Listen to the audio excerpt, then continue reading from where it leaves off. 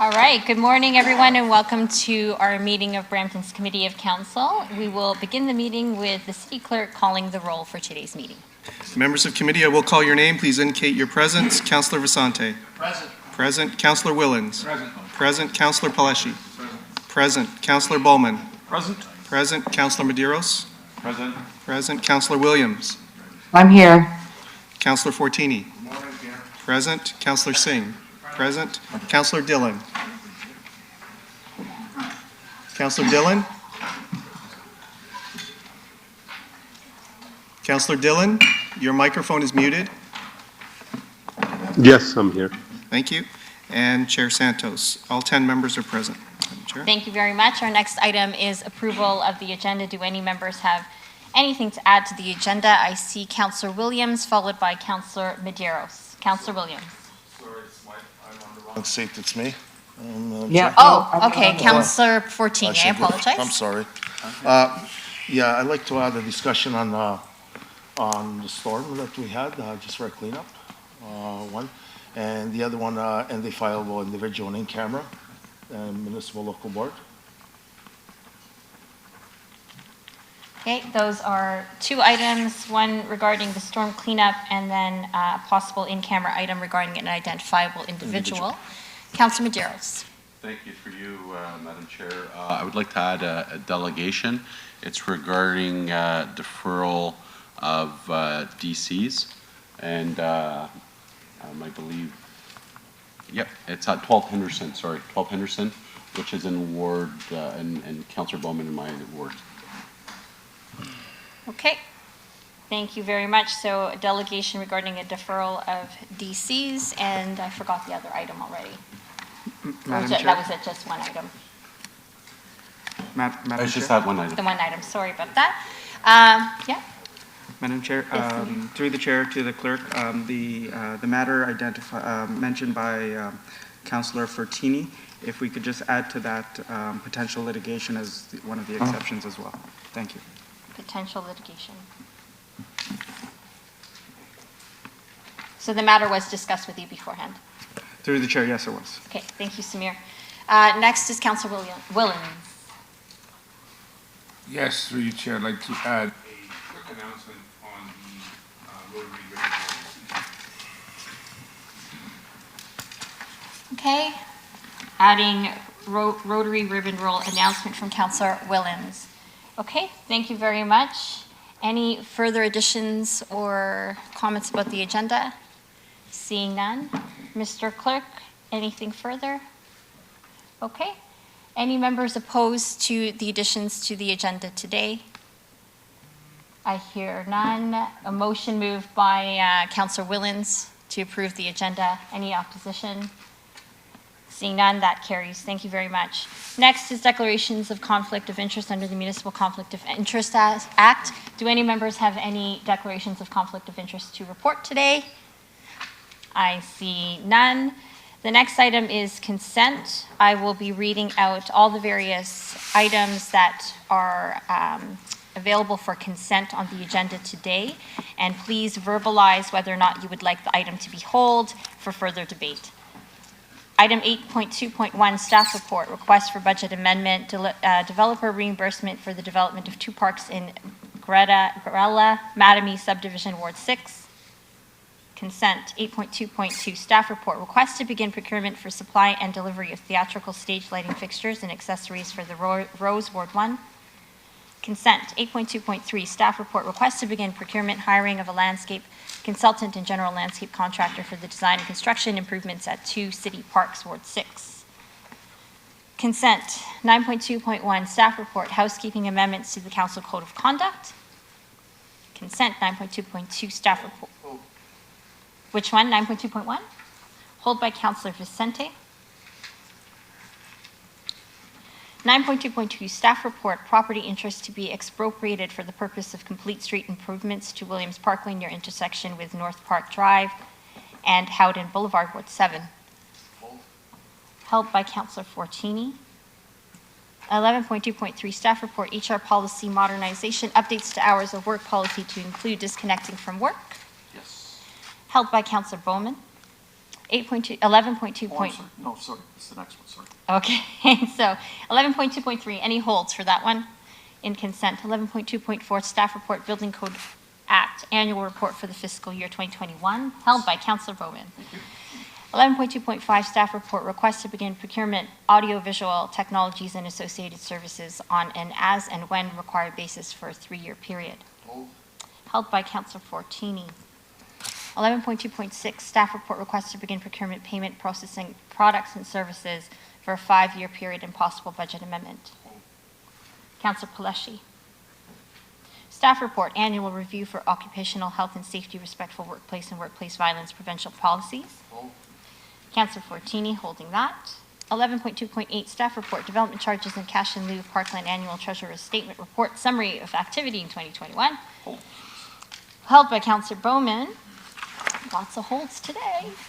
11.2.1, staff report, initiation of subdivision assumption in consent. 12.2.2, staff report, initiation of subdivision assumption, Ward 8.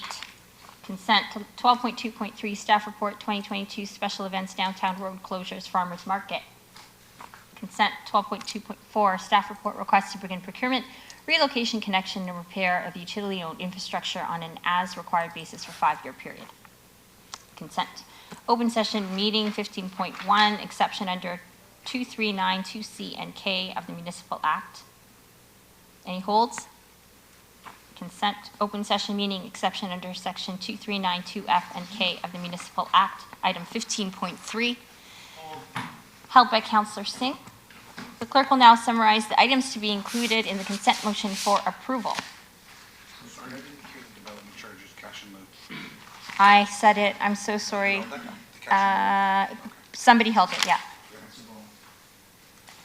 Through you, Chair Santos, the following items are going to be added to the consent motion for approval. 8.2.1, a staff report on a budget amendment for developer reimbursement for development of 2 parks, Grella subdivision, Ward 6. 8.2.2, a staff report, request to begin procurement for supply and delivery, of theatrical stage lighting fixtures and accessories for the Rose, Ward 1. 8.2.3, a staff report to begin procurement, hiring of a landscape consultant and general landscape contractor for the design and construction of improvements at 2 city parks in Ward 6. Item 11.2.3, a staff report on HR policy modernization, updates to hours of work policy, including disconnecting from work. 12.2.1, a staff report, the initiation of a subdivision assumption, Ebrams Development, north of Castlemore Drive, west of Humber West Parkway in Ward 10. 12.2.2, a staff report, initiation of subdivision assumption, Ouray Developments Incorporated, south of Ebenezer Road, east of the Gore Road, Ward 8. 12.2.3, a staff report, 2022 special events, downtown road closures, farmers market, Wards 1 and 3. 12.2.4, a staff report, request to begin procurement, relocation, connection, and repair of utility-owned infrastructure on an as-required basis for 5 years. 15.1, closed session, open meeting exception under section 239(2)C and K of the Municipal Act, proposed or pending acquisition or disposition of land by the municipality or local board, and a position plan procedure criteria or instruction to be applied to any negotiations carried on or to be carried on by or on behalf of the municipality or local board, a property acquisition matter. And that item, if it is approved on consent, 15.1, will have a public motion that committee can deal with after closed. And those are the items for the consent motion. Chair Santos. Thank you very much. I have a motion moved by Councillor Fortini to approve the consent agenda. Is this a recorded vote? Yes. It is? Yes? Go ahead, Mr. Clerk. All in favor or opposed, please indicate. Councillor Vicente. Yes. It's a yes. Councillor Willens. Yes. It's a yes. Councillor Paleshi. Yep. It's a yes. Councillor Bowman. Yes. It's a yes. Councillor Medeiros. Yes. It's a yes. Councillor Williams. Yes. Councillor Fortini. Yes. It's a yes. Councillor Singh. It's a yes. Councillor Dillon. Yes. Chair Santos. Yes. That carries unanimously 10-0. The next item is announcements, and there is one announcement that was added by Councillor Willens. Councillor Willens, go ahead. Yes, thank you, through you, Chair. Just want to remind everybody about this weekend in Wards 3 and 4 at Gage Park, the Ribbon Roll Festival. It's a great festival put on by the Rotary Club of Brampton, they do a lot in Brampton, so I just want to encourage everybody and the residents out there and staff and council members to try their best to attend. Thank you. Thank you so much, Councillor Williams, and it's going to be really nice outside this weekend, it looks like, and I think staff have done a good job in cleaning up the trees that fell over the last weekend. Next item is public delegations. Item 6.1, delegations regarding Brampton Parking Plan Phase 1 report. We have a delegation from Peter Richards as well as Sylvia Roberts. Behind me is a clock where delegates have 5 minutes to delegate, and our first delegation is Peter Richards. Peter Richards, you have the floor and you have 5 minutes. Thank you. Good morning. IBI was engaged by the city to undertake the Brampton parking plan, and IBI would like to request up to 15 minutes to present the findings of the phase 1 of the study, including the proposed parking policies. Thank you very much. Councillor Singh moves that for 15 minutes. Thank you, Philip. Peter, Great, sorry. Great, thank you. So good morning, I'm Peter Richards. I'm a Director of Transportation Engineering at IBI Group. We were retained to work alongside the city to produce a parking master plan for the city of Brampton, and today I'm presenting phase 1 of 2 phases of the plan today. Next slide, please. So today I will talk about the key takeaways from the phase 1 tasks. The 5 key tasks were a background document review, a best practice review, existing and future downtown parking conditions, public and stakeholder engagement that we undertook, and this resulted in a draft parking policy framework. I'll also discuss next steps. Next slide, please. So the key takeaways from phase 1 start on the next slide, please. So the first task, as I noted in the agenda, was a background document review.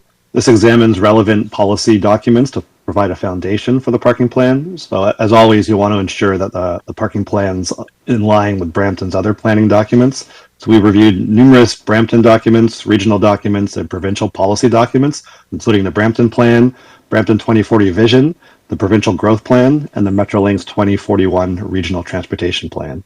In general, these documents show that planning is all shifting towards supporting transit and active modes of transportation, such as walking and cycling, and the intensification of urban areas. So what that means when it comes to parking, these policies mean building transit-oriented complete communities, redeveloping surface parking and converting public parking to structured facilities, minimizing on-street parking to support this active transportation network, reducing or rescinding parking requirements around major transit station areas and other intensification areas or corridors, and paving the way for emerging trends such as micromobility, bikes and scooters, and electric vehicles. Next slide, please. In terms of the best practices review, we looked at a handful of comparator municipalities as provided by the city, and we noticed that Brampton's parking prices, both inside and outside the downtown, are significantly lower than these municipalities. Many municipalities use location-based and time-based pricing, with the performance-based model gaining popularity. So you pay more based on where you're parking and the time of day, similar to an airplane or booking a flight. Parking permits are commonly used or available for residential and visitor uses. Some emerging trends that we noticed in terms of technology include smart parking meters, meaning that they're connected or have communications, pay-by-plate technology, smartphone parking payment apps, parking occupancy technology to tell whether a space or garage is occupied or not, and electric vehicle charging stations. And some municipalities now are requiring private developers to provide electric vehicle infrastructure, such as rough-ins, as part of the development application to be future ready. Next slide, please. Continuing with the best practices review, we're seeing that reducing or removing parking minimum bylaw requirements for zoning and implementing parking maximums either across the city or in strategic areas are gaining popularity. Reducing parking minimums can increase the parking system efficiency, provide flexibility to developers, and support development of affordable housing in terms of the burden of providing parking for these developments. Adopting parking maximums provides several benefits. This can limit the oversupply of parking, can preserve the urban landscape, and offer these lands for other uses, and also helps promote alternative modes of transport other than automobile. And there's also a wide range of truck strategies that we saw that are being used across North America, such as sharing carpool lots, designating on-street or off-street parking within industrial areas, looking at the off-peak use of parking lots for large venues and developments, truck parking availability system, and establishing public-private partnerships. Next slide, please. I recognize this is a bit of a busy slide. It's showing the downtown parking utilization or occupancy, how busy downtown was when this data was provided to us. It was 2019, March of 2019, so pre-pandemic. This is a snapshot in time at 10 a.m., showing you how busy, what percent occupied the various streets, public on-street, public off-street, and private off-street lots were. Best practices target an 85% utilization for the peak hour. So that means of 100 spots, 85 are occupied. So it's not too full that people can't find parking, but also they're not sitting empty. It's kind of the parking sweet spot in terms of best practices. So naturally, some areas are experiencing parking utilization over 85%, and you can see that in red. But the adjacent on-street or off-street municipal facilities can handle the demand. So it's because one facility is almost full, you don't go build another facility across the street if there's nearby vacancies that can be catered to by policies or pricing and such. So overall, the system at the busiest time was 58% occupied in the area shown. And this suggests that the downtown parking supply is more than sufficient to accommodate existing downtown parking demand. And note, this was pre-pandemic. As we all know, parking utilization has dropped significantly. It's starting to rebound, but there are work from home policies and best practices are still determining how that will net out in the future. But just keep in mind, this is pre-pandemic when parking was in theory busier or higher. Next slide, please. So we looked at the downtown parking utilization in the future, 2041, and the way we developed this was by looking at the existing parking patterns I showed on the previous slide, parking demand growth due to population and employment growth, parking demand decreases due to any reduced mode share for driving or increased transit and active transportation, and any known municipal parking losses or gains. So what we're showing here quickly is that the future parking is expected to be met with sufficient parking supply. So that's the overall utilization is expected to remain below 85%. There are a few lots that are going to be over capacity, but there are adjacent developments or areas that can handle this. The Go Street lot is expected to operate over capacity potentially in the future. A lot's unknown with regards to how transit usage and ways to get there in terms of pricing policies and other things may impact that, but that's what the current forecast has shown. And these projections that I noted were based on 2019 demand, forecasted population growth from Region Appeal projections, trip rates to downtown Brampton, and other items. Next slide, please. We undertook and are still undertaking, as we move into phase 2, rigorous public and stakeholder engagement. So to date, we have included a virtual public engagement session. We met with wards 3 and 4 in a town hall fashion. We had 3 focus group meetings, as well as a citywide parking survey and a trucking industry specific survey. Some of the comments that we heard, residential parking constraints, were repeatedly reported, and this is commonly attributed to multi-generational families with limited driveway space. The impact of parking requirements on affordable housing was highlighted. Other parking challenges include Go Station parking, illegal on-street parking, enforcement needs, micromobility needs, and conflicts between delivery drivers and bike lanes. Some suggested solutions include support for removing parking requirements or adopting parking maximums in certain areas, residential parking permit programs, and improvements to sustainable modes of transportation. Next slide, please. So now we'll dive into the parking policy framework. Next slide, please. So to tie this together, to get a vision for to make recommendations that have guiding principles and vision that we can always look back to. We developed alongside city staff and engagement. We had heard a vision statement and 10 guiding principles. The vision statement is to manage parking provision in a rapidly growing city through the adoption of forward-thinking and innovative parking policies and strategies to be consistent with Brampton's planning objectives and priorities. And parking is envisioned to strike a just balance between affordability and accessibility and support for sustainable forms of development and transportation. Next slide, please. I won't go over these in great detail, but we have 10 guiding principles, 5 on this slide, 5 on the next one. Broadly, they're to align parking improvements with these guiding principles, manage parking provision, prepare to accommodate different types of vehicles, such as micromobility and electric vehicles, consolidate surface parking facilities into structured parking, balance curbside access between all the people that want to use the curb. Next slide, please. The last 5 guiding principles: encourage innovative parking strategies, establish an on-street residential parking permit program, look for opportunities to increase truck parking supply, implement strategies to have financially sustainable parking operations, and set the prices at rates that promote alternative modes of transportation. Next slide, please. So there's a comprehensive zoning bylaw review. IBI was not retained to do this, but another firm, WSP, was. They are completing the zoning bylaw update. IBI's task was to review the latest version completed by WSP to inform the draft parking policy framework.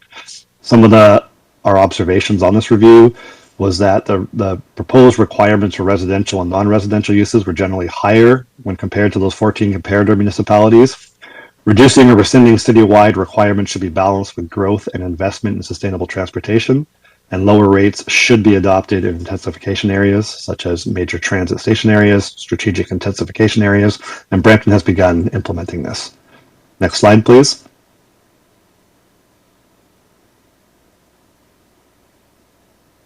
So in terms of policy areas, we looked at 2 recommendations. So one's called intensification areas, and the other is the rest of the city. Intensification areas are areas that are already included in the bylaw 2021, primary and planned MTSAs, urban and town centers, and primary and secondary boulevards. But what this means is the policies are different in these intensification areas. So in these intensification areas where you have this higher order transit and active transportation, we recommend reducing or rescinding parking minimums and adopting parking maximums, and this can help support affordable housing, consolidate surface parking into surface structures, and look at alternative curbside uses. Whereas the rest of the city, looking at tailoring parking minimums to actual demand, balancing parking with public transit, active transport and micromobility improvements, and adopting a paid residential parking permit program in select areas. Next slide, please. This is just a quick snapshot showing you where these areas are in terms of planned major transit station areas in the little dashed green circle, primary MTSAs in the solid green, and special parking provisions in the blue. Next slide, please.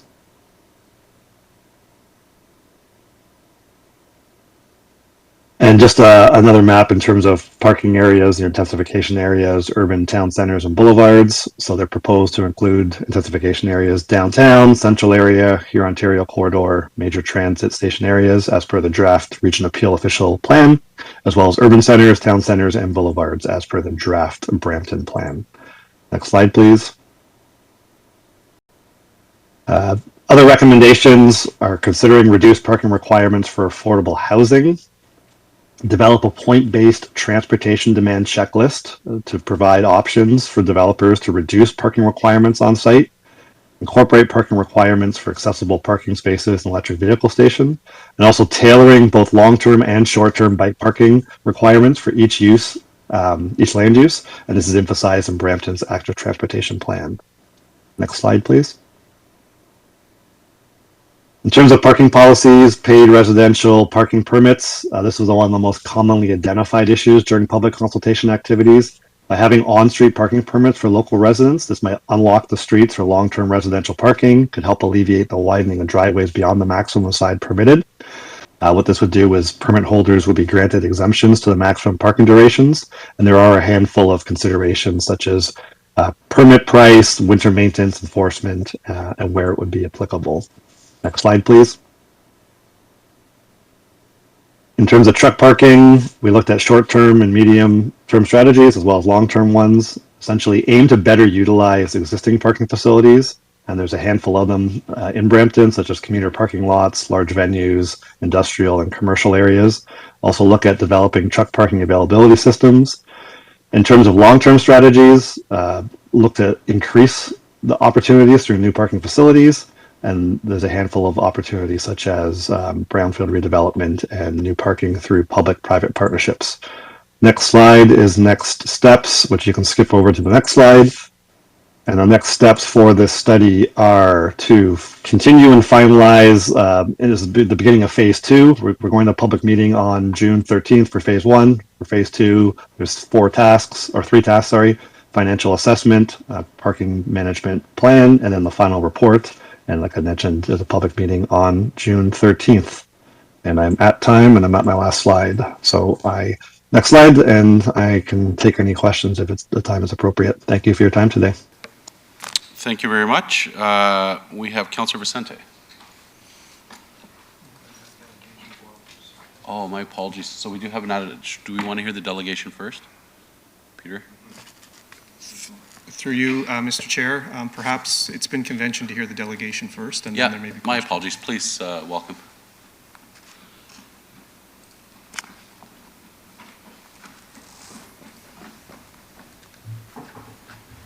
Hello, my name is Sylvia Roberts. In 2018, Minneapolis approved their Minneapolis 2040 plan. They received praises for their approval of missing middle housing. From 2013 to 2018, they averaged permitting 2,600 units per year. In 2022, less than halfway through the year, they've already issued in excess of 2,500 permits, used for over 2,500 units. Brampton wants to do similarly, allowing missing middle and build more housing. The truth is Minneapolis' missing middle change is not responsible for building many more units. While they doubled in permitting numbers, 81 units in a year is practically nothing compared to the 2,400 they've approved just this year. So how did they actually build that housing? How is the population and economy booming there, population going up, rents going down, and housing construction continuing to thrive? The answer is parking reform. First, they axed the minimums near good transit, and then later they axed them throughout the entire city. This has allowed new units to be built at or below market rents, lowering the rents overall. Why am I talking about Minneapolis, a city in a different country? The city of Brampton, in the 2040 vision-based official plan, is proposing to permit missing middle, and that's good. The problem is the draft new parking requirements are atrocious and propose ungodly amounts of parking.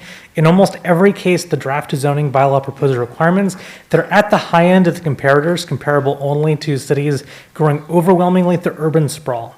At a time when other cities are lowering parking requirements or eliminating throughout the city entirely in order to intensify, our new parking requirements are meant for car ownership. The proposed minimum resident parking rates at current construction costs and mortgage rates would add approximately $550 per month to the cost of unit for just the parking.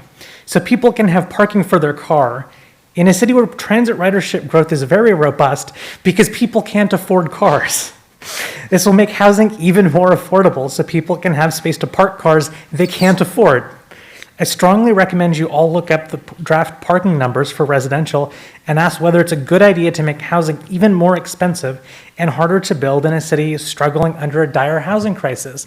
It references parking requirements as contributing to 12.5% of construction costs from place, but if you actually look at the numbers for Brampton, we're looking at 20 to 25% for a unit in Brampton for how much it would add to the cost. It's when ODSP is $500 per month for your shelter allowance, does it make sense in a city? It's like, well, we want 15% of parking built to be accessible, to be affordable for people bringing low income, to have the cost just to build the parking more than what people get for their entire shelter allowance.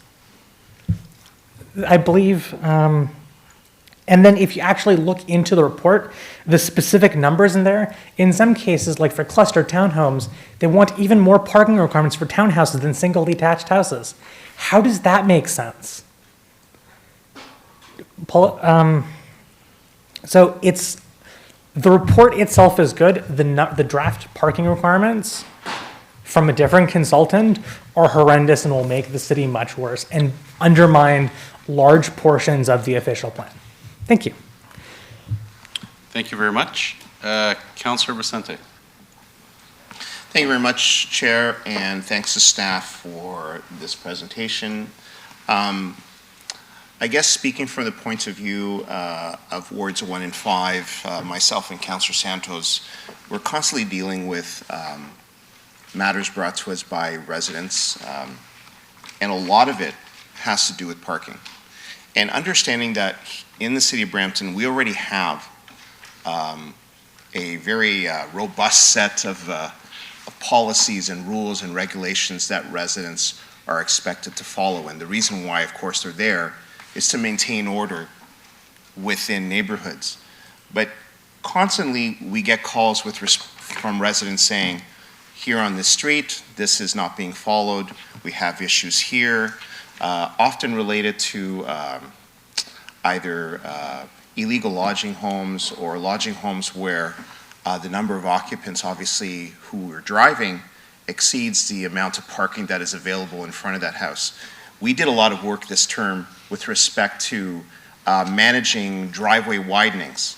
And that, of course, is a good thing, but it's also put pressure back onto occupants of homes where they are not able to fit all of their vehicles in front of the driveways that they have, given that they now can't just at will widen their driveways. And so the cars spill out onto the roads and we get constant flow of complaints from residents. And one of the most often gripes from residents is, why do I have to keep calling the city? Why do I have to keep contacting my members of council to do this? Like I'm essentially snitching on my neighbors. Why do I have to do the work? And they will say that we expect the city to do. And so I would ask members of council to support for staff to come back to us, and I'm not sure how long this would take, and perhaps staff can comment. How can we provide a around-the-clock enforcement of parking rules and bylaws across the city so that we're not turning residents into snitches against their neighbors? The rules are in place, and everyone will understand what the rules are, but they don't have to work actively to ensure that rules are being followed on their street or in their neighborhood or wherever it is that they are. It should be automatic. In the same way that if, for example, if I go into perhaps the city of Toronto and I try to read the landscape on a particular street to determine if I can park there, do my best, but when I park, I may have misinterpreted some of the rules, and if you've ever been down there, you know it can be quite confusing. No parking between 9 and 5, but permitted on Sundays and Saturdays, but not on weeknights, and so you do your best to interpret it. Even a 40-minute stay in a particular spot, if I'm wrong and I made a mistake and I shouldn't have parked there, I'm getting a ticket and I was only there 40 minutes. That's the kind of efficacy, if you will, efficiency that we need in terms of enforcement to maintain order in neighborhoods. And, you know, as the city continues to grow and evolve, folks will begin to understand that, you know, if they have parking on their driveway, that is what they're permitted to use. If they need to purchase a permit that's on a road, they obtain that permit, but they're not parking wherever they can or wherever they want, frustrating other neighbors in the area and forcing them to have to take matters into their own hands. That is to say, constantly interfacing with either 311 or residents to get some action. So I would ask committee if we could move that staff come back to us with ideas, a plan on how we can provide around-the-clock parking enforcement that then puts the onus on the city to ensure that the rules are being followed, and residents can go about their day enjoying living in the city and not having to speak about what their neighbors are doing. Thank you. Thank you, Councillor Vicente. Councillor Bowman. Oh, CEO would like to speak. Go ahead. Through you, Mr. Chair, and just to give you an overarching statement, we recognize back, I came in 2016 when JP Maurice came along with me. We recognized early back then that we had a parking problem and our enforcement activities were not to the level we would like to have seen them. I can tell you back in 2016 and previous years to that, probably for about 8 or 9 years, you static at about $3 million in parking enforcement. You fluctuated between $2.7 and $3 million. I can tell you with a revisioning of how we do parking enforcement, we brought in some technical ability, which you approved a few years ago, 3 years ago, called GTECHNA for $1 million over a 5-year period. I can tell you also that last year, I think it was last year, you allowed us to hire some part-timers. So $3 million static for years and years and years. I can tell you right now, today, right to this minute, we are sitting at 42% increase over last year. We're sitting at $2.5 million in climbing so far this year. So that $3 million will be at that point probably in another 30 days. I can tell you last year we tipped a point that we have never seen before. We were over the $5.2 million in a few years. We are expecting a $6 million enforcement effort this year. So that would be double over 2016 in enforcement. And we virtually only added a program where we can do it more quickly, effectively, and we added 4 more part-timers to do that. We are looking at ways to improve that by adding more part-timers. We have to speak with our union partners as well, because we have full-time parking enforcement officers, and we do have the part-time complement. And we have to maintain a balance that's acceptable for everybody. So we are looking at different ways. We will come back with a report that will give you a more wholesome picture of where we are. But I can tell you our emphasis is we are out there 24 hours a day, 7 days a week doing parking enforcement. But I will also say that we have become involved in many other investigations, incidents, etc., that take more of our time now of our officers, putting evidence together for courts, doing different things, doing neighbor complaints. So we try to balance out what the work we do there. But I can tell you emphatically, our efforts towards parking enforcement are there. Okay, thank you. Councillor Bowman. Thank you very much. Through you, Mr. Chair. I would like to follow up on one thing Councillor Vicente said as well.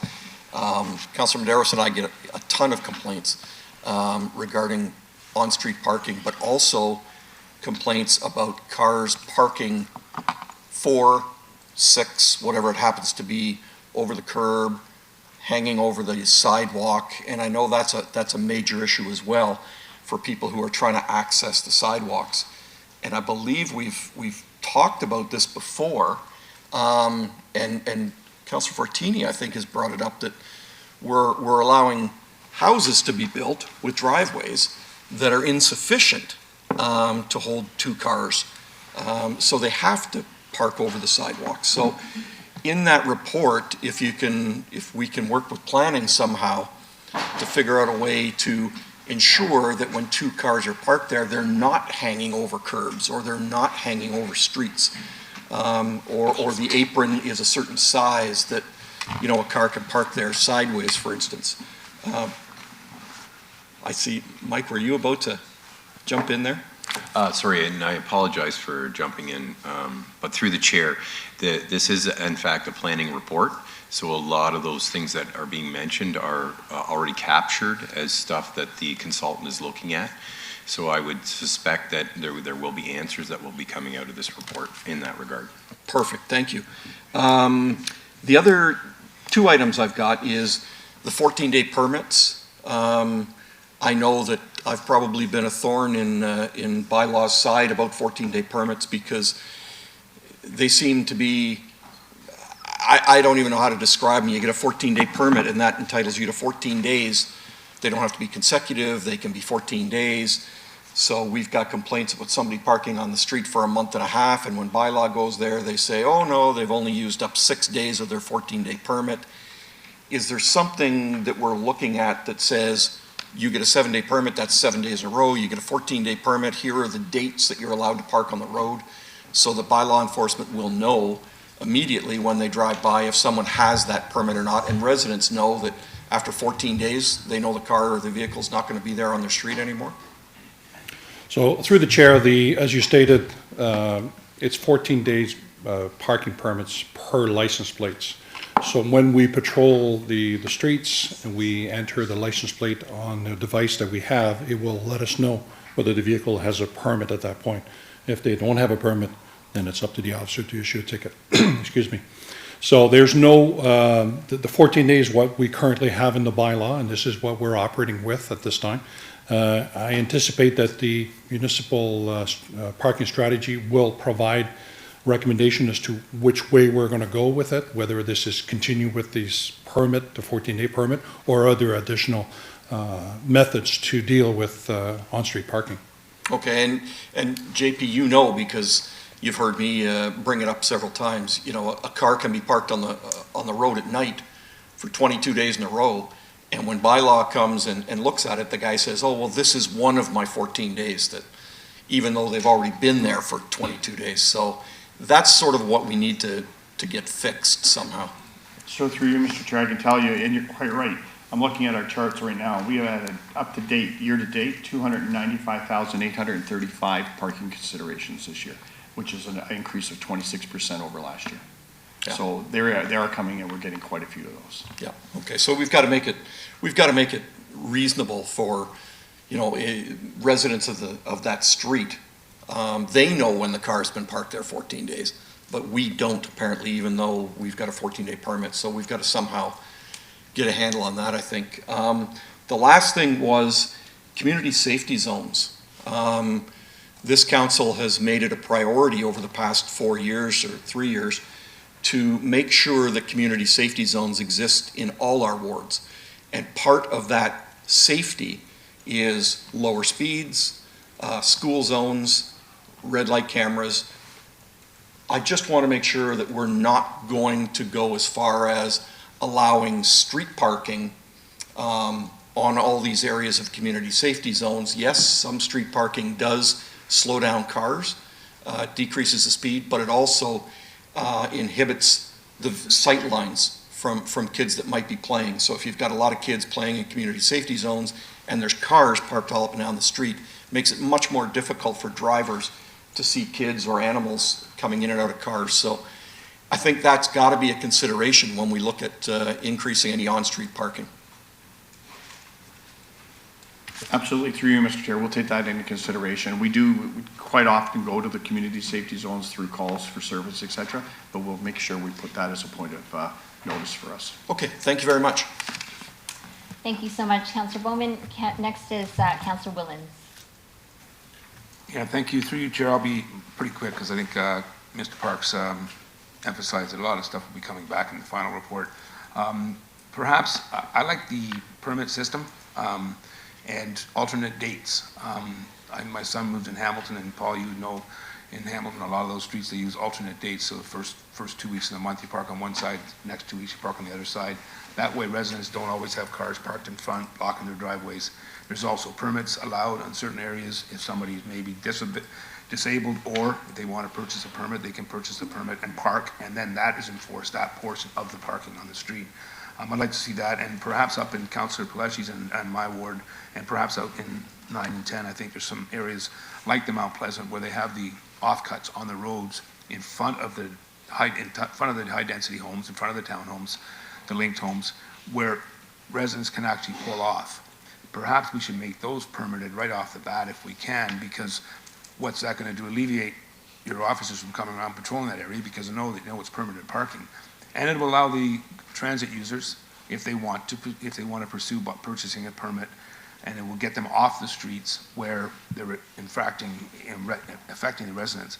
But it also gives the residents that live right in those townhomes it gives them the option, because a lot of those are back laneways, there's very small garages, some of them have sightline issues coming in out of the garages, so if they were allowed to park their vehicle, the one vehicle or their second vehicle, and permanent, I think that would help alleviate the officers to go into other areas of the city where parking is a concern. So I hope that comes back in the report as well, because I think that's well needed in some of the areas where we've built it around a transit community. We've encouraged one cars, but there's still issues with parking. So perhaps we can look at that in the report as well. Thank you. Thank you, Councillor Willens. Next, I have Councillor Vicente, followed by Williams, and then Singh. Madam Chair, I was going to defer to Councillor Singh first. Okay, Councillor Singh. Thank you. My question is around awareness. I've noticed some residents have some misconceptions about the rules, and I'll give you one example I've been dealing with recently. Residents are under the misconception that if the tires are within where the sidewalk cuts the second portion of the driveway, that they're okay, but that's not true. Exactly. So I think we do need to do an awareness campaign, and that rule makes sense because obviously if somebody's taking a baby with a stroller, they're not going to be able to get through. But just to be clear, just because your tires are within the driveway, that doesn't mean that your car is okay. And I see a lot of that in my area in particular. Through you, Mr. Chair, you're quite correct. That overhang for the tires is a bit of a myth. Yeah. It doesn't exist. And I can tell you, a lot of the vehicles now have trailer hitches, et cetera, on the back. You hit that when you're walking, you don't see it. Yeah. You can hurt yourself badly. So we do go to the curb, to the sidewalk edge. In every case, we do give a lot of warnings out too. Yeah. I understand that, and I would be remiss to say that education is always first and foremost in our mind, and we do give a lot of cautionary tickets out. Yeah. We do listen to the residents when they do get tickets, etc. But there's a point where we do issue. Yeah. But we can continue to do more education. Yeah, maybe working with communication on like a citywide campaign on this issue in particular, because just recently I just realized there's so much misinformation out there. And I know our bylaw officers are educating, but I think just maybe a social media blitz would be helpful.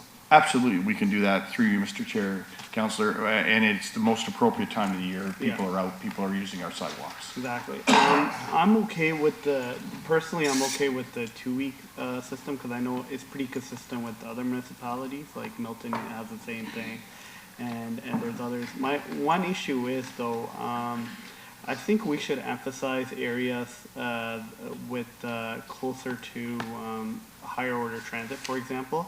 Because in my area, I don't have, the whole concept is, okay, make the driveway smaller, we don't need as many cars because there's transit. Reality is when we look at wards 9 and 10 compared to other areas, there's no alternative transit options, to be honest. So, there is an issue where people do need cars in that area. Hopefully down the line we get transit upgrades and that's not the case. But as of now,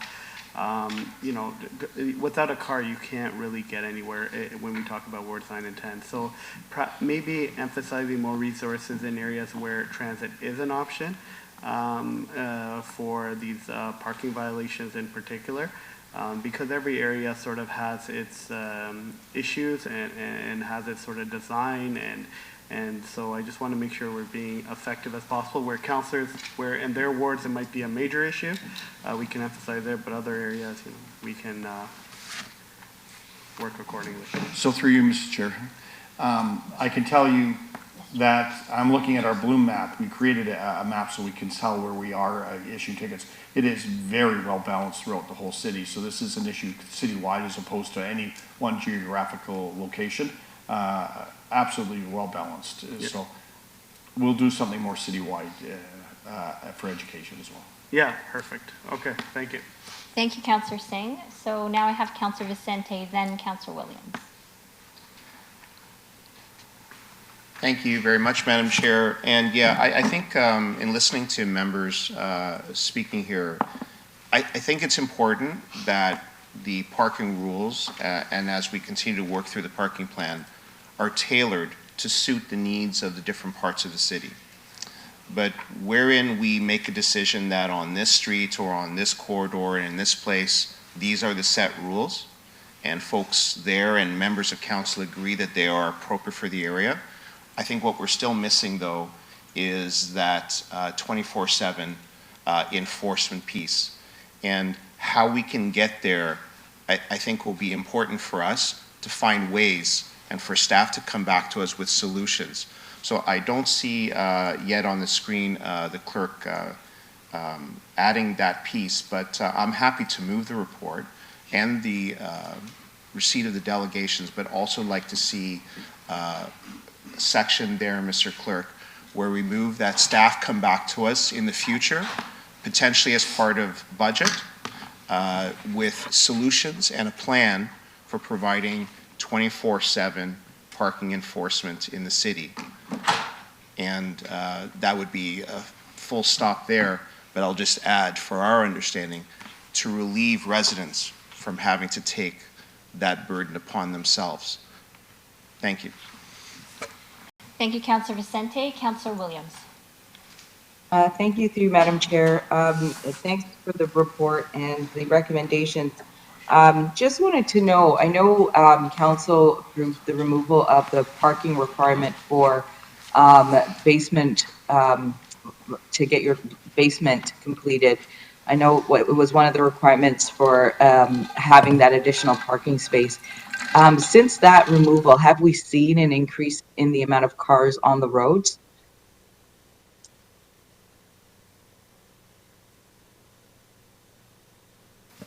Thank you, Councillor Williams. JP's just coming to the podium. Go ahead, JP. Through the chair, excuse me. Yes, we have seen certainly a number of vehicles, additional vehicles on the street due to the fact that these vehicles have to be relocated somewhere else. Our numbers are through the roof when it comes to parking violations, and we are proactively responding to not only complaints, but proactively conducting those patrols so that we can issue tickets 2 to 6, the 2 a.m., 6 a.m., the 3 hours. Those are the main core business for us in terms of parking violations. So yes, it has added additional vehicles on the streets, and which has added additional complaints and more proactive patrols for us to deal with those complaints.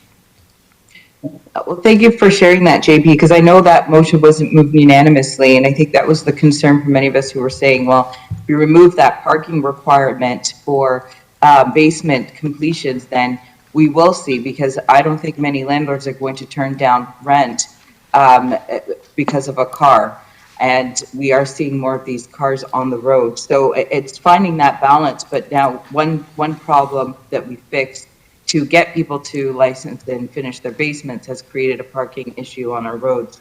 So I think trying to still strike that balance and find out the solution, which is, obviously why we're doing this review, we still need to kind of figure this out. It is causing a lot of frustration for residents having to call, as Councillor Vicente was mentioning, it have to be responsible for trying to regulate the parking on their street. Also, I know we have the ANTS program, but I just wonder if you could kind of go over that program, because I believe the ANTS program and having the bylaw officers be able to scan the license plate and issue the ticket was supposed to help that go faster. Has that been working? Somebody could speak to that ANTS program? So are you speaking to through the chair, are you speaking through the current devices that we have? Right now, our officers with they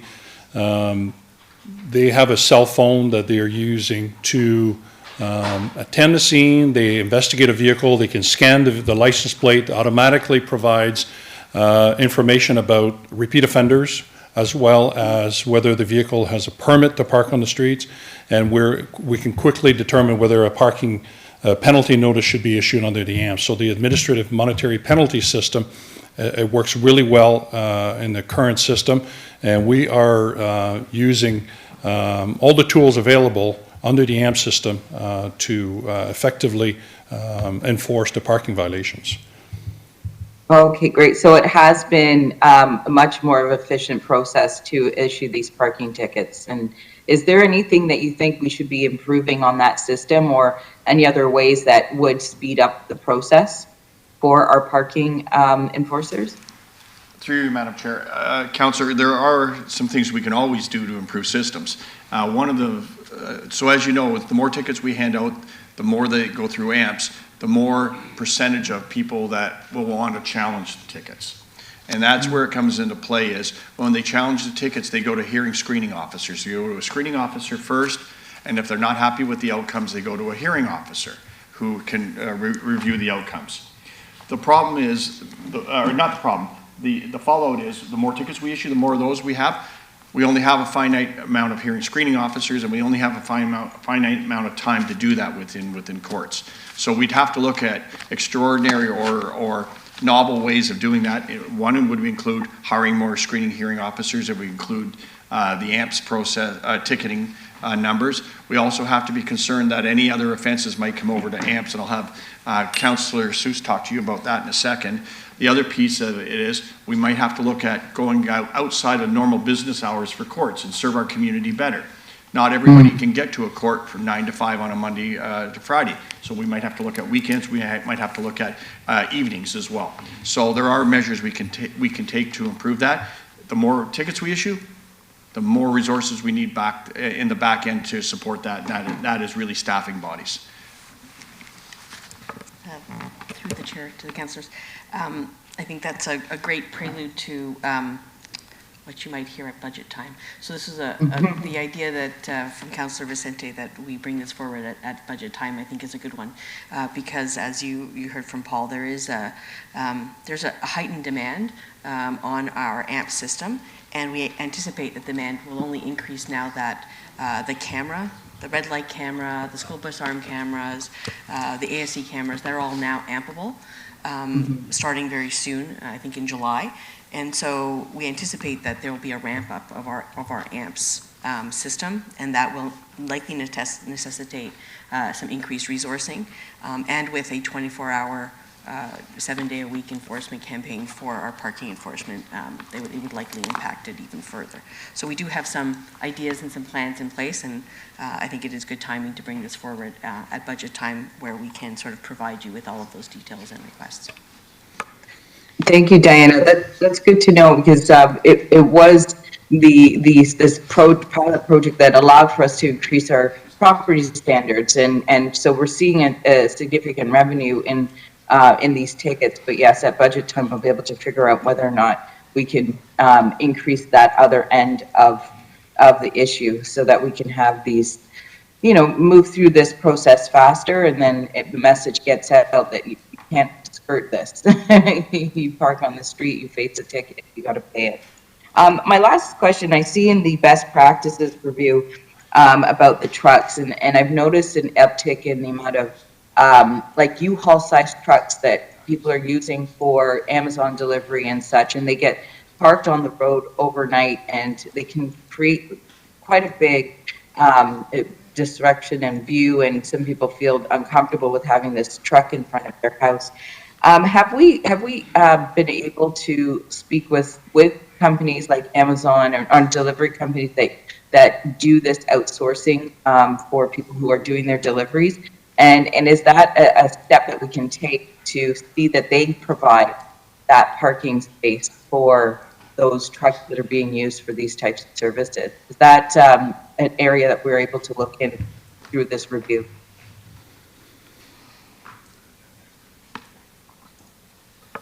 Sorry, through the chair to Councillor Williams, I'm not sure I fully understand the question. If you could sort of repeat that so I could understand it better.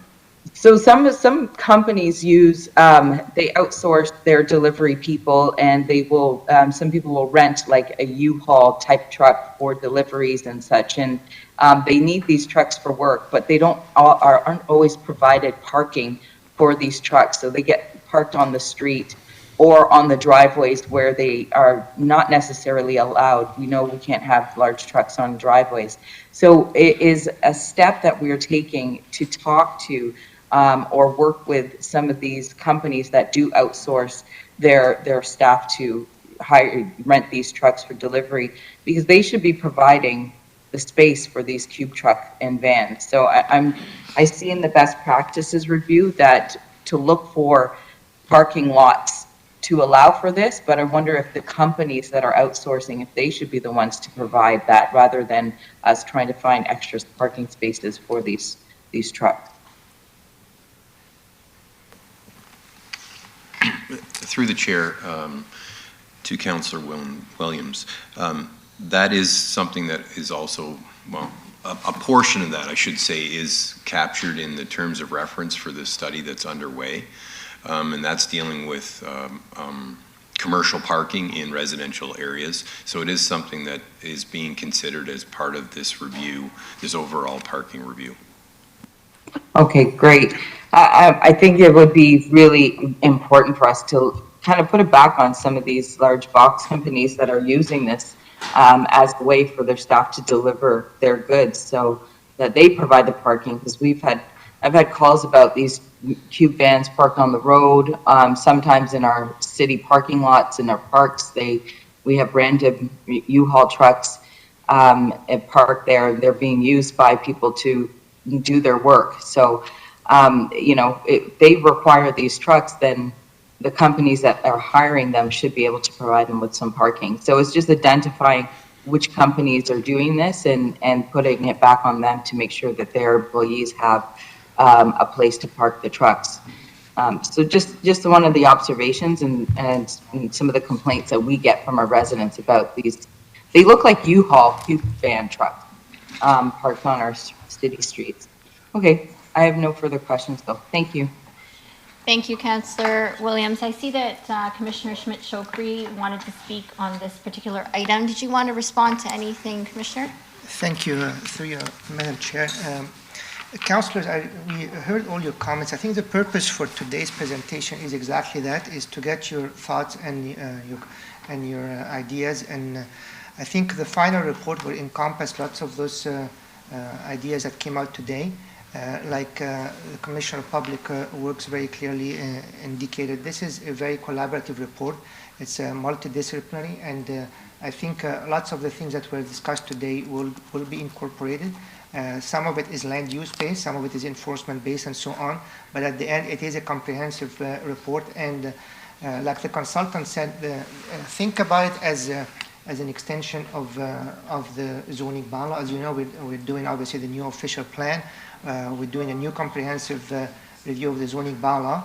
And a part of that is parking, and parking we decided a while ago to do this, and rightly so, as a study, independent study, and we hired the consultant to do that. So lots of those ideas are going to be incorporated in the final report. Thank you, Commissioner. Next on the list is Councillor Fortini, followed by Councillor Pelleschi, and then Councillor Willens. Councillor Fortini. Yeah, thank you, Madam Chair. Looks like we've been going back and forth with this parking. So people park on the road. I know in Toronto, as soon as you get there, within a minute, you get a ticket. It's not on calls. You can't leave your vehicle. So we have people parking on the road, but they like to extend their driveways, but we stop them in planning because they say the water meter has to be 4.7 meters. But we have a bylaw that you're allowed to extend your driveway 18 feet, 20 feet, or 22 feet. But then we have that little clause in there that says you can't widen your driveway because your water will shut off. So how are we going to solve the problem when we say, yes, you can widen your driveway, but you have to have a certain lot, and the new homes are no more than 3 meters, the shut-off valves. So we got to look at that portion too, because there's a lot of single driveways. They could extend their driveway to make a double under our bylaw, but they're not allowed to do it because of the water meter. Now, I'm using my single driveway, the water meter is fine. What's the difference if I use an extra 5 feet or 6 feet to extend my driveway to 16 feet for 2 cars? Or we have to come up with parking permits. I have always said every street in Brampton should have parking on one side and the other side no parking, because now we're gonna have all these festivals and they're gonna be blocked, fire trucks, and we're gonna have an ambulance, and there's gonna be some problems. How are they gonna get through when we have on both sides? So maybe like when we come back, we gotta look on that, maybe changing that bylaw on the shut-off valve, and we could extend them, because there's a lot of these smaller homes, they have the bylaw under our bylaws to extend their driveway, but it restricts them because of the shut-off valve, because that's their property line. So maybe we can look at that too. Thank you. Thank you, Councillor Fortini. Councillor Pelleschi. Call the question. Thank you very much, and I see Councillor Willens has removed himself from the list. So there is no further debate on this item. We have a motion moved by Councillor Vicente, taken as read. Do any members oppose the motion? So through you, Chair Santos, there's three motions. So the first will be approving the staff report. The second motion will be receiving the presentation and delegations, and the third will be receiving the correspondence. That's 11.4.1 related to this matter.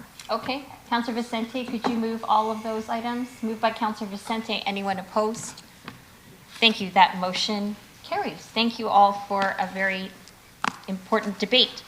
The next delegation is that it? 6.2, delegation from Tamara Wilby and Letitia Bloomfield, Angela Decres, and Hope Samuel, Women and Children Precious Shelter, request for funding and support for Women and Children Precious Shelter. You have the floor and you have 5 minutes. Good morning, everyone. My name is Tamara Wilby. Can we ask for 10 minutes? Okay, moved by Councillor Bowman, 10 minutes. Angel is not with us today, so it would be myself, Hope, and Letitia. My name is Tamara Wilby. I'm the director of Women and Children Precious Shelter. I'd like to say thank you for having me today. As I go on to talk, I have myself and Letitia Bloomfield and Hope Samuels, which will be also speaking as well, and to why we submitted this delegation this morning. So I would like to start off by, if you can go to the next slide, I just wanted to mention our vision and the reason why we're here. So our mission is to provide a haven for women and children within the region of Peel who have survived their abusive situation. We are here to present the delegation and the reason for doing so, and just to ask, I was going to pass over to Letitia.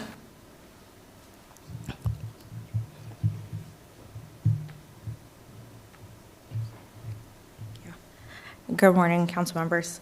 As Tamara had mentioned earlier, we are opening an organization with the intent to support the community and individuals that unfortunately have succumbed to intimate partner violence as well as child abuse. In the recent year, we've had 6 homicides alone within the region, with only 5 months into the year, and over 166 incidents of deaths at the hand of domestic violence in the past 5 years. Peel region right now is listed as the highest indicated area that has extreme intimate partner violence. Unfortunately, since the rise of COVID of 2020, we have seen 18,000 incidents reported, averaging to about 50 per day by Peel Regional Police, and 85% of those 18,000 cases, unfortunately, were violence extended towards women.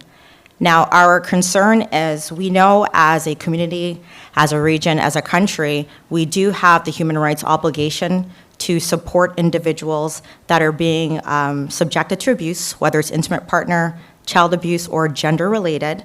And we are supposed to support them and provide an opportunity to live a life free from violence. So at Women and Children's Precious Shelter, that's our direct intent. We would love to commit a partnership with the region as well as to support the individuals in the community and provide an additional space of residency. The concern for the region is the fact that we don't have enough accommodation to support these individuals.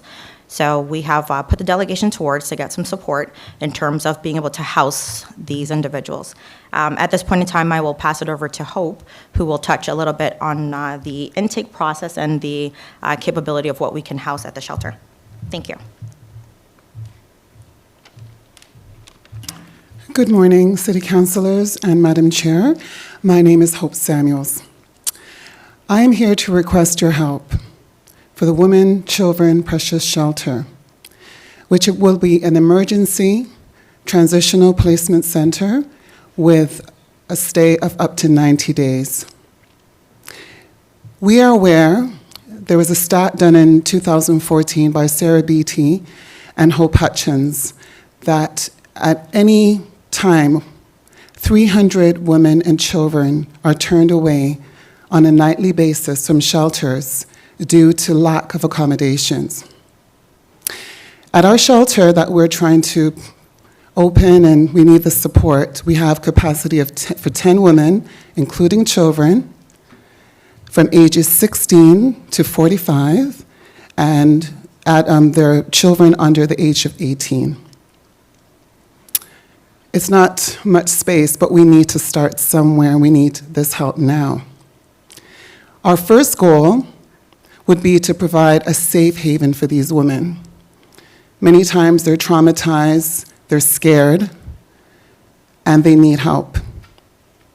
Our second goal is to admit them, to do a mini mental assessment to make sure that they're not going to harm themselves, that they don't need immediate medical attention where they need to be placed in a hospital, and they're allowed to call, maybe get a hold of the police to make a police statement, because that is a very intricate time.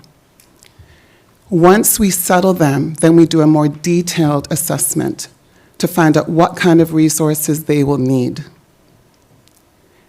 The third goal is to allow these women to return to the community, but not only just to live, but to thrive. We need your support now. And we thank you very much for your time. Thank you.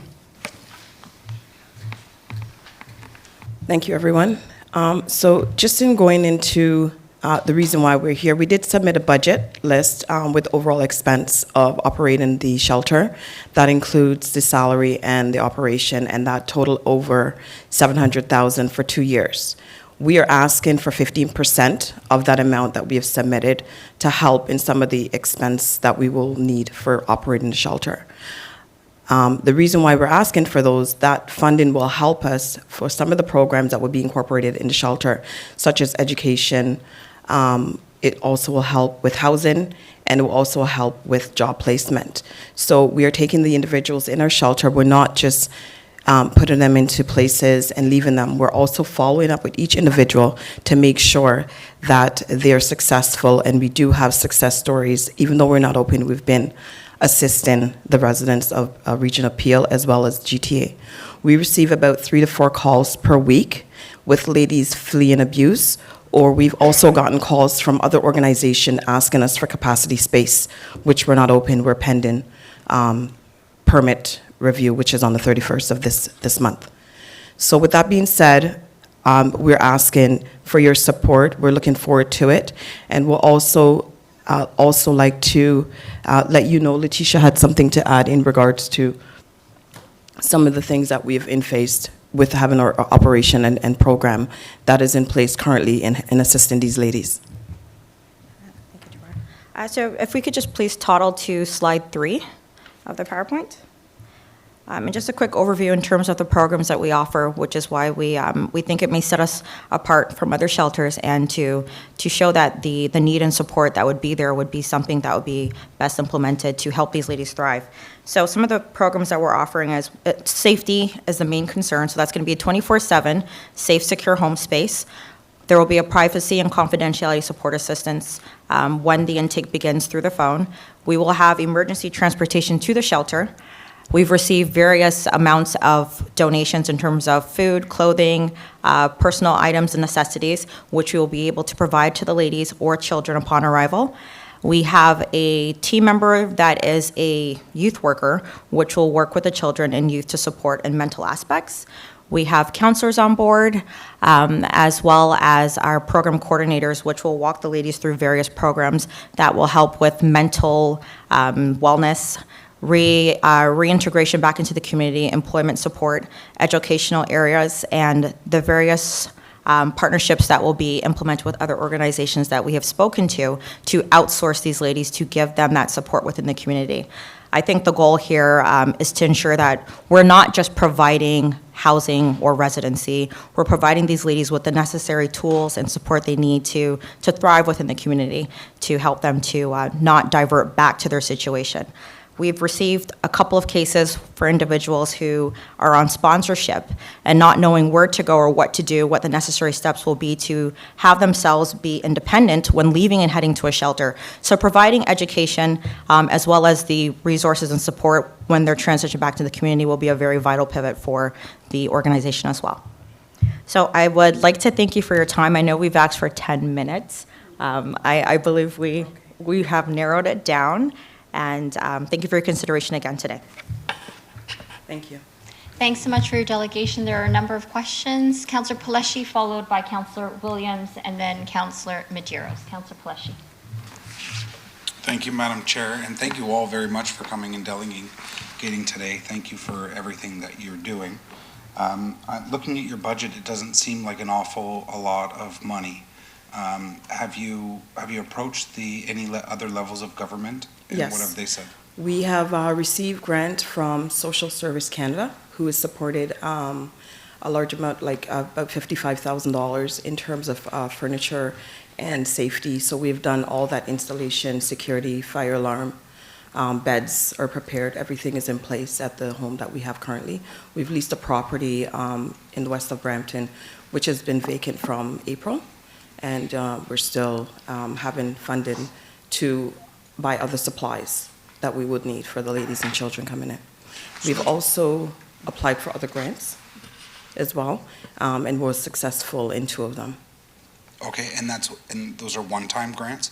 Yes. There's no ongoing operation? Well, the social service employment, it was for a year. So we were supposed to submit some documentation when the year ends, but they're all one-time grants. That's They're all correct. one-time grants? Yes. Okay.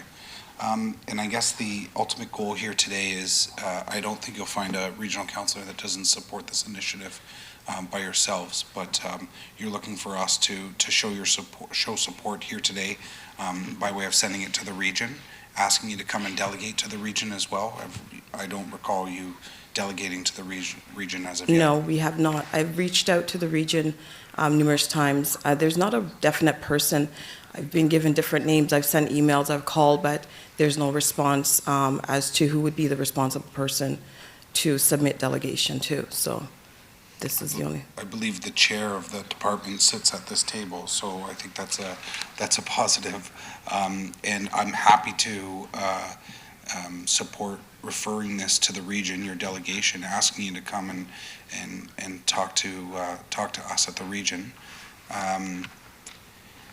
I guess at regional council, what I find around the table is there's often more of an appetite when they hear some stories that it's close to home, and whether that's fortunate or unfortunate. I think it's always a positive to see if we can get you to come to the region and actually have that conversation with us. Sure. And see what we can do at the region. As for any support here by way of the city of Brampton with the location, I think there's opportunity. I don't know by way of direct funding or maybe there's other opportunity in terms of some other kind of support location-wise. Mm-hmm. And I'd like to ask for this also to be referred back to staff to see if there's opportunities at the city of Brampton, what we can do to support this initiative, the location of the place, and to see what we can do to help. Thank you. And just to add to the location of the place, the owner was very grateful to give us a letter to allow us to operate for 5 years. He's very, very kind. So we're Okay. appreciative of that. That's good to hear as well. Thank you, Madam Chair. Thank you so much, Councillor. Next is Councillor Williams. Thank you, Madam Chair. Thank you, ladies, for coming in today and delegating. The need is great in Brampton, and so having a number of supports and resources is absolutely necessary. I just want to know, are you the ones that were also looking at the location on Bramaley Road at one point? Yes, and it wasn't successful. That's correct. That's right. Okay. Yes, because I think that location Was sold. It was sold. Right. Okay. Well, I'm glad that you were able to find a location and have a 5-year commitment from the landlord. It's a really great start, and I think something like this, it would be great to see you be able to own a location where you're not having to seek rental expenses, that it's yours. You're able to provide support for families without worrying about lease renewals and such. I fully support you going to the region to see what they're able to offer and anything we can.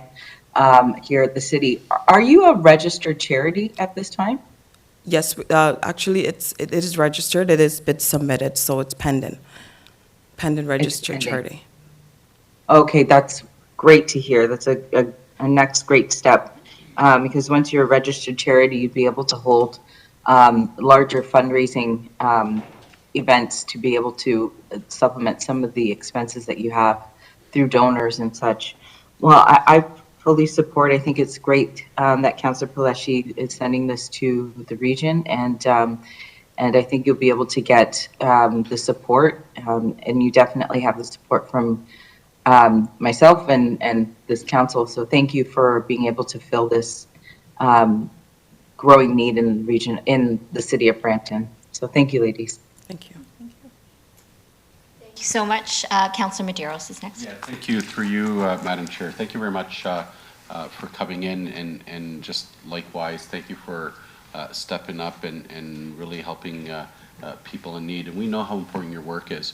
I think, my colleague, Councillor Pelletier, rightfully has already directed it properly. And it's just for your sort of knowledge a little bit, and I'm sure you must know the challenge that we here have at the City of Brampton. Even if we wanted to give you guys some financial support, we don't have really, it's not our business, so there's not a bucket that we can identify. We're at the region, understanding if there's one Brampton taxpayer, the services that you're supporting really sit at the region. We don't even have the expertise. So if we were to look around and even say, okay, staff, meet with you and discuss, the work that you're providing, how does it align with the system? Does it meet our needs of, where we're providing it?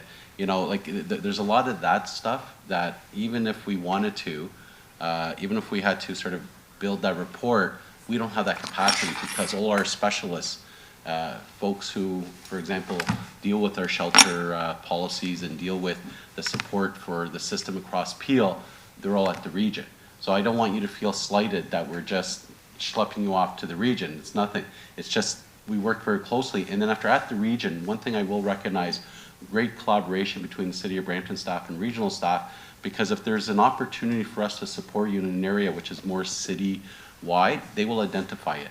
And it could be things, I'm not sure, maybe land leases of city property or other services that might be of that nature. So I know it's a complex system to navigate sometimes, and you're just looking to help people, and you're tired of jumping over the hurdles, and we feel it. But I think Councillor Pelletier did adequately already, suggest that. I think you're going to have advocates, certainly all of council, Brampton Council, and as part of this requested delegation, I'm not sure. So we're delegating it, but then after, do we want to put something along the lines that we support the delegation at the region? In an official letter from the City of Brampton, we could sort of provide that support there and have that fulsome discussion there. But we just don't want you to leave here thinking that we're not passionate about the issue. It's just that a lot of the stuff and the capacity is at the region. So just try to give that an understanding, because they'll be able to look at it and say, okay, there's this bucket, there's bucket, and they can even leverage and point you in the right direction where it comes to other levels of government. So I just want us to be clear on that, because I commend all the work that you guys are doing. And we thank you very much. And with that being said, it's just to contact the correct person that would be able to assist, because sometimes calling the Region Peel can be very hard to get to one particular person. 100%. Yeah. But as Councillor Pelletier suggested, we'll send it requesting for a delegation on your behalf. You'll be able to do this at the region, and you can be rest assured we'll provide direction that we ensure that the appropriate staff are going to be working with you on something and bring back for our consideration. Thank you very much. Thank you, Councillor Medeiros. Request for the chair to speak. Thank you very much, Councillor Medeiros. Thank you. And so I echo the sentiment from my colleagues and allies at the table here in terms of you coming to delegate today. You're doing important work on the ground in the city of Brampton, and it's sometimes difficult when you're doing that groundwork to navigate, to find support. And so the first step is obviously going to the region. There may be some money at the city that we can find, perhaps, where it makes sense to provide level of support. But I will share that in the federal budget, they specifically made an announcement to support housing specifically for women and women's shelters. And so, and the other piece that they also announced was a bucket of funding related to addressing gender-based violence. And just so you know, at the region and at the city of Brampton, we've been taking a very big lead when it comes to addressing gender-based violence. At the region, we launched a campaign going into our third year this year to raise awareness around gender-based violence in particular. This last campaign was called Break the Silence.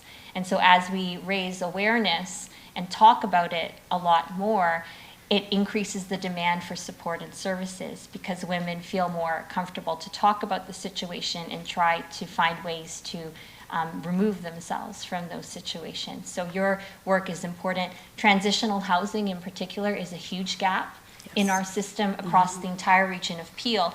Arma House, I don't know if you know Arma House, but they're one of the organizations, only organizations that provides transitional housing outside of just emergency shelter.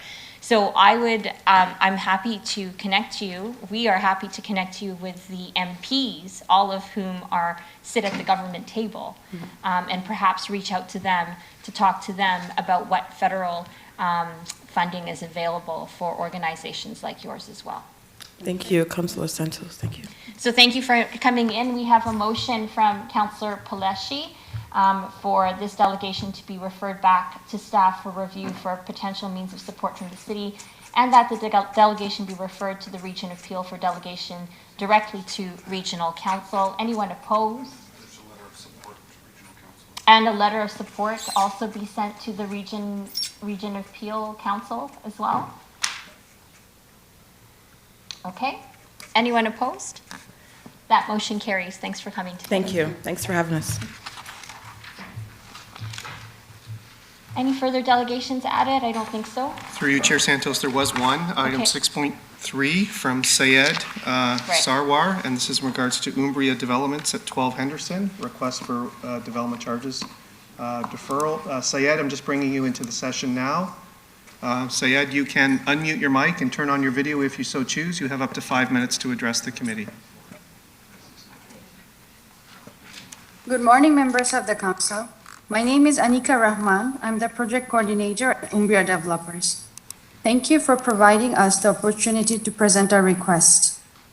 We are requesting to defer the payment of development charges because of COVID-19 economic hardships for our project, SPA 21-00047, until completion of our underground footing and foundation of underground parking. We already have excavation and shoring permit for the project. We are requesting the deferment because of the following reasons. The closure of our projects due to pandemic protocol delays, shortage of materials and labor severely hampering our project flow, delays to the completion of our other projects due to labor strikes. Kindly consider our request and defer the payment of development charges until we complete our foundation and underground parking. We would like to pay the outstanding development charges prior to fetching the building permit for the construction of dwelling units. Thank you again for listening to our request.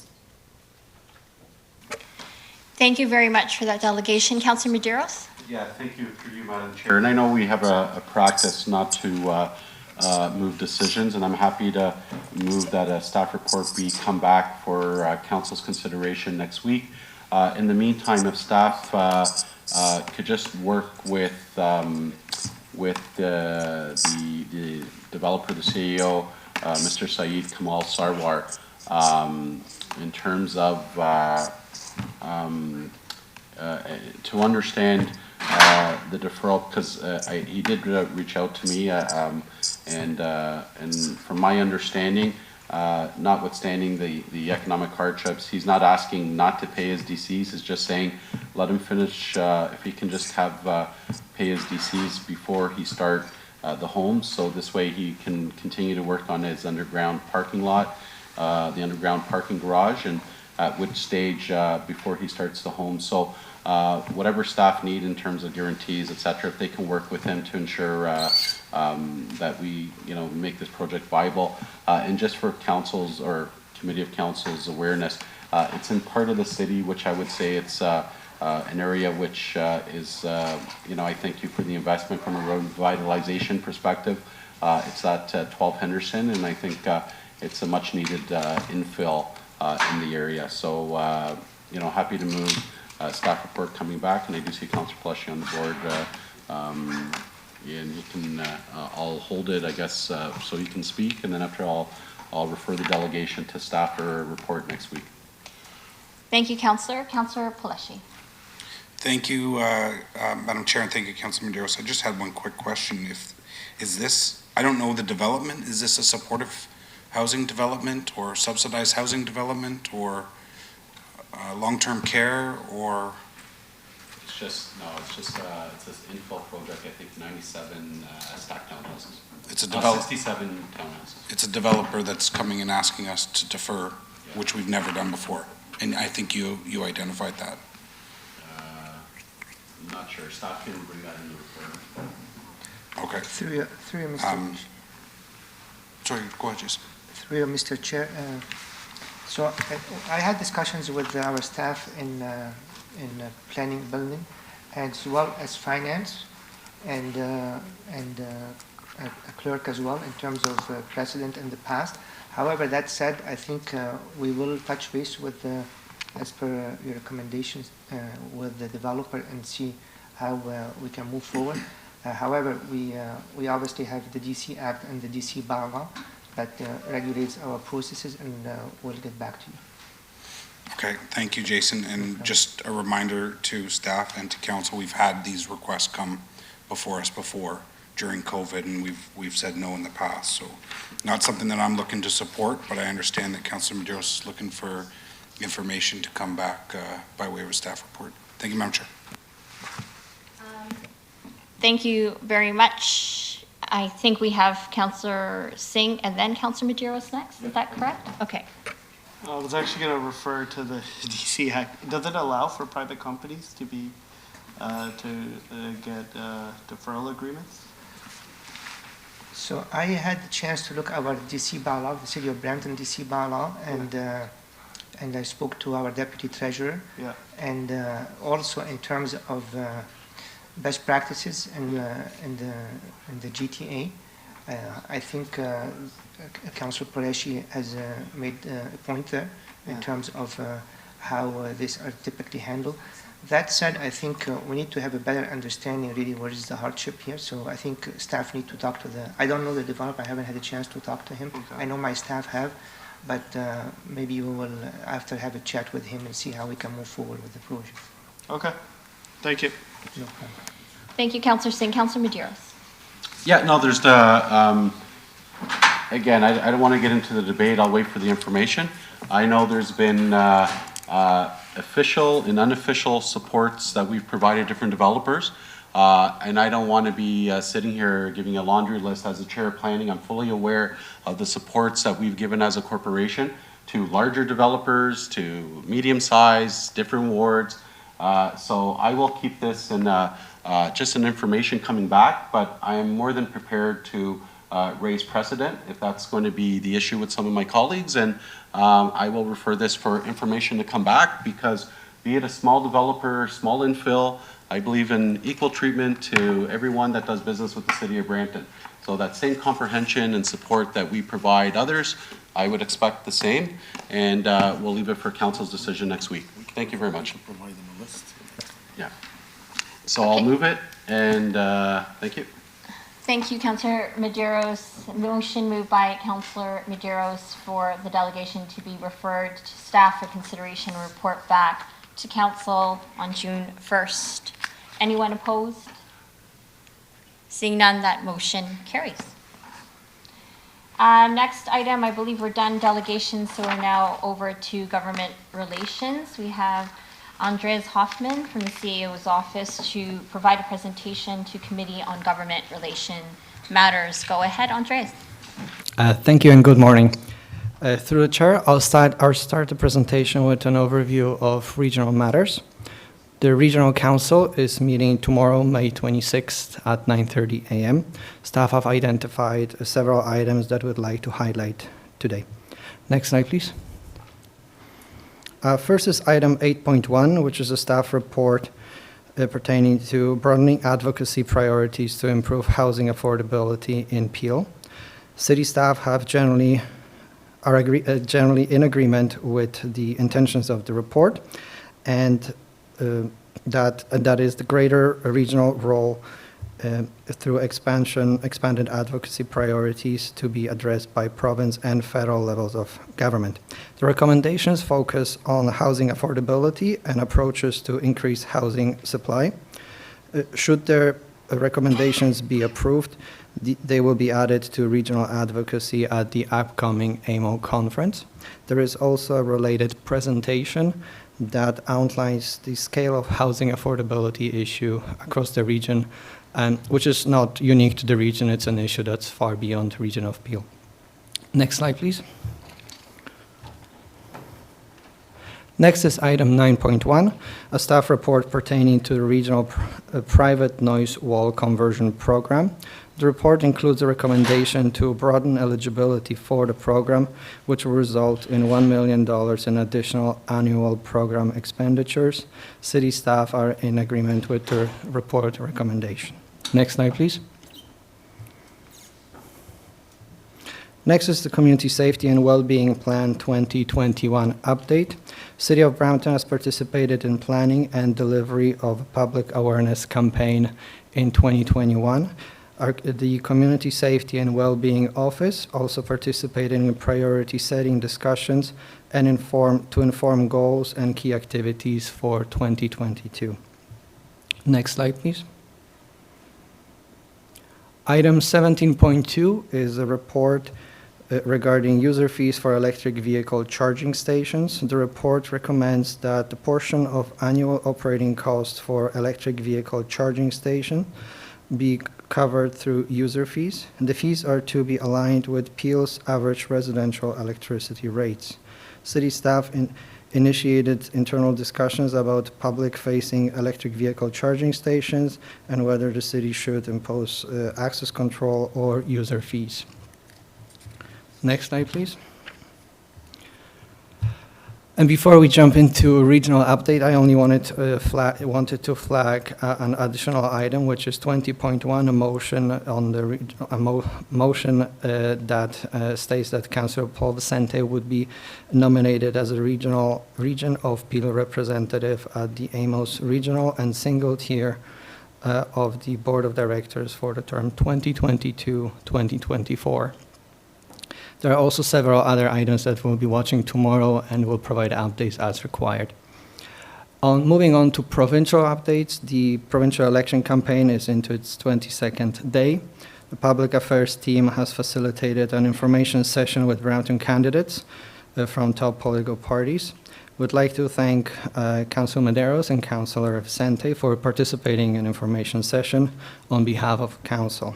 Also would like to say thank you to city staff that were available to answer any potential questions. As a result, the city has secured commitment from attending Brampton candidates to support and advocate for city's key priorities.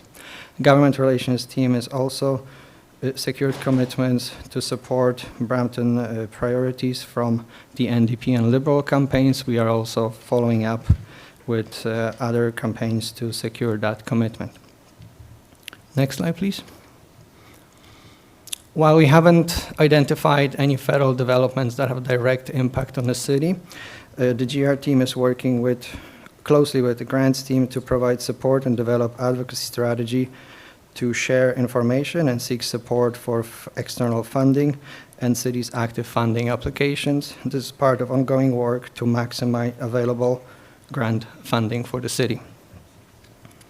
Next slide, please.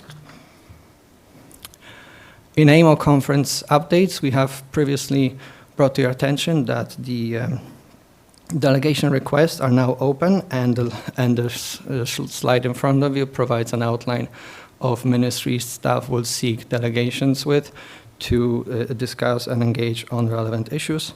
As in previous years, we will also approach leaders of political parties to secure delegations during the conference. This year's AMO will be the first conference following the provincial election and first opportunity to engage with newly formed cabinet. Next slide, please. In FCM updates, the 2022 conference is coming up starting June 2nd, that's next week. The information for virtual participation, including access to the online conference platform, is expected by end of this week. Staff will follow up at FCM to ensure that all participating councillors have the required information. Also, FCM has confirmed that the resolutions plenary will be held on Saturday morning, June the 4th.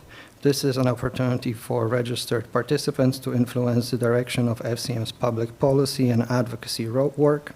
Resolutions for debate are available online. And this concludes today's updates. Thank you very much for your attention. Thank you very much. Do any members have any questions related to the government relations presentation? I don't see any questions. Thank you very much for the update. Do I have to receive it? Yes, a motion from Councillor Singh to receive the presentation. Anyone opposed? That carries. The next section is community services. I believe all items were put into consent with the exception of 8.3.1 discussion item at the request of Councillor Medeiros regarding grass cutting parks and boulevard maintenance. Councillor Medeiros. Thank you. Through you, Madam Chair. Just very quickly, I did have an opportunity to speak with Ed Fagan, so thank you very much. You know, and I'm sure every councillor has experienced this, just going on a walk by Roehampton Park, which is basically McMurtry, Charlotte area, and then walking along McMurtry Boulevards, and it's a different perspective when you walk through the community instead of just driving through, but I was just amazed to see the amount of weeds and the length of the grass. And, you know, I found over the last week or two on some of our community parks or so on. So I'm just wondering from a service level, have we reduced our services to grass cutting or so on? And if we haven't, is there a way that we can increase it? By no means do I suggest that, you know, there's a problem. Like I'm hearing from community groups, and I know some of the discussions I've had with other councillors, that seems to be an issue at some of the parks. I'm not sure, but can staff just talk to us about what our current service levels, are we meeting them? Is there a way to, is it a performance management issue? Is it simply, you know, is it simply that some parks get more treatment than other, or, you know, any sort of give us more of a broad understanding? And I know we go through this all the time. It's like snow clearing, right? So, you know, snow removal, right? So it's almost like we experience it one time, and all of a sudden we have a sudden moment. So through you, Madam Chair, and I see Ed's over there ready to speak. Thank you. Through the chair, thank you, Councilor Medeiros. In regards to service levels, no, we haven't reduced. We budget each year for 12 cuts, and 12 cuts across our sports fields and boulevards. This time of the year, as you stated, dandelions are a pest, and they go through a couple stages, of course. They're nice and bright and yellow, and they're great if you have 3 of them in your backyard, but when you have multiple in parks, of course, it's a little overwhelming. And with that, I think, as some may be aware, with the pesticide ban, we can't use that as something to mitigate the weeds. And to let everyone know as well, we do plan in the spring. We cut every 7 days. We aim actually for 2 buffer days for rain. Excuse me. And that's where we are currently. So we're currently, the first 3 cuts were 7 days, 7 days, and 7 days. And now we're starting our 4th cut. And with that, that's a moving target. As you said, snow as well. We do have a budget, but if it doesn't snow, of course, you don't need the budget. We do budget for 12 cuts specifically. And where we usually make up some of that time is in the summertime. The grass goes dormant, so it stops growing. So we might not cut a park or a boulevard for 14 days or 20 days. So it is a moving target. I mean, currently we're looking now at possibly 13 days from our next cut, but that is a moving target. You get some, you get some cool evenings and you get some sunshine and the grass grows a lot more. So with that, we could increase a cut or two possibly with that and then take the hit on the back end possibly. I mean, ideally we could, as I said, it's a bit of a moving target because in the summer we could gain a cut, but usually we're 12 a year. Something we could look into to come back in addition for maybe 23 if you like as well. We could look at additional cuts and put something together in regards to costing for that. But in short, no, there's been no reduction. It is 12 cuts scheduled per year. We can share our proposed, I always say proposed because it moves, by a day or two again based on weather. So I guess through you, Madam Chair, if I understood correctly, that currently we have the capacity to maybe increase a cut or two, and then after address it, I guess, at budget time? Is that what I understood? Yes, sorry, yes, through the chair, Councilor Medeiros. Yes, so we're scheduled for 12 cuts. If we have to, when I say increase or add an additional cut, is maybe move the cut start time sooner. Our next cut currently is proposed for 13 days. Looking at the weather, maybe that goes to 7 or 8. With that, that means, you know, we're projected to end, say, October 16th. But maybe that goes then to maybe October 8th or October 10th. So it's just a moving target. It's still 12 cuts currently, but it's just moving that date if it's earlier or later.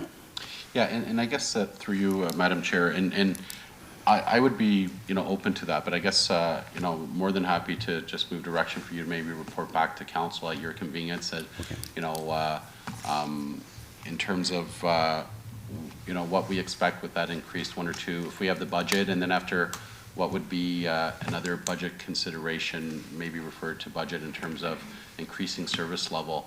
But if we've been pretty standard over the last 10 years, it seems just now, I don't know what I found was, it's one thing when we have naturalized grass, and I know the park I visited, it's not a sports field, it's not programmed, so it's just a natural area.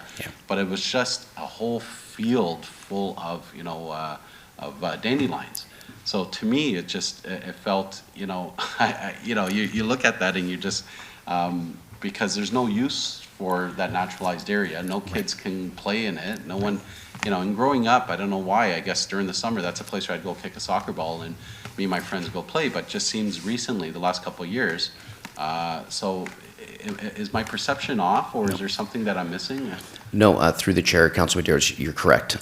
Based on the 12 cuts is fine, and we have been doing over the several years. Several years back, we went down to 10, and based on what we're seeing of it, you know, increased back to 12. With that, it just weeds multiply.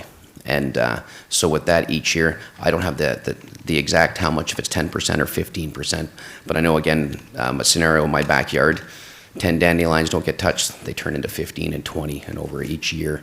And with the with no pesticides able to be used, so they multiply. And the other difficulty is with more weeds, especially dandelions, is that they can grow 4 to 6 inches in 2 days. So even on a week rotation, you cut them and you get a nice bit of sun, and then 2 days later, it seems like you weren't there. But if you go out and check the grass itself, you know, visually, it looks like it hasn't been touched, but the grass is still probably about 3 inches, 3 1/4. We tend to cut the grass at 3 inches, but it's just unsightly, especially when you're looking at a field of yellow. Okay, so through you, Madam Chair, and then I do see probably better experts than me in this area, so I'll look forward to what they're saying, but I'll leave it to you to come back to council when you're ready to maybe, you know, is there a way that we can address, is it adding the 1 or 2 cuts, or, you know, if that's going to, if that's going to do anything, put a dent in this issue, or if it's really not going to get the bang for the buck. I'm not sure. Again, I'm open to what you might suggest as a possible solution, and I'm just hoping that it gets, because I know some of the major parks will probably get to more, but more of those sort of inside community parks, they seems to be the ones that seem to be neglected more. So, you know, whatever strategy you can develop to ensure that we're going across the city, or is it a question that, and this is another consideration for my colleagues, is it that staff work with respective ward councillors and identify problem parks or priority parks? I'm not sure, so I'll leave that open, and thank you very much. Okay, thank you. Thank you, Councillor Medeiros. Councillor Fortini, and then followed by Councillor Paleshi. Thank you, Madam Chair. And that, yeah, I know about the grass part. You know, the dandelions usually have, each one has about 4 or 5 flowers. You cut them, the next day they're back up. But what I've noticed, there's a lot of areas like where you go, where you cut the boulevards and then closer to the fence or these catwalks. I look at the grass, I don't look at the dandelions, because Bramalea was just cut 2 days ago. If you go there now, the dandelions are back out again. But the grass portion, like they're skipping spots. And I was up at Panahill, like they'll cut where they can go with the lawnmowers, Panahill Park and also the one on Ananash, but they don't get close to the fence. And around the trees, it looks like another trees and or bush are growing around. Like, you know, they should go there with a weed whacker, you know, and stuff like that. That's what I'm finding, like a lot of spots are skipping. So I was over at William Parkway and coming down North Park, Torbram. There's that little catwalk going in the corner. They cut the boulevard, but then they skipped the whole other area. And it looks like it hasn't been cut at all. Now, I get the dandelions. Until we do 2 more cuts, they won't grow no more, and it looks good. But the grass portion, I can see the grass is pretty tall in a lot of areas. So that's where I like to see a little bit of cleanup. And through the chair, I'll take that as an action item to follow up. In regards to if it's a fence line or a boulevard and such, there is supposed to be trimming done. We'll take that back. Yeah, if you look at the trees, you're gonna see a lot of other trees are growing right beside the other one, like around it. So if we don't get them now, they're gonna be thicker than the weed whacker going to it. Thank you. Thank you, Councillor. Councillor Palashi? Thank you, Madam Chair. So I'm not sure if what we can do with the dandelions, other than maybe encouraging the Italian community to make wine. That's maybe an opportunity. What I wanted to talk to you about, Ed, is, and I have some good and some bad. What I'm hearing from some of the residents is in the boulevards are looking really good.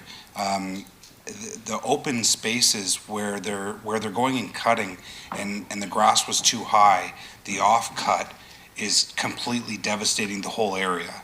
It looks like it's just a blanket of dead grass, and then a couple days later, it's a mess. All the grass is dead. So if there's ways we can look at that too, the mulching of the grass to try and get it back out, I'm sure they're not bagging it. I'm sure that's not in the contract. No, through the chair, thank you, Councillor Palashi. Correct. I'd consider it similar to windrows, for instance. You know, back to the scheduling, if you're off by a day or 2, you know, the grass is maybe 5 inches, now it's 7, with, you know, ideal conditions being cool and with the sun. So yes, that does happen. And we will, at times, staff will go back out, or if it's a contracted cutting site, ask them to go back out again to sort of run it over one time to mulch that up. Because as you're correct, you know, we don't have a bagging portion to the contract. And that does happen in some areas where the grass grows a lot thicker. But to me, Ed, when we're putting out a contract for grass cutting, that's part of the grass cutting. Everybody knows that when they cut their grass and it's a little bit too late, you run it over that one line once again, spread it out or cut those pieces. Like I would think that would be included in the contract and we wouldn't have to call them to go back to do it again. Through the chair, to clarify, correct, that they are to take care of that piece. It's not like go out for a recut. We're not incurring another cost. Okay, and the other thing, Ed, is the Etobicoke Creek Trail north of Loafers Lake, in between Loafers on the way to Conestoga Public School or Conservation. A lot of damage from the equipment that's gone in there, making ruts and really ripping that pathway apart. Okay. That needs to be fixed as soon as possible. It's actually getting kind of dangerous in there. Okay. Through the chair, thank you, Councillor Palashi. And yes, staff, we're still working through that.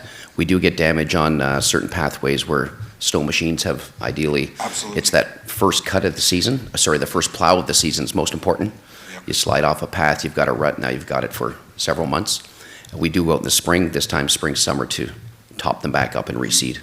And I know that's the contractors. It's right. They're in there, they're making the ruts, and then we do have to call them back to come back and fix it. But if we can start that.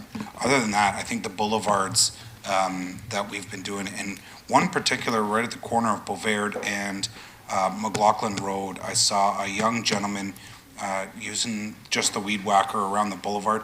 He was like, you can see when somebody really cares and takes pride in there.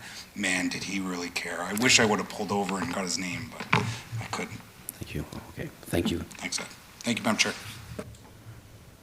Thank you, Councillor Palashi. I have Councillor Dillon, followed by Councillor Willens. Councillor Dillon, go ahead. Thank you, Madam Chair. I think a lot of the councillors before me covered some of the points that I wanted to make, and I have gotten many calls in the past few days in particular. I think, I can speak for wards 9 and 10 on behalf of Councillor Singh and myself. We've seen an influx of users of our parks. I know, I can give an example, Tree Line, we made some modifications to the basketball court. So we're seeing, whereas we might have seen 4 or 5 kids last summer, we're seeing about 30 to 40 every day. And so we've seen an increase in the amount of people that use it. And so I think they're being affected by a lot of the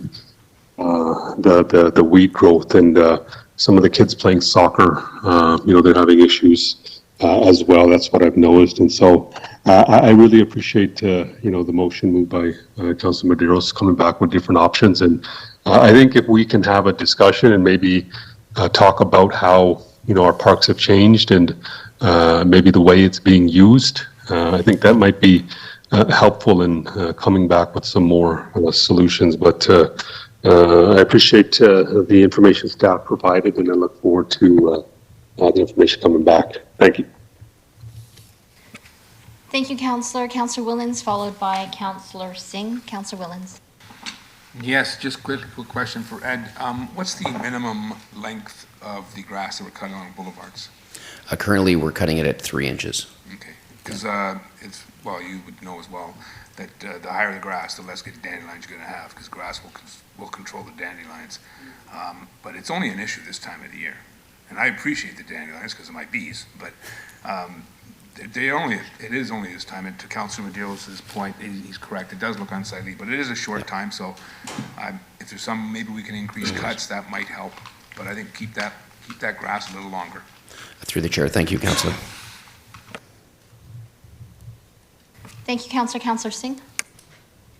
So I know the recreational facilities maybe, for example, soccer pitches, because they're going to be utilized, they're cut a little bit more. But I found the variance in certain parks because there's not that much of a separation between the soccer pitch and the park. So yesterday I was at Blue Oak, and we're going to be going out there, and where the seniors sit, it's like the dandelions are up to their knees, and then where the kids play in the soccer field, and it wasn't even booked yesterday, the grass is cut. So, there is that discrepancy that you try to rationalize it to the residents, but, we have everybody using the park from 8 to 80, and as Councillor Dillon said, especially these basketball nets that we introduced, they are super popular, like way more popular than I expected.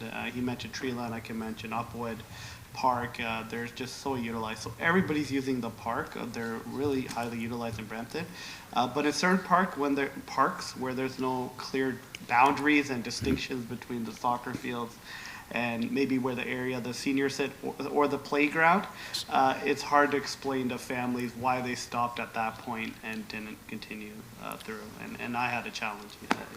And through the chair, Councillor Singh, you're correct. The one piece I'd left out, we're on a 12-cut rotation for all our boulevards and open spaces, but we cut all our sports fields, school and park, and the schools that we're in partnership with, there's 330. We cut them weekly. So, correct. So when you do get to a point, if they're cut weekly compared to possibly every 12 days, there will be a line defined there, especially when you have an open space. And older parks, that boundary is a little bit more clear. Correct. Newer parks, everything's tighter together, and so the playground is literally maybe like 10 meters away from the soccer field, and so at the 5-meter mark, it's like, and then when you talk to parents, they're like, our kids, our infants, like, Okay. And I get it, dandelions are just for a short period, but it's pretty explicit when you're standing right there at the distinction. Thanks. Thank you. Thank you, Councillor Singh. Councillor Fortini. Yeah, thank you. Just quickly, I know we cut every 7. Can't we cut, like this time of year, the grass grows, and again, it's damp at night, it's raining a lot. Can't we move it like to 4 or 5 days, and then July and August, when it's hot, it doesn't grow, we stretch it to 2.5 weeks? Yep. Through the chair, Councillor Fortini, yes, we can. And currently our schedule, and it can be moved, This year, we did go with the 7-day rotation for the first 3, and what we're proposing in July and August right now is every 21 days. Yeah. So that sort of exercise, we've done it, but again, there is some moving marks. It could be maybe down to 5, and that could be pushed to 23. So we can look at other options when we come back and include that in the report as well. Yeah, because, there's a lot of people with allergies with these dandelions, and once they're there, then once you start cutting them, you got the flower. So we know they grow overnight, 24 hours, they're already up high. So if we kind of cut them maybe every 3 to 4 days, and then stretch it, because once it's August, it's hot. Grass doesn't grow. I already cut mine 4 times already, like every 2 or 3 days I'm cutting it. So, but August, it doesn't really grow as much, it goes more in a dormant than the rest. Okay. Good. Thank you. Thank you very much. I don't see a motion right now on the floor. Okay? Okay. Very good. Thank you very much.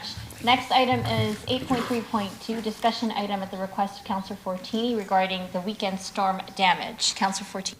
Thank you, and I think you have a new discussion there.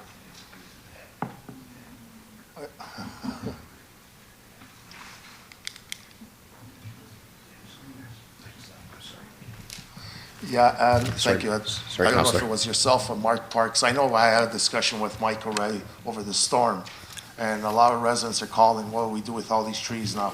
Now, a lot of them in the backyards, people are cutting them themselves, but they got all these piles of branches. They're putting them on the boulevards. So I don't know how we could get some communication out there to tell them we're gonna be going by picking them up. But what do we do with the trunks or all the wood? Because, are we picking that up too? Through the chair, I had a discussion with my counterpart at the Region of Peel this morning. They are advising that residents should put out any of the brush and tree damage at the curb, and that it will be picked up as part of their bulk pickup program.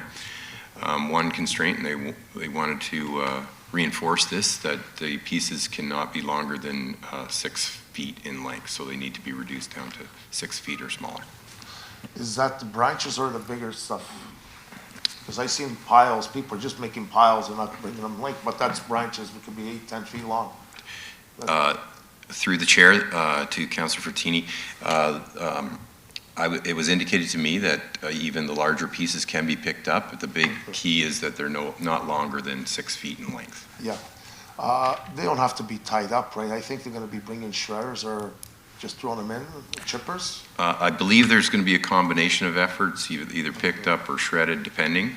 But that's something that the region, it's their expertise with respect to that. I did also suggest to the commissioner at the region that this might be something that's raised tomorrow at regional council. I don't know if that was the plan or not.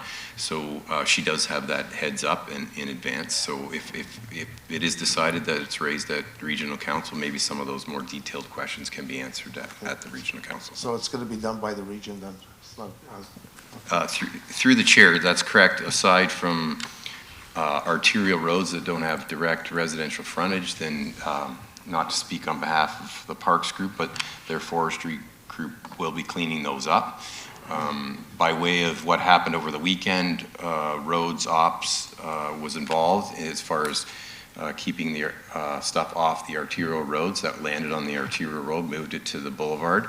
And then it's Parks Group, so Ed's forestry group, as well as Electra, and we've been updated by Electra that they're also dealing with a lot of the damaged trees and branches because it affected their hydro lines.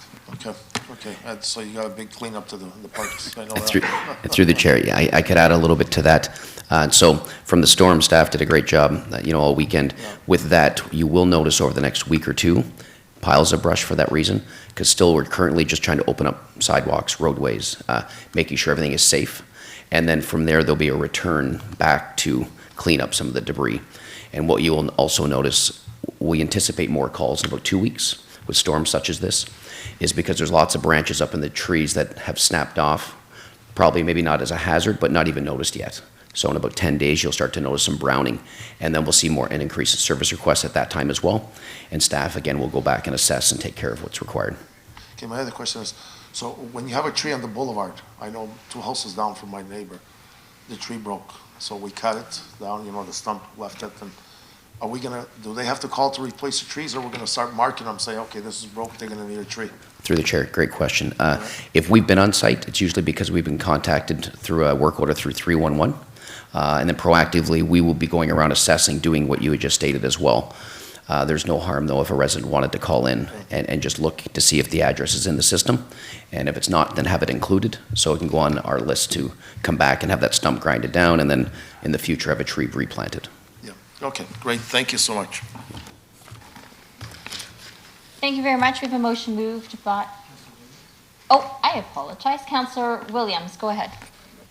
Thank you, Madam Chair. Just to staff, I'm just wondering if there is communications can be activated to start looking at something we can send out to our residents for events like this. It was kind of hard for residents to know which tree was to get looked at, when they should call the city. And so if we had some clear messaging, because I think, this probably could happen again, and it would be good for residents to know exactly who to call, what to do, and, what the steps are. Through the chair, yes, thank you, Councillor Williams. Yes, that's something we'll work with corporate communications, and we've already started discussions. And I think when we get the last piece, as Mike Parks had indicated about what's the difference between region and city, putting that message out would be beneficial for everyone. Okay, great, thank you. Thank you. Oh, Councillor Paleshi. Very, very quickly, thank you, Madam Chair. Is there an opportunity through the 311 app that we can report a location of a downed tree? Through the chair, yes, I believe I can speak a little bit on behalf of the call center, but there is an app, correct. It doesn't have to just be a call, and especially in the past week, and anyone that did call was probably seeing significant time delays with all the calls we've had. But there is an app that the call center, if someone is on, I think it's just the 311 app? 311 app, Yeah. I believe, yes. So maybe if we can get that out to the residents to let them know that if there are trees that they think we've missed, which we probably haven't, we probably know that they're there, we just haven't gotten to them yet, but. Through the maybe chair, that's an yes. opportunity. Yeah, we can do that. And to let you know, since yesterday afternoon, there's about 1,200 calls, and, we anticipate a lot more, so. Thank you, Madam Chair. Thank you so much. We have a motion moved by, and this is just for the correspondence, Mr. Clerk, yep. Motion moved by Councillor Paleshi to receive the correspondence. Anyone opposed? Thank you. That motion carries. The next item on the agenda is Councillor's question period. Do any members have any questions related to the community services section? I see none. Next is public question. No questions according to the clerk sent through email. So now I will turn the chair over to Legislative Services Chair Bowman. Go ahead. Thank you very much. We will move on to Legislative Services section. Our next item is 9.2.1, a staff report titled Housekeeping Amendments to the Council Code of Conduct. And I believe this is Councillor Vicente held this.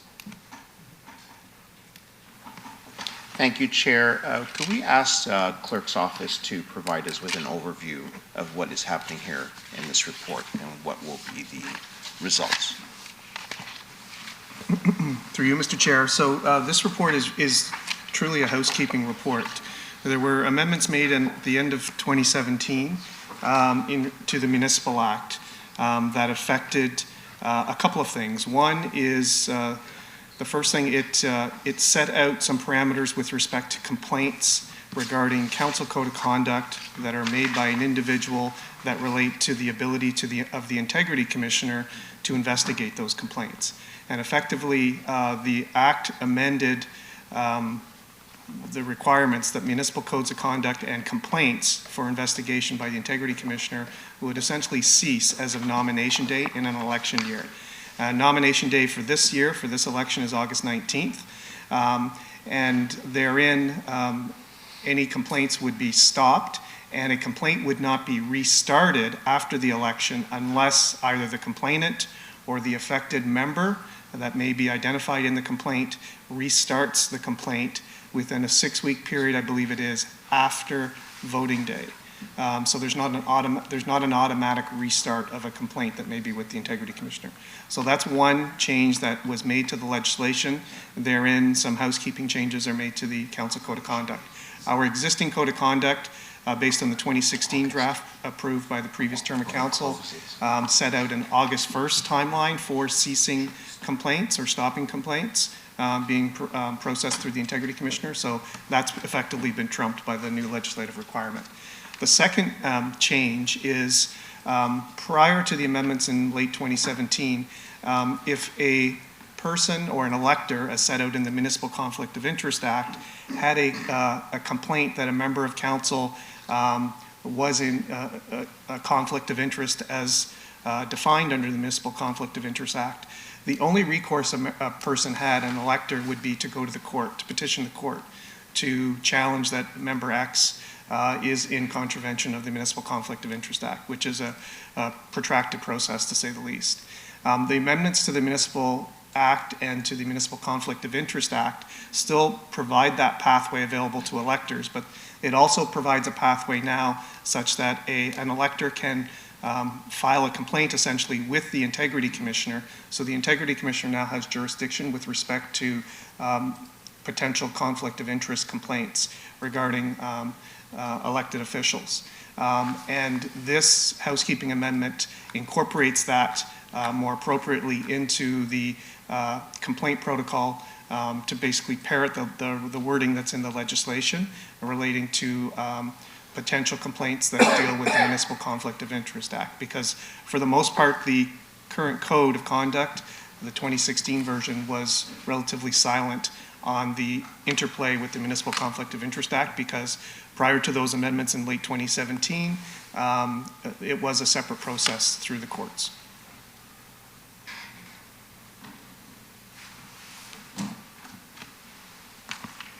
Okay, thank you, Mr. Clerk, and through you, Chair. So, question then, can the clerk advise, in terms of that exclusion period being from close of nominations versus when nominations open,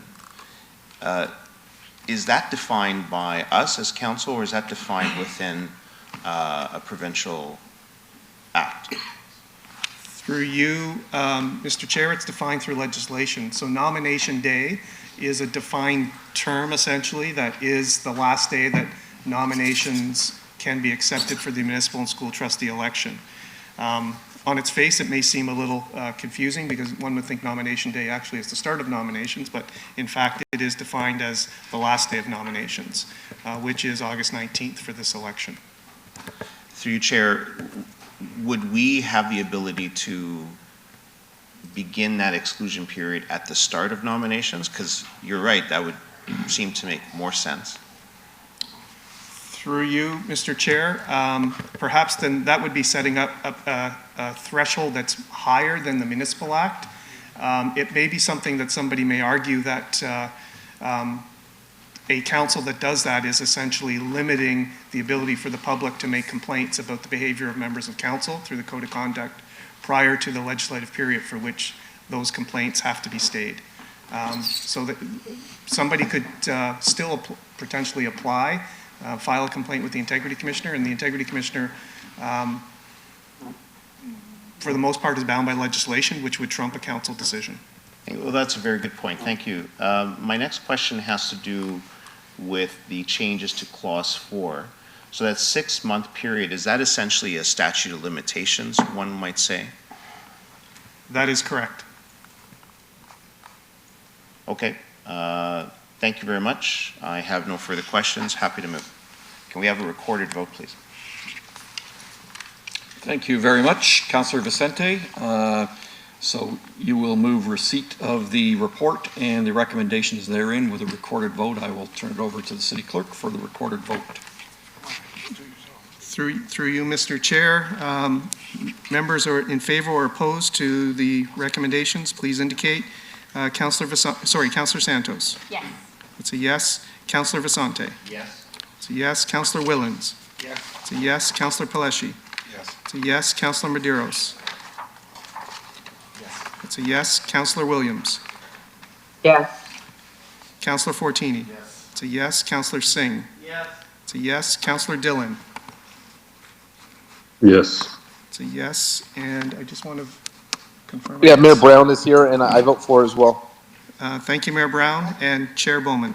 Yes. That motion carries unanimously, 11-0. Thank you very much. We will move on to 9.2.2, which is a staff report, property interest to be expropriated for the complete street improvements to Williams Parkway near intersection North Park Drive and Howden Boulevard. I believe Councillor Fortini held this. Yeah, I just want to on it. Is this on the, is this going to be right on the corner where the Howden is on the park on the boulevard? Is that what we're doing, Mike? For the entrance? Through the chair, and I don't have the exact dimensions and details, but it's a very small section that we need to allow us to meet the design elements with the multi-use trail, the additional enhancements to street trees and whatnot. And at the intersections, that's where we run into problems with land always, because you have left turn lanes and there's more pavement that's required. And then to try and squeeze all the infrastructure in, we need to take that property to allow us to do that. So that includes street lights, traffic signals, any street furniture, transit stops, whatnot. So we're actually having a problem making the turns? It has nothing to do because we took the lanes away there, because there's bike lanes there now. Now they're having a big problem there with all the traffic with the schools and they can't turn. Through the chair, this is specific to the Williams Parkway project. Okay. And had we been widening it out to 6 lanes, we would be asking for the same thing, but it would likely be a lot more substantial pieces of land that we would be requiring. Okay, good. Thank you. Thank you, Councillor Fortini. So you will move the staff report and the recommendations? So moved. Any opposed? Seeing none, that carries. We have other new business, and that is 9.3.1, discussion item at the request of Regional Councillor Palashi regarding licensing residential real estate agents and realtors. Councillor Palashi. Thank you, Mr. Chair. So in further to looking into this a little bit, it's not something that we can do legally. I think all members of council will understand that something does need to be done, though, when real estate agents in the city of Brampton are selling homes to buyers and not giving them the full information of the house that they're purchasing, and telling them that it's a legal basement or it's a semi-legal basement.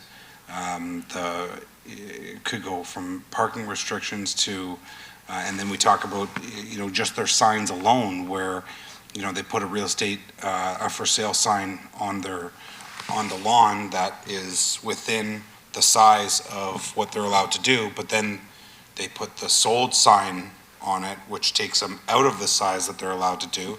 Now there's signs that say over asking, sold for over asking, other signs. They have so many signs that they're putting on these real estate signs after it's sold, it looks like a billboard. Not to mention, out in the West End, where Councillor Willens and I represent, there's a lot of real estate agents that are actually putting up billboards on people's lawns. These things are massive.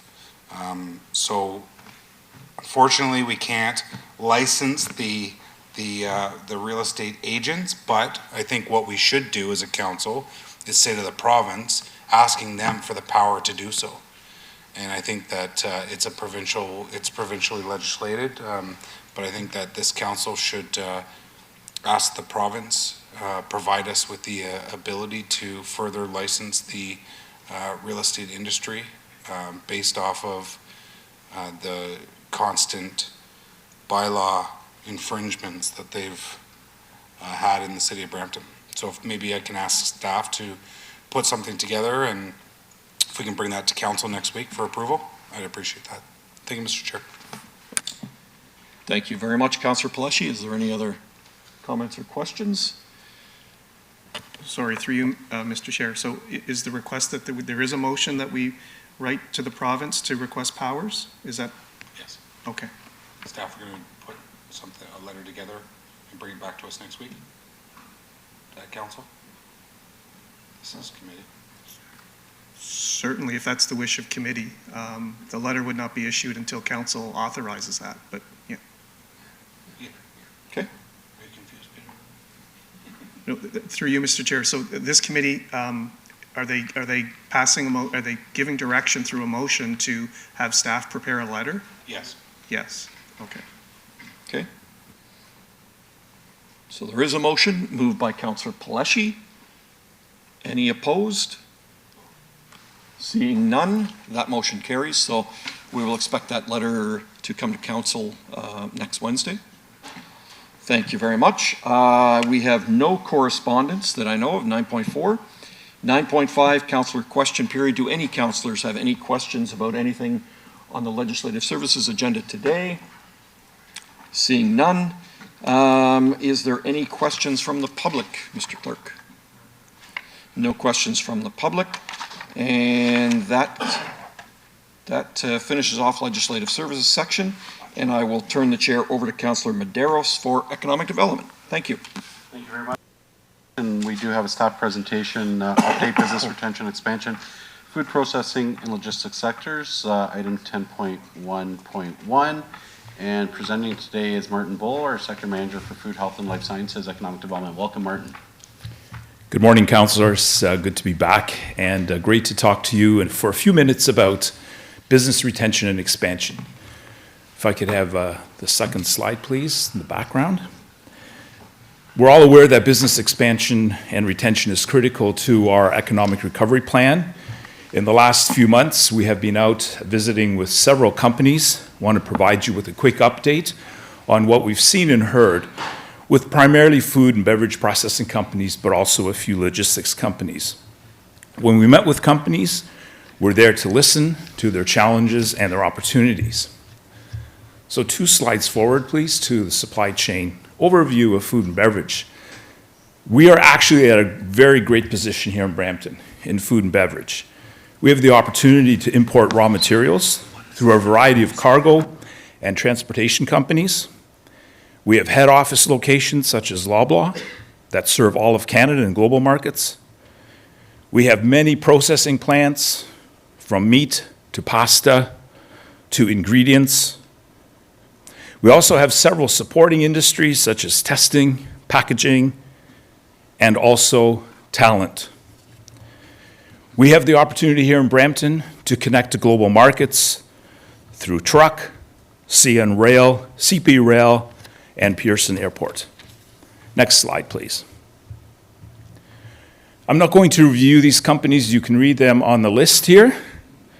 The key message here is most companies are doing well in Brampton. This is what we heard time and time again. Many are expanding currently. Several have already invested in new technology and equipment. And you can see these are significant employers of Brampton's food processing manufacturing base.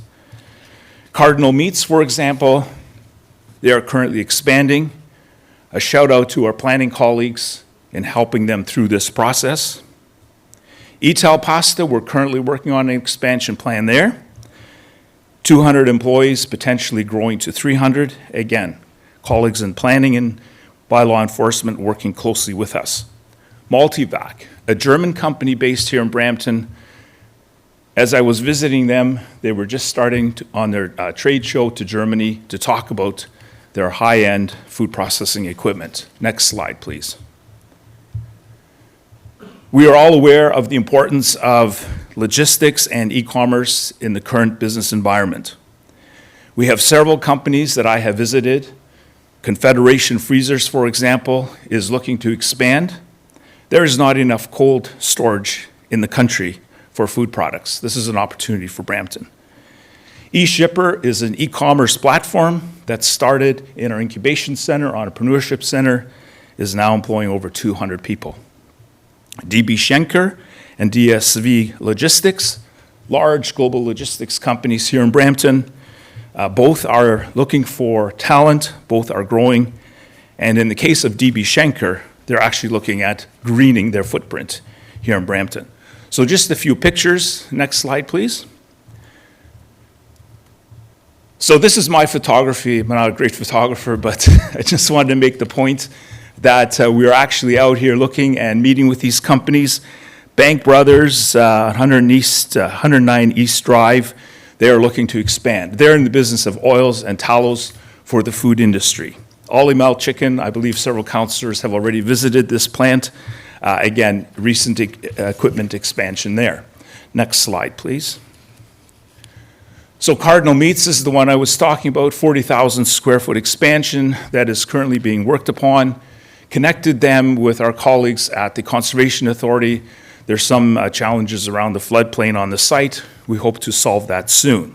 Multivac, I mentioned, on Abascus Road, they are just getting ready to grow their business in Brampton, looking for an additional location in the next 3 to 5 years. Again, high-end food processing equipment, a great story for Brampton. Next slide, please. WG Pro Manufacturing, Brampton-based for about 30 years, a proud plant here in Brampton. Talk to the owner, he loves being in Brampton. Access to talent, access to markets. And again, a shout out to our enforcement colleagues here. They called me, they had an issue with some of the trucks being parked by the auction, the car auction down the street. Thank you, we've been able to solve their issue. DB Schenker, I mentioned, at the top end of their employment base, they're hiring 800 people. They work primarily for winners, and they are already looking at how do they make their facility greener. Next slide, please. The main issues that we heard with every company is the number one issue, talent. And it's not only entrance level positions, it's in finance, it's in IT, it's in all levels. And it's also the length of stay. So some of the companies, they'll get somebody in for a month or two, they'll find another opportunity, either in Brampton or in the Greater Toronto area. So workforce challenges around recruitment and retention are key. We have several projects in partnership with several recruitment agencies as well as some organizations to help build the talent in Brampton with partners like Sheridan. Apprenticeships and training came up, especially in the meat industry. We're trying to work through the province in terms of timing and approvals for this issue. You've all heard about inflation. You all maybe even feel it. We all feel it. Supply chain bottlenecks. Every company has an issue around rising costs, raw materials, energy, labor. Supply chain bottlenecks in ports around the world are causing challenges in getting materials into the companies. And commodity prices are continuing to increase for a variety of geopolitical reasons and so forth. Next slide, please. There are opportunities in this story. I don't want to end on a downer. As I mentioned at the beginning, all of these companies that I talk to are proud to be in Brampton. And they see opportunities in actively investing in their facilities for a variety of reasons. Again, number one, it's a pro and a con. They still can access the talent pool here. They're upgrading or beginning the process of upgrading their facilities. Again, I want to emphasize economic development is a team approach. We cannot do this on our own. Planning, enforcement, transit. Shout out to transit. How many times have I talked to our colleagues in transit to look for an opportunity for a stop, for an additional line? I know it's not easy, but thank you. And also our conservation authorities, as I mentioned in the one case. So access to workforce, transportation networks are here, markets and customers. So next steps, we will continue to prioritize workforce development. I mentioned several projects with Peel Halton Workforce Group. We received some money through Peel Halton to do some talent development with logistics and food processing. We're supporting and promoting job fairs with Food and Beverage Ontario. And we're going to continue our client calls. And I think actually we have a meeting next Friday with some councillors to meet Sofina Foods. So we're continuing to prioritize this business retention work, but also in consultation with our colleagues in foreign direct investment to make sure that some of these companies that are foreign-based continue to view Brampton in a positive light. Thank you very much.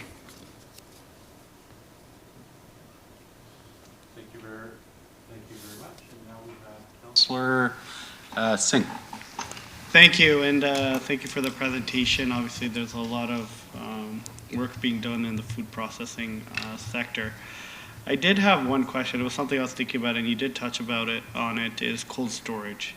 You know, there's probably a huge opportunity there, and, you know, when I look at my area, for example, we have that whole employment area, warehousing, logistics area towards Highway 50. And we've given some temporary parking permits. Those only have a lifespan of 6 years, 3 + 3. So eventually some people will have to build buildings there, and maybe educating them about the opportunities in cold storage, because the demand across the GTA is massive. There are higher paying jobs. And on top of that, doing it in a sustainable way. I think, you know, if we start planting the seeds early, we might get some fruitful results. So I just wanted to see what your thoughts are on that. No, and I think that's a great point, Councillor. If we have the contacts, we can go out. We can talk to not only existing cold storage companies. I know the food companies are all crying for help.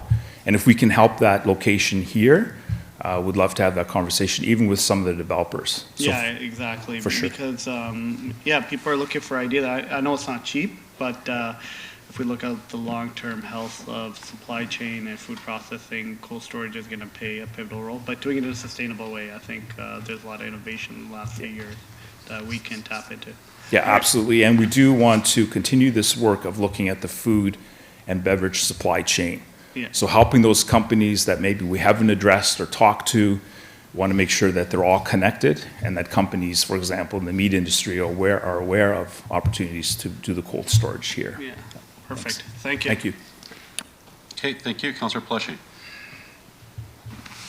Thank you, Mr. Chair. Councillor Singh asked the question that I wanted to ask about supply chain, but I did want to say, you know, ACDEF through COVID has been so busy and so in touch with the businesses, and Martin, Claire, Amanda, my hat goes off to you because, you know, as COVID hopefully is wrapping down, you're still out and doing these things, and retention is so important. So I just wanted to say thank you for everything you guys and your team. I know Denise is probably listening as well. Everything that you guys are doing a fabulous job. It is so important that we, you know, not only retain the businesses here, but attract new for the investment in the city of Brampton. It is so important. What I'm seeing come out of Montreal right now actually is extremely scary, where a lot of 24-hour businesses are no longer operating at 24 hours because they just can't find the people. In talking to some of the private sector, the first question in the interview used to be, how much do you pay? Now it's, what's your work from home policy? And a lot of businesses they're stuck in the ways that they do business with, you know, they want people in the business and you know, front facing, and you get great collaboration from that. But I think there's a new employee that's, you know, they're coming out saying, you know, we want to be able to have that opportunity to work from home, and that's going to be huge in the private sector. It's something that's, I think, going to really define and change the way a lot of businesses have to operate. And I think we're hearing that and we're seeing that now. But some of the things that are coming out of Montreal are extremely scary, and I think that's going to trickle throughout the, you know, throughout Ontario. I know we're just hearing about it, and we've been hearing about it for a while, but it's going to become serious, I think, before it gets better. Thanks for the feedback. And I do want to mention that the work we're doing with Peel Halton actually has companies around the table talking about new ways of hiring people, new ways of recruitment, not just putting a sign out. It's a different way of finding a market. I did mention in my presentation a very strong focus on diversity and equity, a very strong focus on new Canadians, and a strong focus on the disabled market. So DSV actually here in Brampton has a target to hire 6 disabled people in their warehouse. So this is the kind of work that we're doing, and it's literally company by company. But at the end of the day, we're going to have a report that goes out that we're going to hopefully share with companies across Brampton to think about new ways of recruiting people and some of these challenge of, you know, wanting to work from home but you can't, and how do you build the culture. So thanks for the comments, Councillor. Thanks, Martin. Thank you, Mr. Chair. Thank you. Councillor Willens. Thank you, through you, Chair. Thank you, Martin. I'm interested in we can take it offline about the DB Schenker and how they're going to green up the building. Absolutely, Let yeah. us know how we can help either through the SERP with members we have on the SERP or through our Partisan Project Green, because Councillor Bowman and I and Councillor Vicente sits on the executive board as well. They may be able to help. They may already be part of Partisan Project Green, but they have a lot of new ways, especially in that type of distribution, on how they can green their building and make that lower their environmental impact. So keep us in the loop on that. Thanks for that, Councillor. I actually have a meeting set up with the plant manager again. Maybe I'll loop you in. We did talk very briefly about the regional energy project. They were not aware, but they were very interested in Project Green. So I'm going to get them some information and maybe loop you in. Yeah, through our community engagements, Okay. absolutely, yeah. And they actually, just by the way, what they're looking at is how can they help us as a city? This is quite interesting. How can they help us as a city plant trees? Just get their staff involved. So Perfect. Great. definitely follow. Good. Thank you, Thank you. Councillor. Okay, thank you. Have a motion moved by Councillor Singh to approve receive the presentation and approve the report.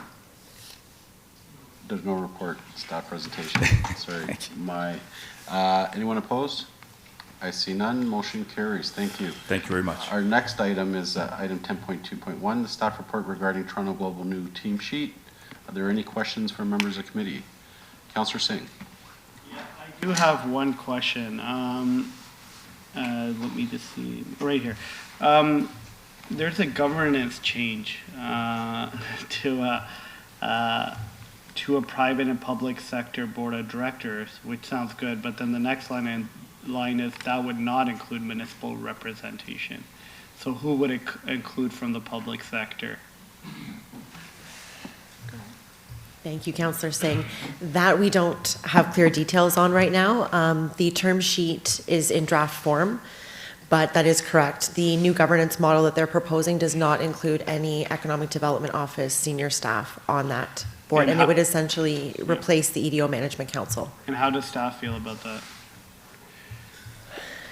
I think it's a fair question. You're not having a director position anymore, right? No, So that oversight is going to be a bit of an issue, I would assume.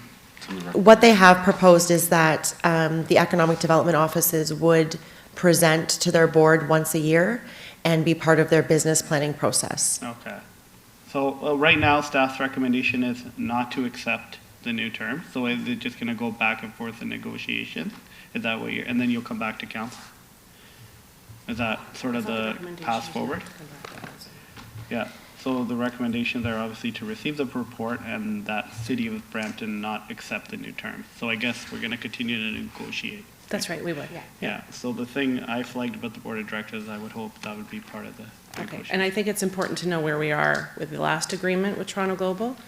There was the Mayors and Chairs Council. Yes. So Mayor Brown was active there. Yeah. And then there was the EDO Management Council. Both will be gone. Yeah, so. It'll be replaced by one board with one representative from the Mayors and Chairs from the 905. Okay.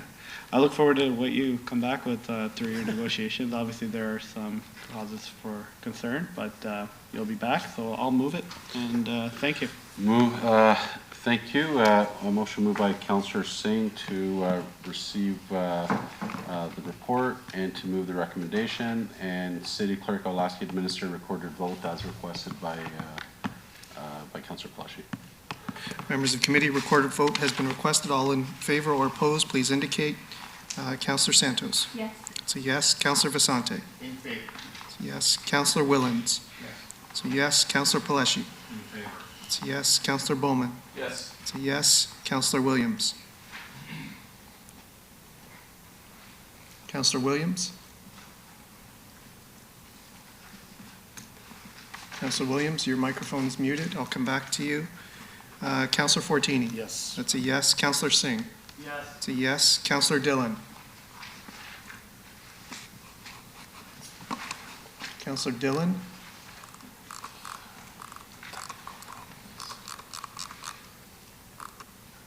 Councillor Dillon does not. Councillor Dillon, you're marked as absent at this point. Mayor Brown. Support.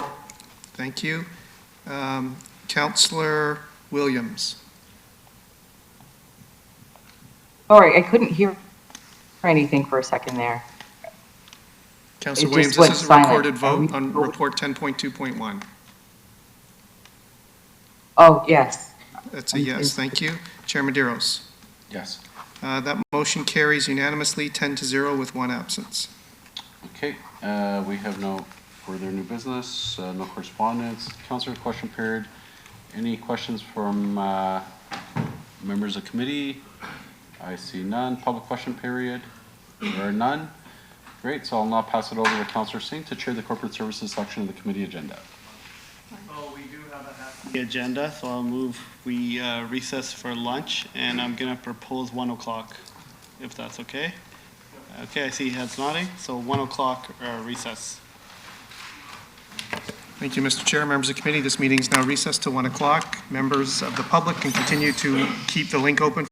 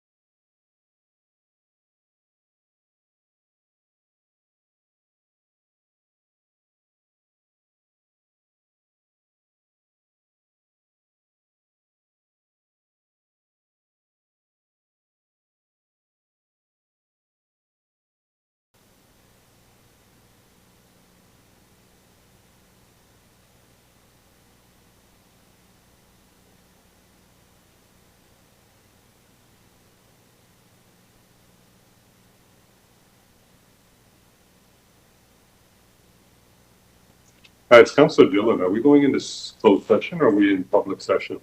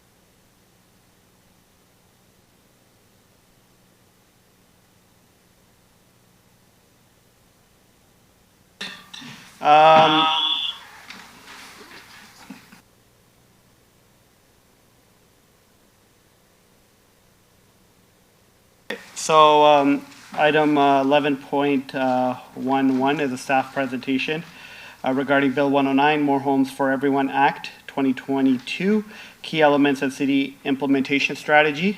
I'd ask staff to come and present. I think it's Bindu Shah. Oh, it's online. Okay. Good afternoon, Bindu. You can proceed when you're ready. Sure. I wonder if Jason is here and wants to give an overview of our efforts on Bill 109. Through you, Mr. Chair. Yes, Bindu, I will proceed. So, Bill 109 obviously came as a provincial legislation very recently and changed the landscape for us a little bit and a lot in some areas. The lot is the turnaround times, and also what is the result if we don't meet the turnaround times. The increase of risk and liability for the corporation has gone up. Bill 109 has addressed the major concern, which is turnaround times at the municipal level. However, there are some gaps, and those gaps have been identified by staff, and we have provided a response to the province. In particular, that the accountability does not go down the assembly line in terms of third parties, whether it's external agencies or ministries or other levels of government. And that creates a challenge for staff because we don't control all those pieces that add up to us being able to turn the turnaround times that the province requires from us. That said, we have done a few things. One, we are reviewing all our business processes within the development application approval process. The other piece we're doing is that we are looking at organizational structure in planning, building, and economic development, but also corporately too. That way we create the one-stop shop for the development approvals. The other thing we're doing is that the use of technology in terms of being able to provide efficiencies within the areas of our span of control. That said, within the areas that are not within our span of control, like said external agencies, we are looking at creating memorandum of understanding with third parties and so on. That way we can have some sort of commitment from those external agencies that they will commit to those turnaround times. Although there is no requirement under the Act, as they said, which is really a gap. The other thing we're doing is that we are really tightening the screw, so to speak, on what is a complete application. Because obviously if there's information missing up front, then we cannot commit to the turnaround times. It's not any different when we go to get provide the passport application and then you're missing your pictures. You're not going to get your passport within 10 days. It's very similar to the development application approval process, where it's very complex and lots of information may be missing up front. The other thing we're exploring, and with the help of our legal, maybe we can get some sort of waiver that can be built in the system if the applicant wants us to go through an incomplete application, as long as they waive that right to go back to take us in front of the board or require the financial damages that is obviously mandated at this point, but for complete applications. If it's an incomplete application, and we're going to be tracking, we're going to use technology to track where the ball and whose court it is. That means that the net turnaround time, even though the legislation does not necessarily speak to that, we're going to be able to be transparent with the applicant, with council, with the public in terms of what happens with that turnaround time. And with that, I will turn it to Bindu, and then we can take questions at the end. Thank you, Jason. So we'll proceed to the next slide, please.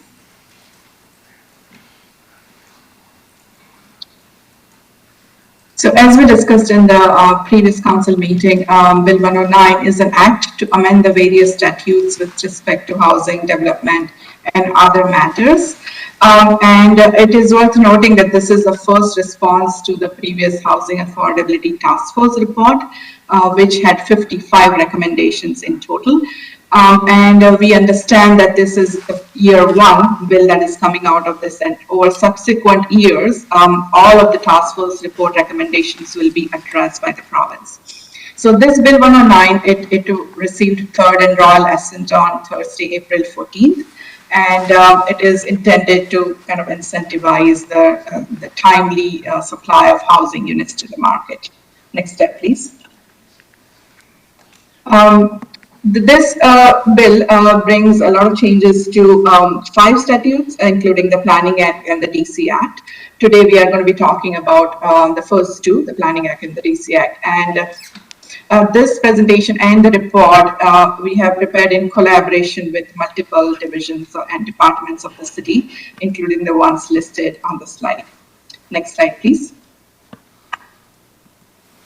So the first element that we'd like to discuss today is a CIHA, Community Infrastructure and Housing Accelerator. It is a new type of a ministerial zoning order. The current MZO, as we call it, stays as is. There are no changes to it. This is an additional MZO kind of tool that has been added to the repository that council and staff can kind of review and look at. So our comments on these are that we understand that it can be used once the final guidelines from the province have been published. They are not published yet. And so City of Brampton staff has commented on the proposed draft guidelines and sent our comments to the province for their consideration. We are awaiting the final published guidelines, and after that we'll have more certainty as to what the province ultimately decides as how to govern the application of this tool. Next slide, please. So here we have a chart showing what are the differences between the current MZO tool and the new CIHA tool.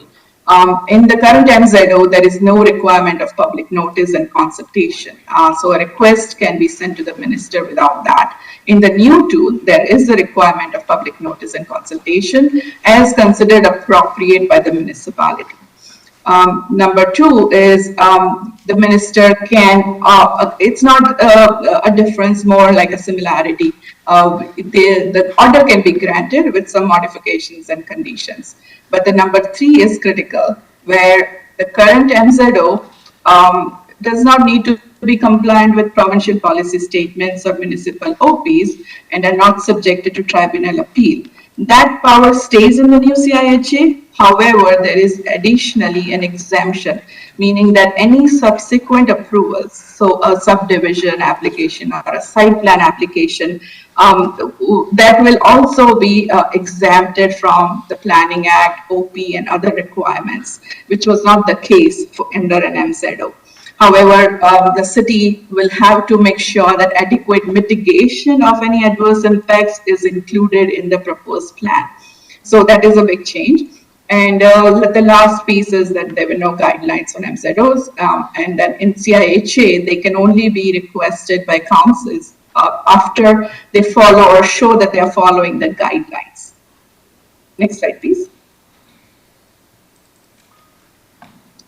So after a review of the staff has these next steps identified, we will wait for the province to publish the final guidelines. In the meantime, we will start reviewing our thoughts on the public notice and consultation. We do want this to be a Brampton-specific process, and we will also review if there are any requirements or if there is any possibility of collection of fees, because this is going to be another expedited process requiring a lot of staff resources.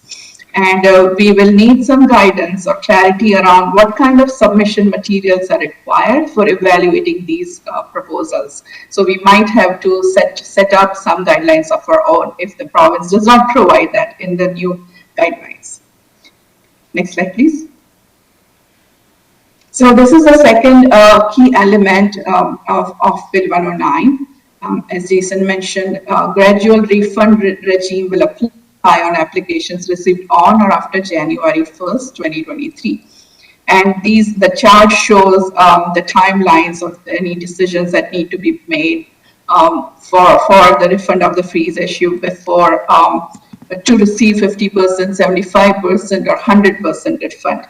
And next slide, please.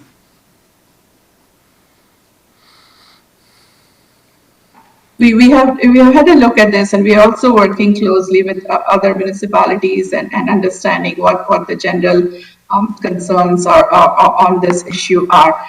What we feel these three highlights are key. This may, if not addressed properly, kind of impact our collaborative approach with the developers right now, with the applicants. And because there's a lot of give and take and discussions that are needed in order to arrive at a mutually agreeable solution. It may be worth noting that the external factors also impact our timelines, as Jason mentioned. And we are already working on a lot of process improvements for modernization and end-to-end assessment of our processes. So this could tie into an extension of that process. Next slide, please. These efforts of modernization and improvements are going on, and we've just listed some of them here. We are constantly trying to update and improve our processes. So this will feed into our review of this process too. Next slide, please.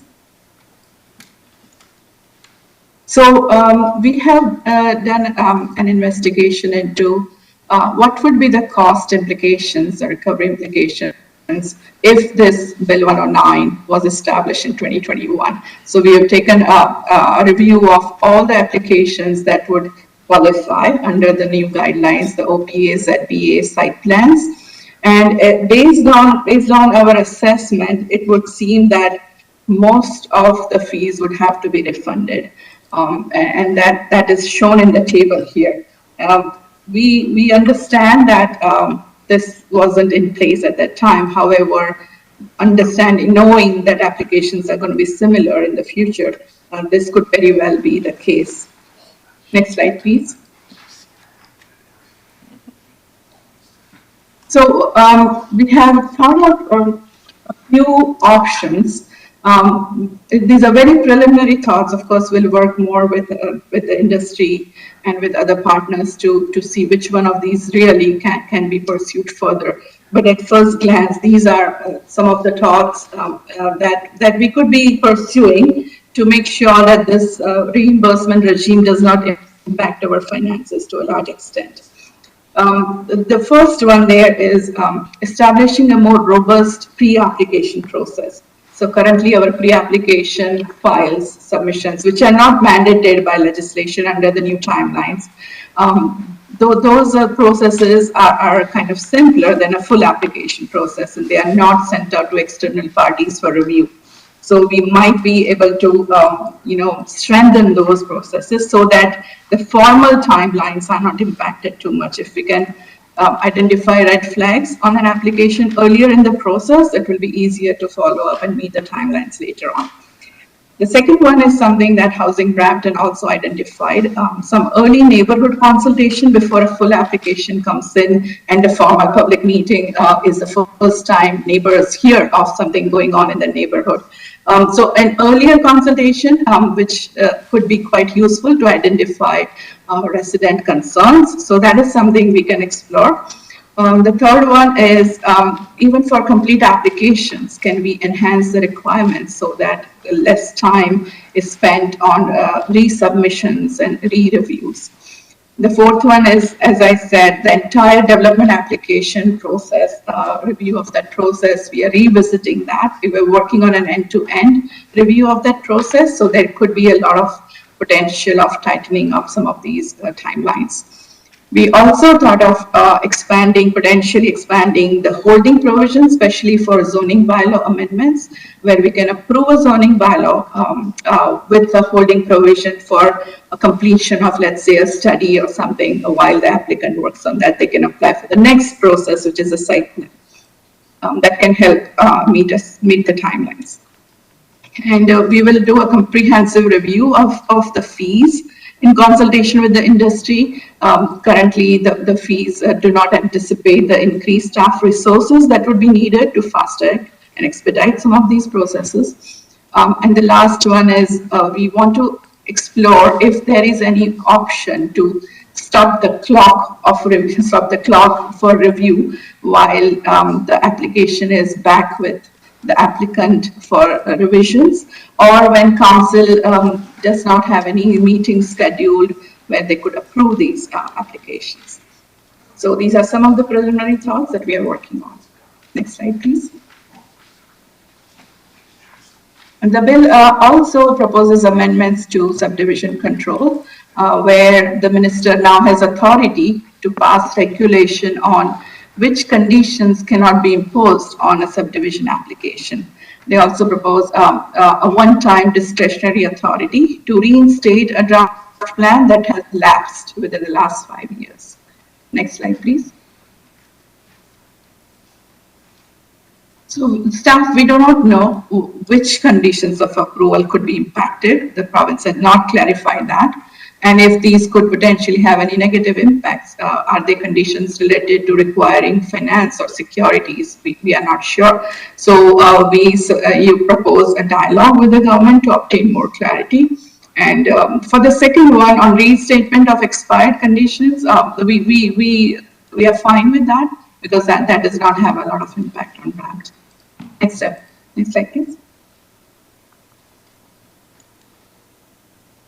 The bill also establishes a number of amendments to the site plan control of the Planning Act, and the province is now given authority to prescribe which documents must be required to be submitted for site plan approvals. So that means that we will need a list of complete application checklists for even site plans. And another point is that the Planning Act would require councils to appoint an officer or delegate to approve site plans. So the power of councils to approve site plans is now removed.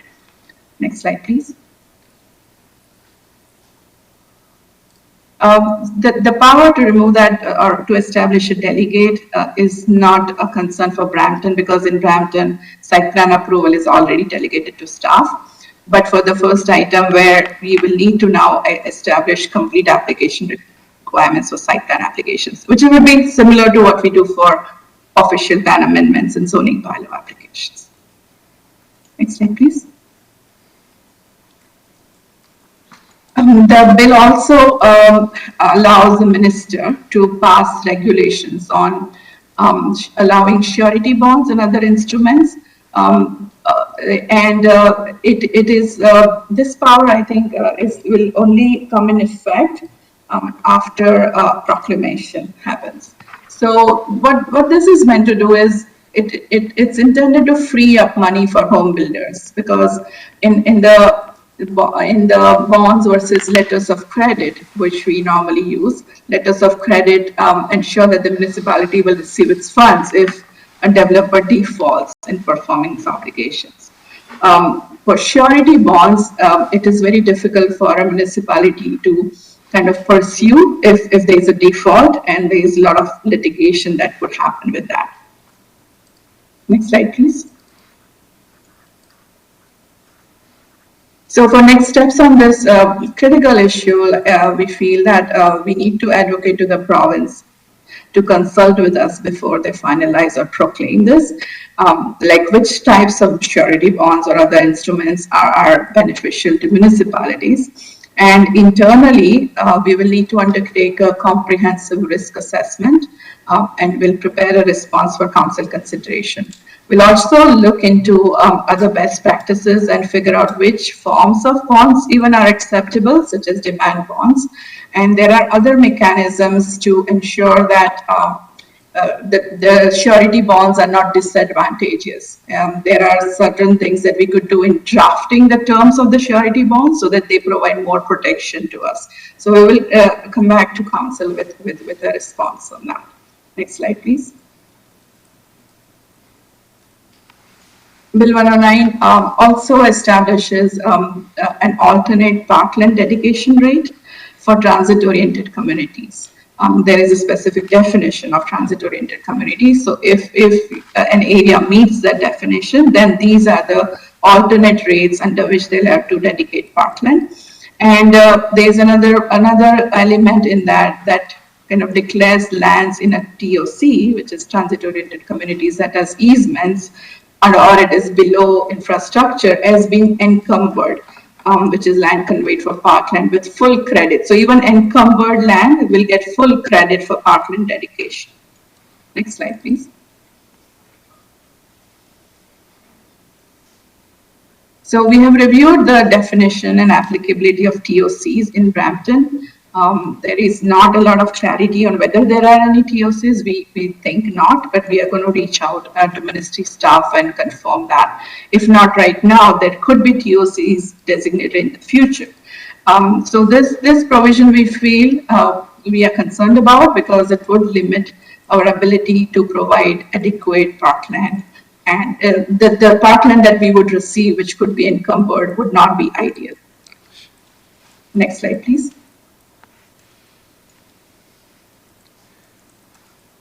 Another key element is that the bill provides a minister with new authorities when they want to make a decision on, stopping the clock for an official plan matter or referring an OP matter to the tribunal. We understand that this will impact the region's official plan and any approvals for that. However, it could have a possible cascading effect on our OP approvals. Next slide, please. There is also a new element here that says that any community benefit charge bylaws that are established will have to be reviewed after every 5 years. And if the city is currently, would at that time be deemed to be not using the monies collected through the CBC bylaw, then the CBC bylaw will expire. So we have still not established a CBC bylaw. We are currently undertaking that work. But we do not think that periodic reviews would pose a lot of concerns for us. Next slide, please. The Development Charge Act has two changes that are worth discussing. The first one is that treasurer statements on DCs and the funds are to be made available to the public on a municipality's website. The second one is that the treasurer is now required to set out whether the city would incur the capital cost projected in the study for a given service. If not, then we have to provide a sense of that variance from that projection and an explanation as to why that happened. And staff's comments are that we will dedicate a new web page for details on the treasurer's statement, which right now currently we share that on an annual basis, but we will dedicate a live web page for that. So that's not a concern, but the other one is because we collect DCs for big ticket items. So explaining that variance and why it's not been used in a certain year is going to be a bit challenging. Next slide, please. So these are the next steps that we've identified. Apart from the recommendations in the report, we are continuing to analyze these impacts. We will consult with council. We are targeting council workshops in Q3 after we consult with other municipalities and with the industry, including the local bill chapter. And then we will bring forward a detailed strategy for council endorsement. Thank you. That concludes my presentation. Thank you. I see a couple of councillors on the board. Councillor Pleshy. Thank you, Mr. Chair. While the confusion from the province continues to trickle down to the municipality, some of these things are really unfortunate. I guess I'll start with timelines. With respect to the Q3 workshops and the eventual report coming to council, when do you think that the report will actually come to council? And when do we need to have our comments back? Most of these, the key ones that we think are concerning to us for refund of fees, etc., are going to be in place January 1st, 2023. So we anticipate the report to be in front of council immediately after the council workshop, or depending on our consultation with the other municipalities and with the province too. So I think what we need to be doing right now is asking for an extension, because you're probably not going to get any councillors at a Q3 2022 workshop. Yeah. To have a new council come in and have a report right in front of them for comments in a new term, it's not, you have to think of it like if this is a completely new council, right? With a new council coming in with a lack of information that they'll know and they'll understand, they won't know what to do. So I think I think we should start by asking the province for an extension. Through you, Mr. Chair. If I may, so, Councillor, I think this bill, I agree with you in the first part in terms of it has been come in terms of putting municipalities in a tough spot. We can definitely go with your request if council wishes so. I doubt very much that this will have an impact in terms of deferring it. However, I'll tell you what we are doing, what's the strategy we have. So we are looking at doing three things. We're doing one, a council workshop very early on, and we were thinking probably September, early September. The other thing we're doing is that we're going to have an industry workshop, which basically, for the most part, is going to be the Peel chapter of BUILD. We already have started those conversations and was positively received. And then the other thing we're going to do is that coordination with neighboring municipalities, not just within Peel. This is obviously a piece of legislation affecting every municipality in Ontario, so we're focusing more on the 905, although obviously Toronto will be more than consulted with our peers, because we need to have a coordinated approach. And internally, what we're doing, we created a committee internally with staff. Obviously, we need to have legal, we need to have finance, and so on. But I agree with you. I agree this is a big challenge, a piece of legislation that came very quickly to us, and it's we're dealing with it every day. And with that, I'm going to pass it to Alan, because I think Alan may have some additional information here to add. Thank you. Yeah, so through you, Mr. Chairman, that's right. Like this is a significant matter that is new to us and new to every municipality here in the province of Ontario. Jason notes the critical matters that we're looking at, and we are actively working on all of these things now.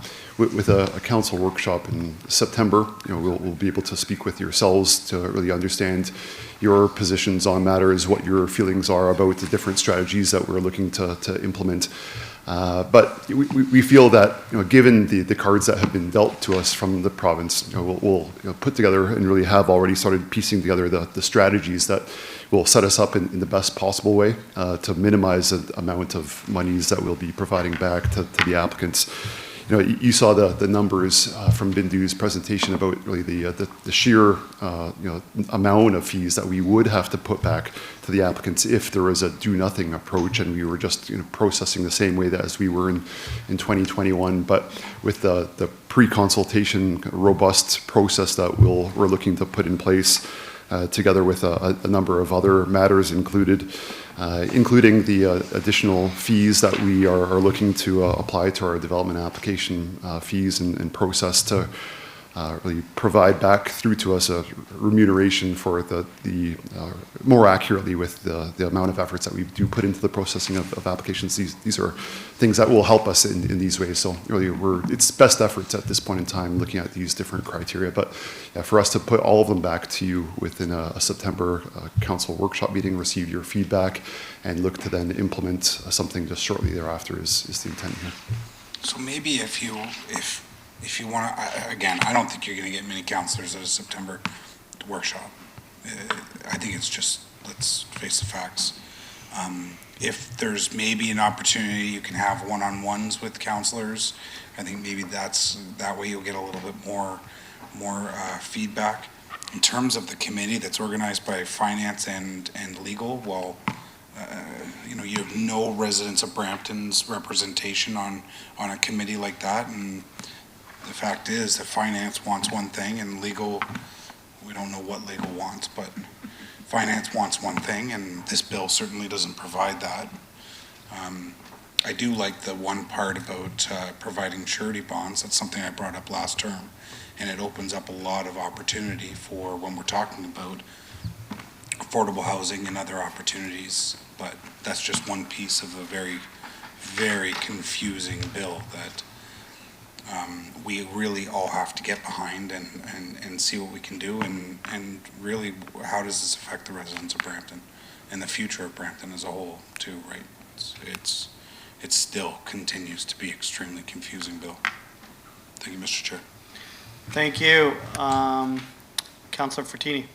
Thank you, Mr. Chair. Can we put the slide back? It gives you dates and the amounts. I think there was a slide there.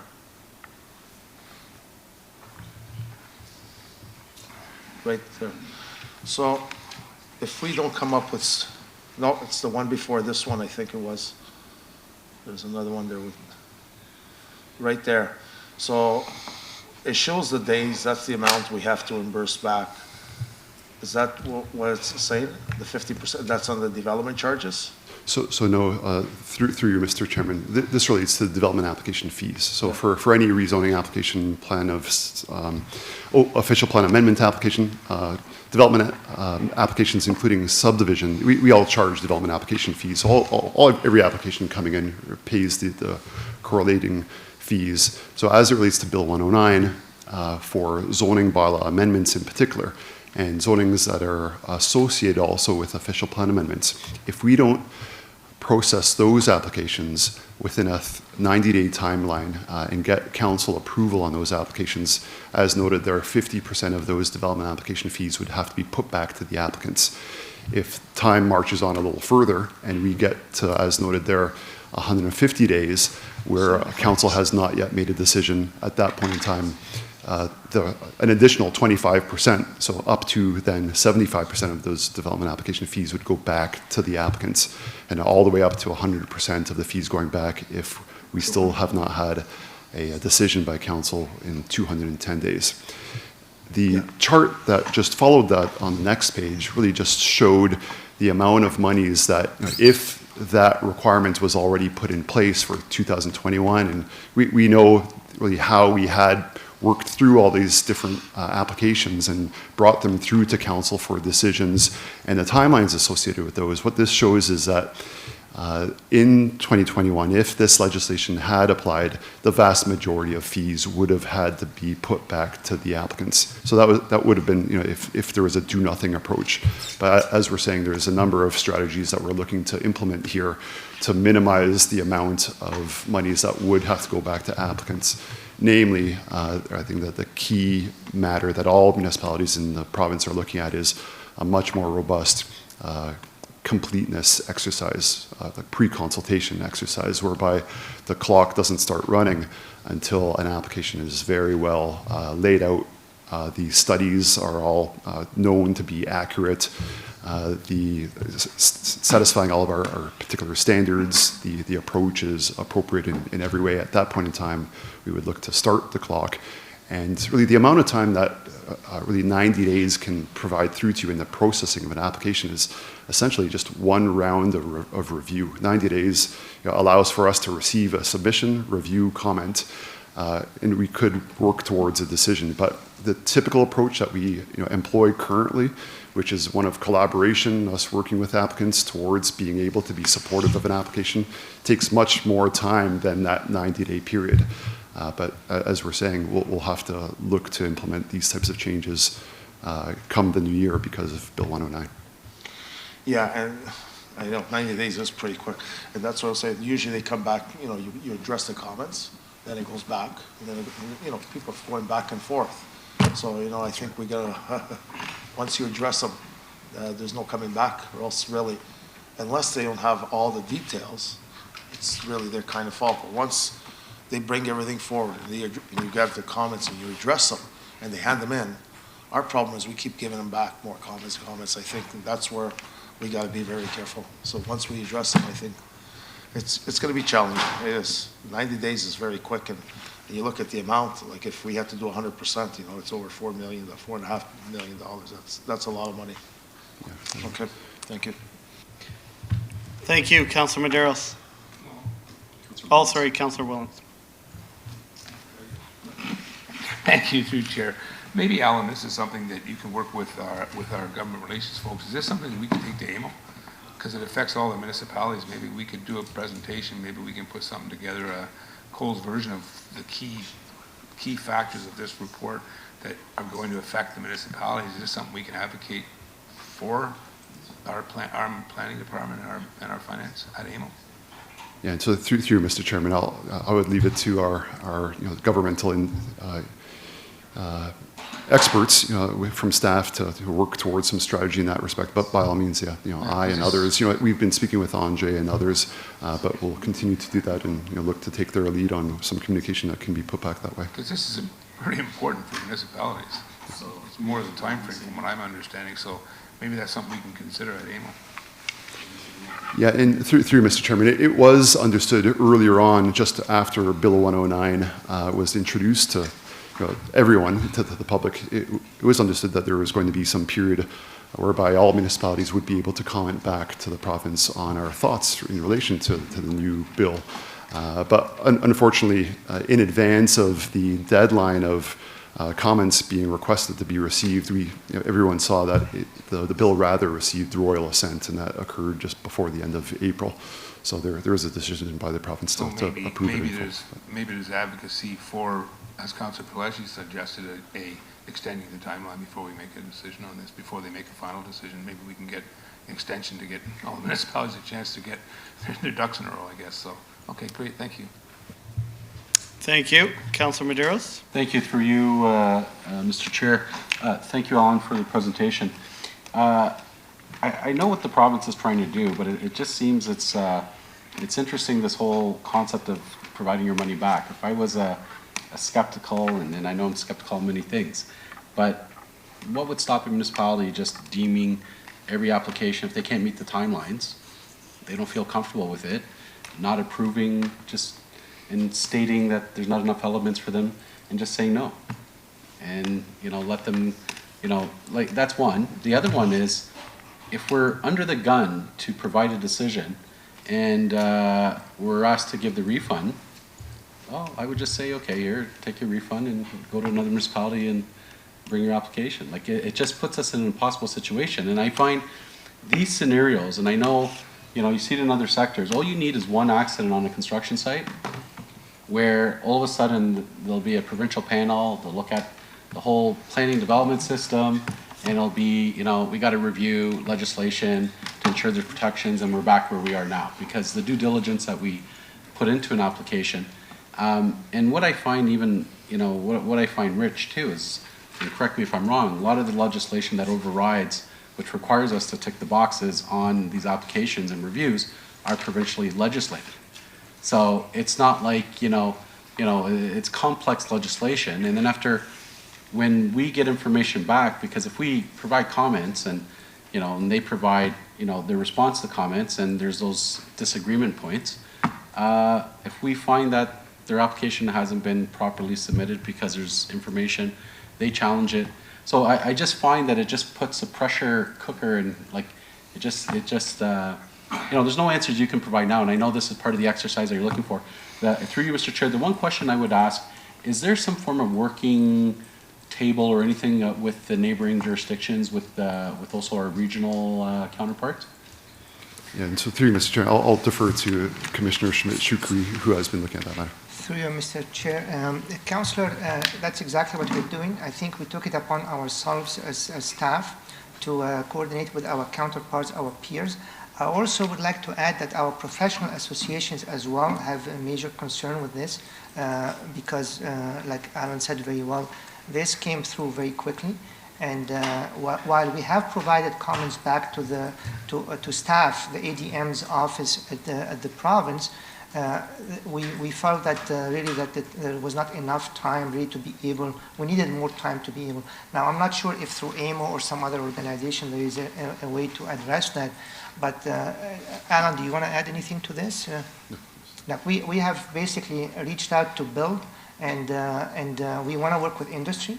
We reached out to neighboring commissioners and directors of planning and development in Peel and in York, the 9 municipalities in York, the 3 in Peel, and we're reaching out to our peers also in Durham and Halton. But I think there is little we can do as staff at this point other than try to see what we talked about, which is how we're going to be able to deal with the pre-application phase, have a complete application, how we're going to be able to streamline and fine-tune the resources, not necessarily the organization, but more of a refresh of how we are structured to be able to be more efficient and use technology. And the last piece, which is basically the applicant has to help us help them. If the applicant is not helping us help them, we're not going to be able to deliver. But we are going to document, and we are going to be putting things in terms of what is the net turnaround time. But I do anticipate that there's going to be lots of challenges for us to be able to meet those legislative turnaround times, to be honest. And Yeah, and through you, Mr. Chair, thank you very much. You know, on the one point, it's great that there be a unified sort of voice from Peel, at least, you know, because, again, a lot of the issues that we have, which is unique, where, you know, City of Toronto might not have, we have two commenting bodies, essentially, that we have to share, and we already know the challenges we have with Peel Region. So, and vice versa, I'm not going to put the onus on them, but it's just the nature of our business. It's not so easy.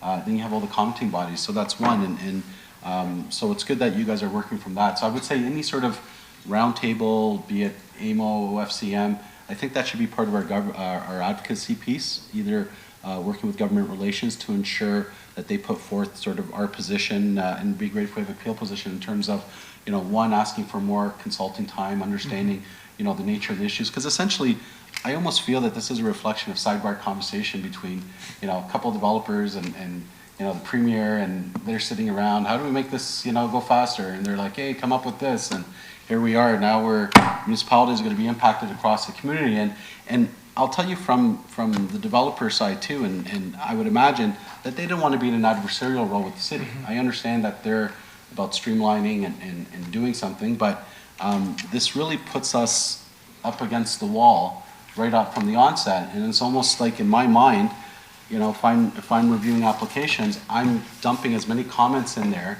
and really documenting this, because again, it's always going to be now pointing the finger, you know, okay, if you don't do this, you have to reimburse it. Like, it's just, you know, it's one of those unforeseen consequences from a public policy perspective. You introduce this, and there's going to be a lot of sort of side, I think, consequences. Anyways, thank you, and I agree with Councillor Pellecci's comments regarding the September dates and all that. So if there's another way to inform, but I think what you hear, and if you need that sort of direction now, is that we agree that we want that time, extra time, and you know, I'm happy to move now that direction to staff, that you sort of advocate on that piece, that we would need more time if committee agrees.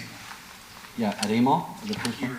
Yeah, here in AMO, and send some formal letter to, you know, maybe our Peel region, requesting that a roundtable be struck for a common Peel position. So if that will help sort of get the wheels moving, more than happy to move it, myself and maybe all the council. thank you. That would be helpful. Yeah, Thank you. okay. Okay, so we'll have some amendments to the recommendations. In the meantime, I had a couple of questions, if I can be heard. Yeah. Thank you. So my first question is regarding the holding designation. I see that we are exploring utilizing that a bit more. It was mentioned a couple of times.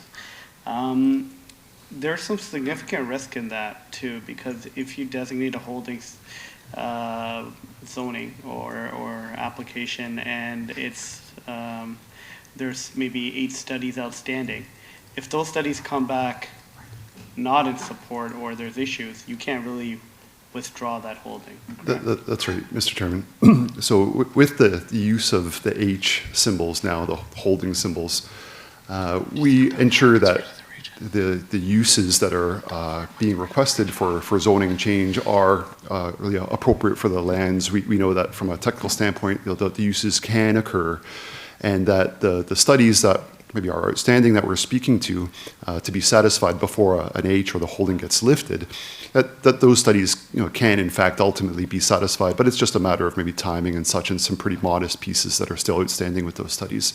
You're right in that, you know, if it is that we're looking to utilize that to a greater extent, that the use of holding symbols, we have to be careful as to not provide as of right zoning permissions for certain uses when ultimately those reports, you know, can't be, you know, properly satisfied for the technical groups that are reviewing them. So staff would have to be quite careful in utilizing that strategy of, you know, more use of the holding symbols to help us out with this timeline, but only when it is that we're really understanding that a permission for the use granted with that H is not ultimately going to be problematic to be able to realize that use. Yeah, and getting enough information to put an H, but not enough to change it, like that little threshold would be it's difficult to determine that. So I do have concerns about that. Secondly, the timelines.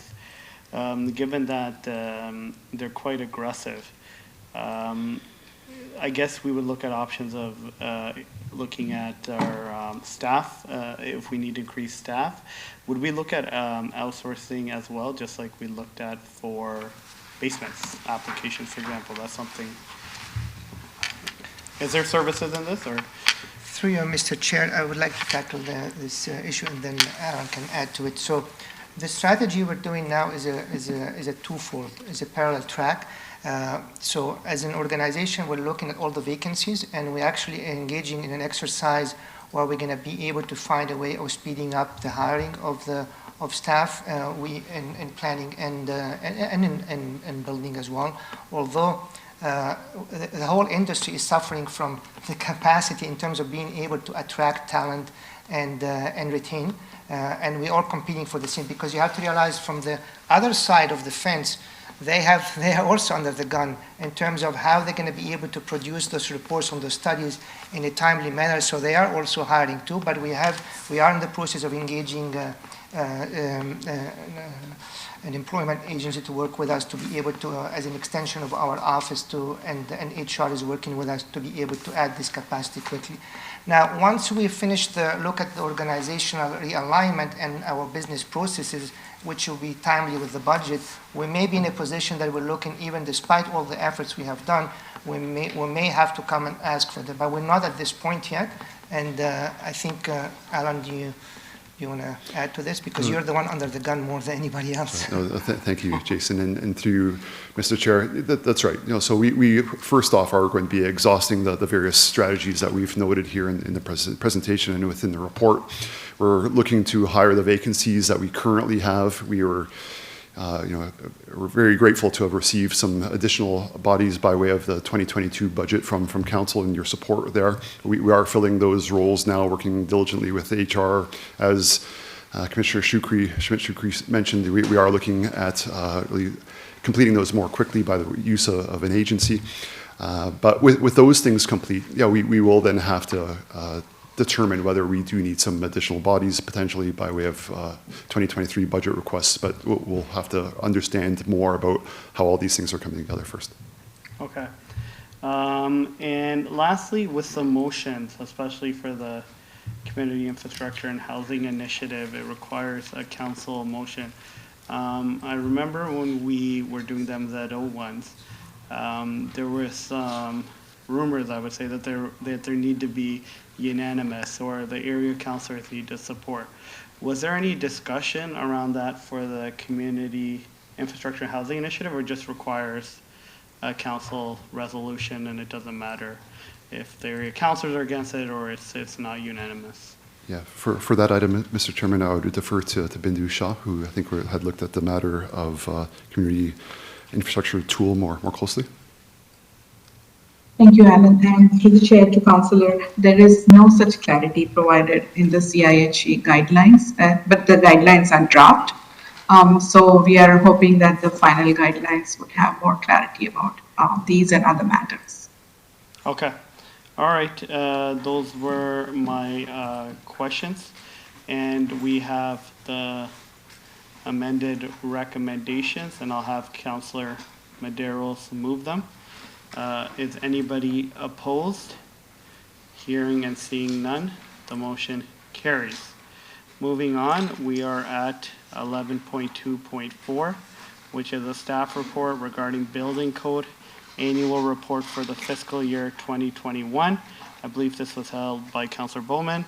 And Councillor Bowman, the floor is yours.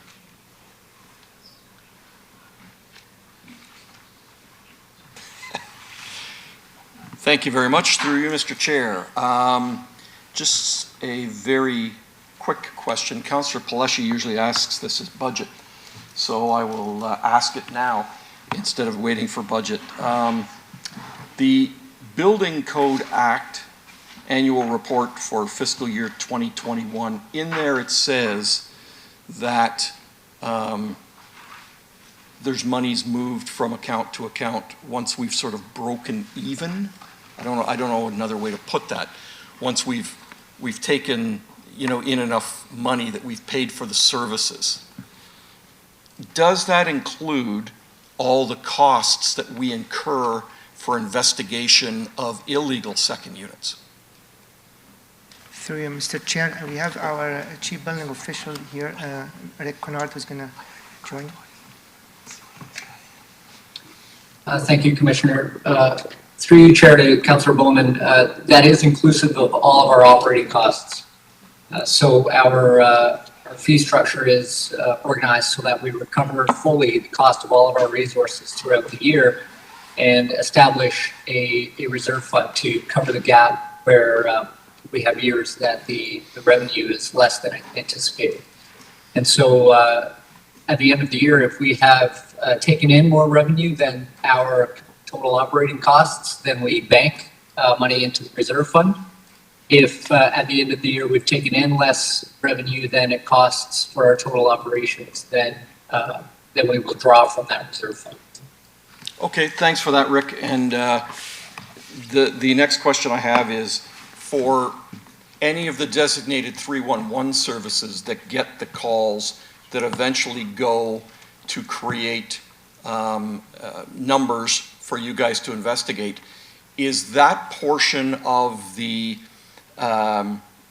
funds for 311 services, do they ever get divided out to the division that they're responsible for?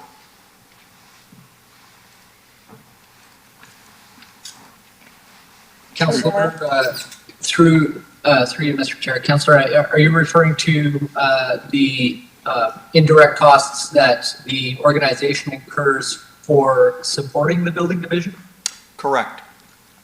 Yes. Okay. So at the end of the year, that is included in the calculation. There is a percentage of our revenue that goes back to the organization to pay for supporting services, such as HR, IT, legal services, and that model was put in place through a report that was done by C.N. Watson back in 2005, and has been consistent since then. We did initiate a review of that report last year to see if the structure is still adequate to cover the costs, both direct and indirect. And that investigation or that study hasn't been completed yet. So we will be bringing forward a future report on that item. Okay, perfect, Rick. And that's great news, because when we talk about taking money and putting it back into reserve funds, I want to make sure that when we're putting money into reserve funds, we actually have covered off all the real and true costs that are associated with that individual department. So if you guys have that all figured out, and I know there's been a huge uptake in 311 calls for illegal units in the past couple of years. So I just want to make sure if that number needs to be adjusted at any point that we do that. So fantastic news. Thank you. That's it. Thank you. We have a motion by Councillor Bowman to approve the recommendations. Is anybody opposed? Hearing and seeing none, the motion carries. Moving on to 11.2.5 is a staff report regarding a request to begin procurement, audiovisual technologies, and associated services, or an as and when required basis for a 3-year period. I believe this was held by Councillor Fortini? Yep, Councillor Fortini. Yeah, thank you, Mr. Chair. Just quickly, so reading the report, are we hiring 2 or 3 vendors? So what we're doing, and why can't we continue what we're doing? Through you, Mr. Chair, if Danu's on the line, we have some answers. Yes. Yeah, through the chair, the answer is the current PO we have under the current contract does not have any room to pay for any additional years of service. That's why we're going into a new contract. I didn't hear what you said. I can't hear. Danu, can you speak up, please? Can you hear me now? Is it any better? Go ahead. Yes. Oh, okay. So the PO that was based on the current contract has no room to grow. It's coming to, we're very much exhausted whatever we put in the PO. So rather than extending the PO, the best option is to go out in the market and then do the public tendering for another 3 years of contract. Okay, are they allowed to subcontract once they get it? And Do they have to be union members for the job?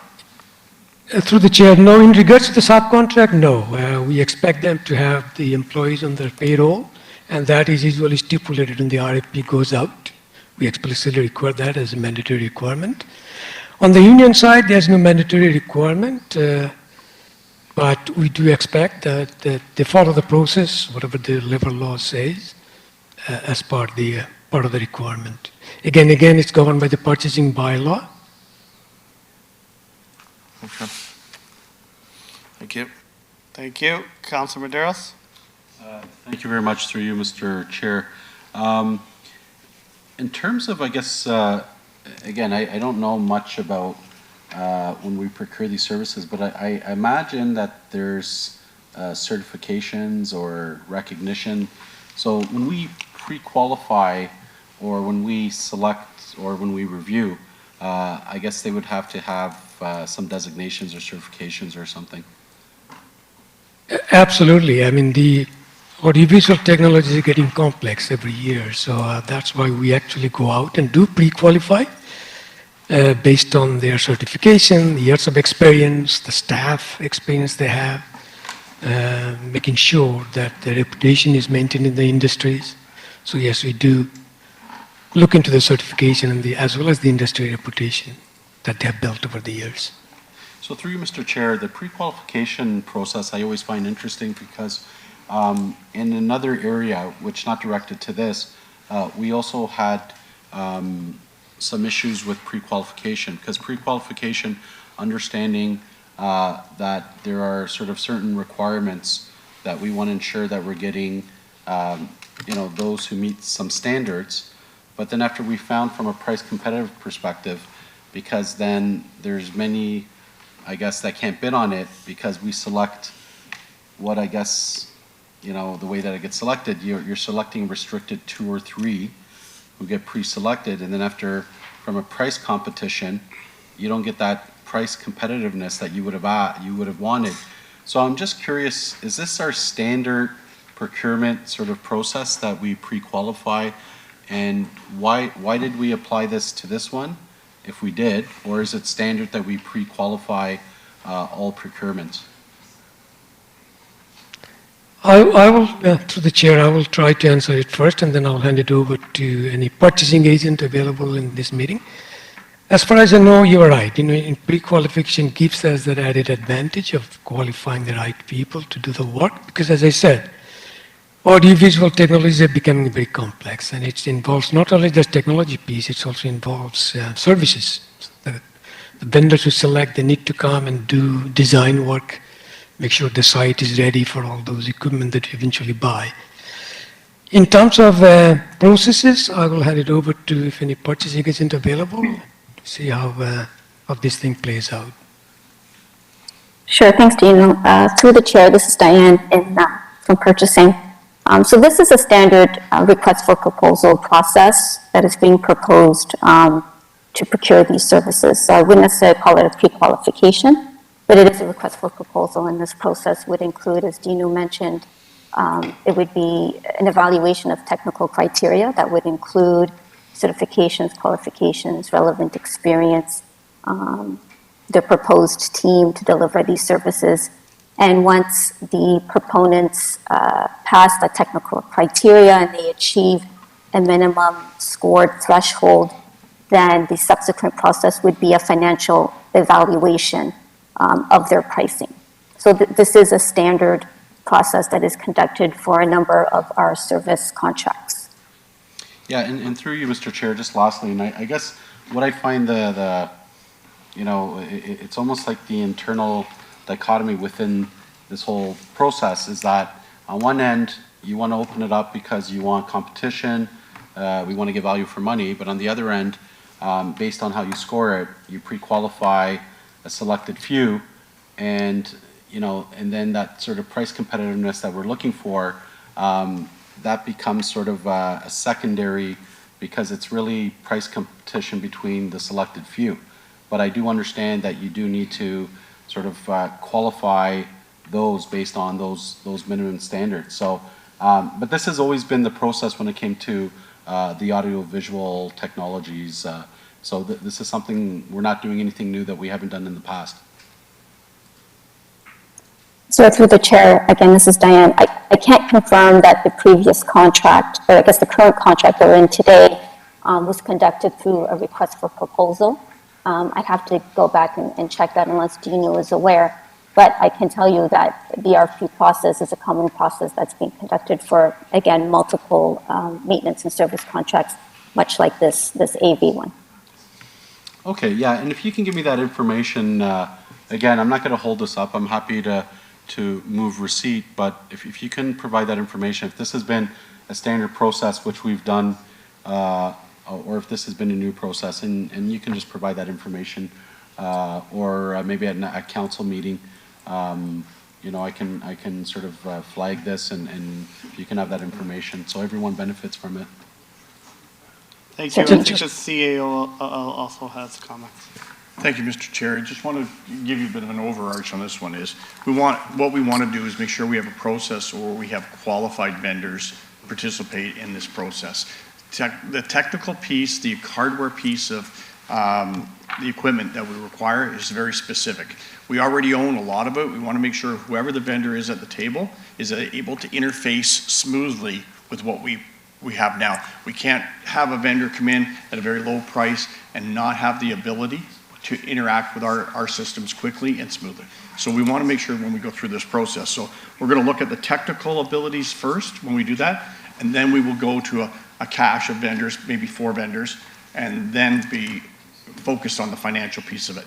But the essence of this is we got to make sure we're seamless when we do the service delivery, and the compatibility is good right across the board, because we already own a vast amount of hardware that we don't want to make obsolete. Yeah, and through you, Mr. Chair, and I guess when we talk about the audio-visual technologies, I don't know, I guess since I've been on council, maybe others can intervene if I'm wrong, like, we're talking about the streaming and all this sort of audio and visual support that we get, and so to tell me sort of there's a considerable difference than what we don't have now, you know, that's what I guess I'm looking for. What is that sort of value proposition to where we're changing the procurement to get us enhanced delivery that we don't already have? Because I haven't really seen, you know, a big, you know, difference in the last like 6-7 years. Yeah. So through you, Mr. Chair, I quite agree. When we do have that, I don't know what the cost will be. We will come back with that and give you an overview. But it really harkens me back to when council spoke, and it spoke quite clearly about software systems within the organization, that we have software systems that we spend a lot of money on, but then we go and buy all these side software systems that we're now bolting on to the mainframe. And we wanted to get away from that. We want to make sure we focus on what really works for us, what we have in abundance in the organization, and how we can redeploy that in a more efficient manner. We've taken that same look, which we are doing in HR and everywhere else, such as PeopleSoft, and we're going to apply it to the technical hardware side. And we want to make sure that we aren't spending money needlessly. Yeah. Okay. All right. Thank you. May I also respond? Yep. Dira, go ahead. Sorry. Through the chair. First of all, to Council Madeiro's question, yes, our current contract was based on an RFP that was initiated 3 years ago, 2019. That's why it's coming to an end of life, end of August 2022. So it's the same process we applied 3 years ago, current process.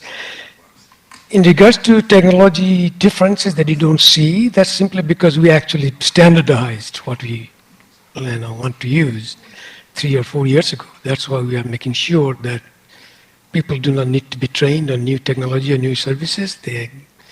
That's one of the reasons why you see you go to room, very much familiar with the same kind of technology you get to see. Okay, thank you. Great, okay. Councilor Medeiros will move this report and recommendations. Is anybody opposed? Hearing and seeing none, the motion carries. Moving on to 11.2.6, it's a staff report regarding a request to begin procurement, payment processing products and services for a 5-year period and possible budget amendments. It was held by Councilor Pleshy. Councilor Pleshy, the floor is yours. Thank you, Mr. Chair. So this report goes against everything you just said, City Manager, with the last report. We are stuck in this, and Moneris knows that we're stuck in this. It's gonna cost us over $3 million just to be competitive and look for another opportunity out there, but we're stuck. We can't do anything about it. We have to stay with Moneris. There's nothing we can do about this. And this isn't what we should be doing. We should never be in this kind of situation, ever in the city of Brampton, where we're this stuck in with one vendor. So we have to do something. I'm not gonna stop it. I'll go with option A, because if we don't, it's gonna cost us over $3 million. Through you, Mr. Chair, we didn't position ourselves well on this previously, and we moved into the situation knowing that we would have to make this deal, and you're quite correct. We will look for the future not to do this. This is that sole source we want to get away from.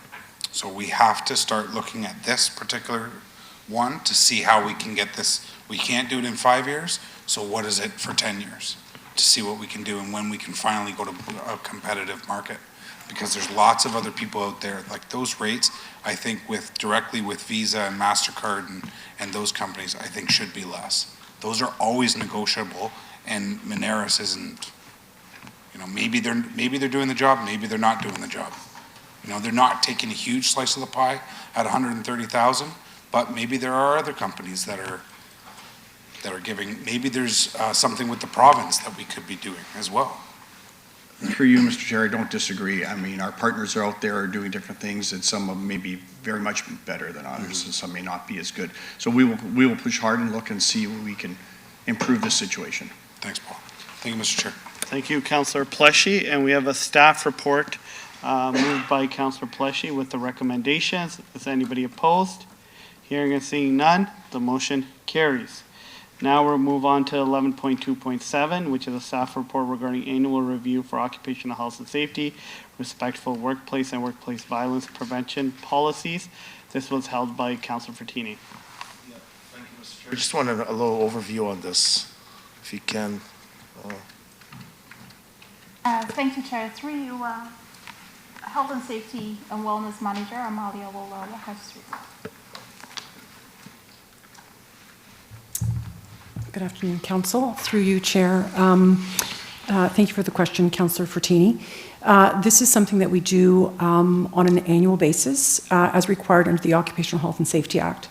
The Act does require us, the City of Brampton, to review our policies, these specific ones, the Occupational Health and Safety Policy, our Respectful Workplace Policy, as well as our Workplace Violence Prevention Policy on an annual basis. So again, we are before Council to seek approval on these three policies. So again, we are compliant with the legislation and ensuring that our policies remain current as well.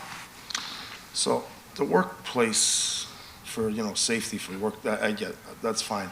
But respectful policies like for workplace, for not the health and safety, more for, I guess we talked about it last week, for harassment and stuff. What do we do in those situations? With respect to, through the chair, with respect to Councillor reporting or investigating or both? Well, reporting and investigating. Correct. So through you, Chair, these policies are also supported by standard operating procedures that walk us through the procedures around reporting incidents as well as investigating incidents as well. And those are separate documents that are found, again, on our corporate policy library that support these particular policies. Yeah, and I remember we talked about it last week. I think we have something going on, but I got 3 other calls from staff.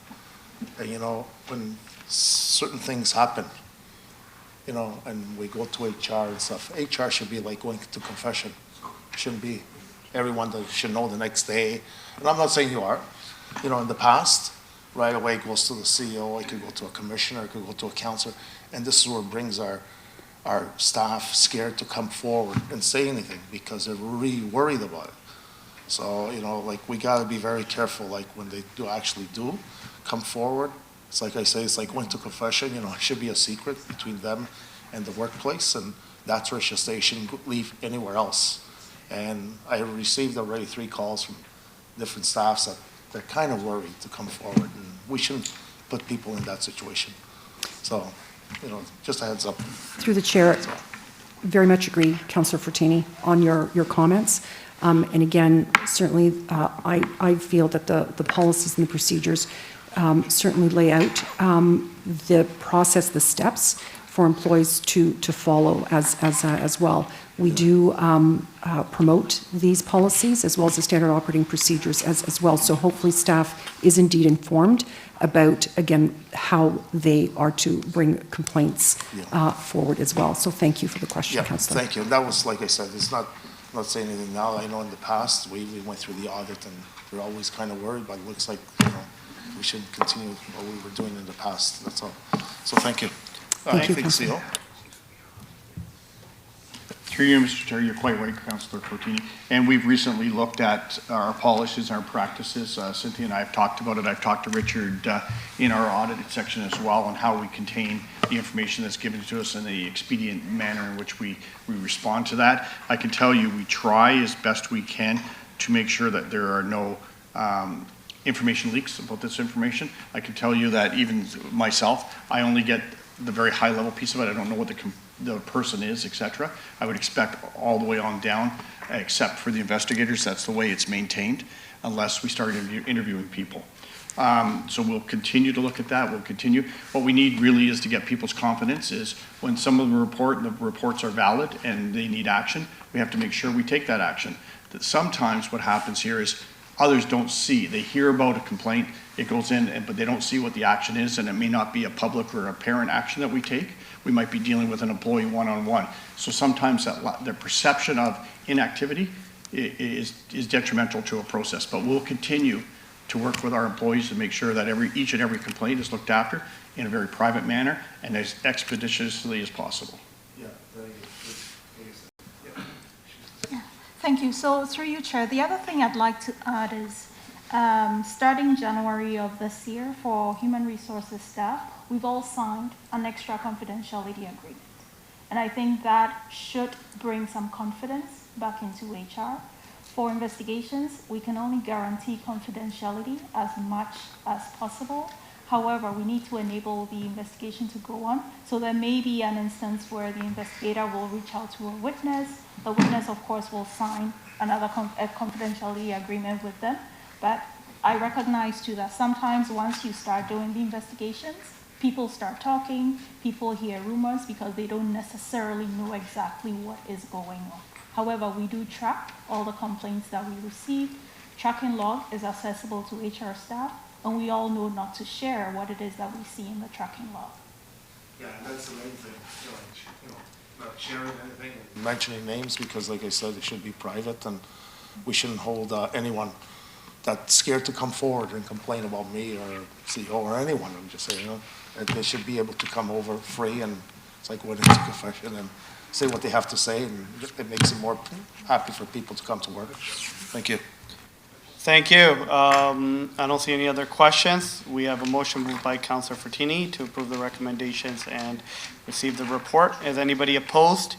Hearing and seeing none, the motion carries. Moving on to 11.2.8 is a staff report regarding development charges and cash in lieu of Parkland Annual Treasurer's Statement Report, Summary of Activity in 2021. This was held by Councillor Bowman. Councillor Bowman, the floor is yours. Thank you very much, through you, Mr. Chair. Again, I'll refer to my council colleague who asks that at budget time. Do we have a 5-year trend for development charges and cash in lieu going back 5 years and going ahead 5 years so we know what the basic trend line is? Through you, Chair, Mark Medeiros is online and he will be able to assist.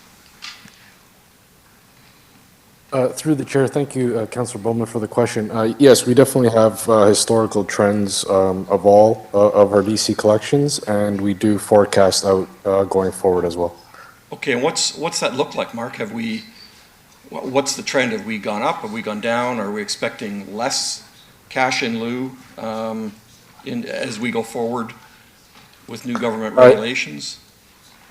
I apologize, Councillor, I don't have that information handy right available, but I can say that we did see a dip in collection of DCs and CIL when the pandemic began.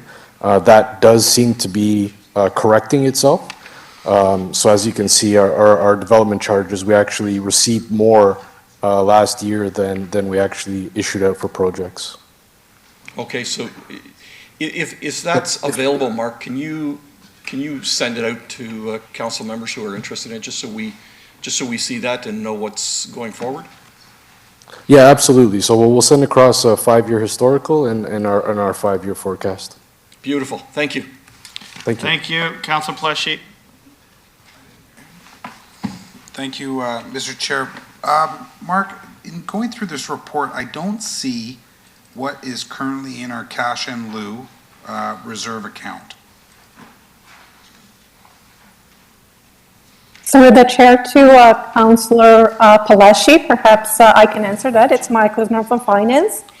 If you, there's a subsection called Statement of Cash in Lieu of Parkland Reserve, Fund Activity 2021. And it states that the closing balance of the cash in lieu of Parkland Reserve is $136,830,000. Sorry, Imagine, what schedule is that?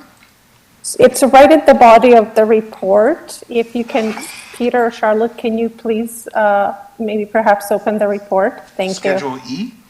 No. No, it's right in the body of the report.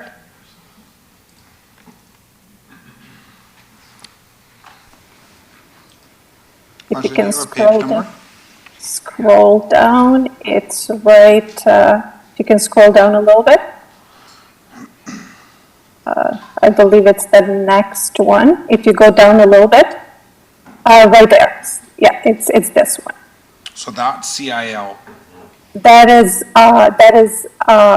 correct. That is the fund balance as of December 31st, 2021. I should point out that that is uncommitted fund balance. Yeah, no, I know it's uncommitted. Wow, it's come a long way since the 99 million that was 4 years ago. So this is a future discussion that we need to have and talk about cash in lieu of parkland. There's a lot of money coming in, but you know, there's comments that I see. I just saw a comment on social media the other day that Brampton doesn't have parks. And I know, you know, we have lots of parks, but we also have lots of money for parks. And it's time that we start maybe looking at opportunities where we can expand the parks in the city of Brampton. We need some kind of strategy. We can't just keep collecting and collecting this money. There needs to be a strategy throughout the city. You know, developments to come, and in particular, older existing developments. You have two councillors that always talks about now, you know, they don't have a recreation center. You know, we have Credit Sandalwood Hub, which is probably, it's probably the best in Brampton, but you know, there's other opportunities right across the city to have something similar, you know, throughout the areas, except for 9 and 10. Because they have Core Meadows. But there's other opportunities, and we need some kind of strategy, and I think now's the time to start saying that we need to work on something for the next term of council to be able to look at that, you know, come budget time. Thank you, Mr. Chair. Thank you. All right, we have a report received by Councillor Pleshy. Will have moved the motion. Is anybody opposed?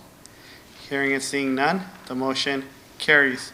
Moving on, we have 11.2.9 staff report regarding Region of Peel Affordable Housing Development 5 Rutherford Road, requesting relief from parkland dedication. I believe Councillor Medeiros, you held this item. Councillor Medeiros. I'm not sure who held it. I don't think it was in consent. Through you, Mr. Chair, it wasn't on consent because the report's just for receipt, but there is another recommendation there should council wish to proceed to assist the region in this regard. Yeah, I'd like to move that as the area councillor, and just for those, that is a new affordable housing complex, which is going to, and that used to be an old Days Inn motel, I think, that we renovated, and there's going to be a youth hub as well, so I'm happy to move it. Okay. We have a motion moved by Councillor Medeiros. Okay. I don't see anybody else on the board, but I'll give everybody a minute to read it.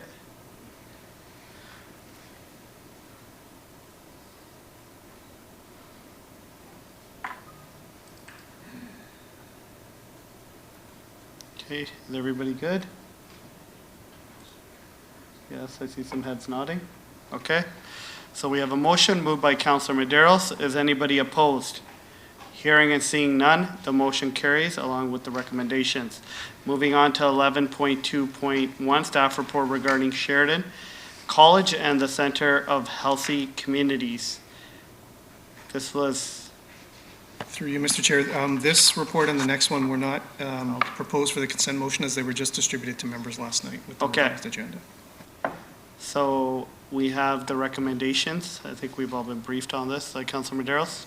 Yeah, I'm happy to move the recommendations. Again, I think consistent with some of the supports that we've been providing regarding long-term care facility, and then the exciting announcement of a medical school and so on. And I think this is just another sort of, I think, great initiative that starts building a real sort of health and life sciences ecosystem, and especially the point around what I found really exciting about this initiative is that the Sheridan Center for Healthy Communities is going to be really looking at opening up to the public and providing service to the residents of Brampton through, I guess, the students' practicums and so on. So it's just it's a win-win for everyone, and happy to move receipt.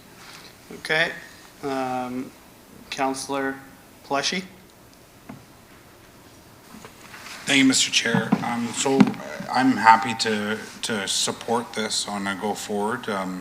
You know, when Sheridan does come to us though and ask for DC relief, I won't be supporting that. Okay. You know, it's either one or the other. I suggested to Sheridan that, you know, they should be coming in and talking to us about the development charges and what they're building here, and there might be more opportunity, but they would like some cash instead, of course.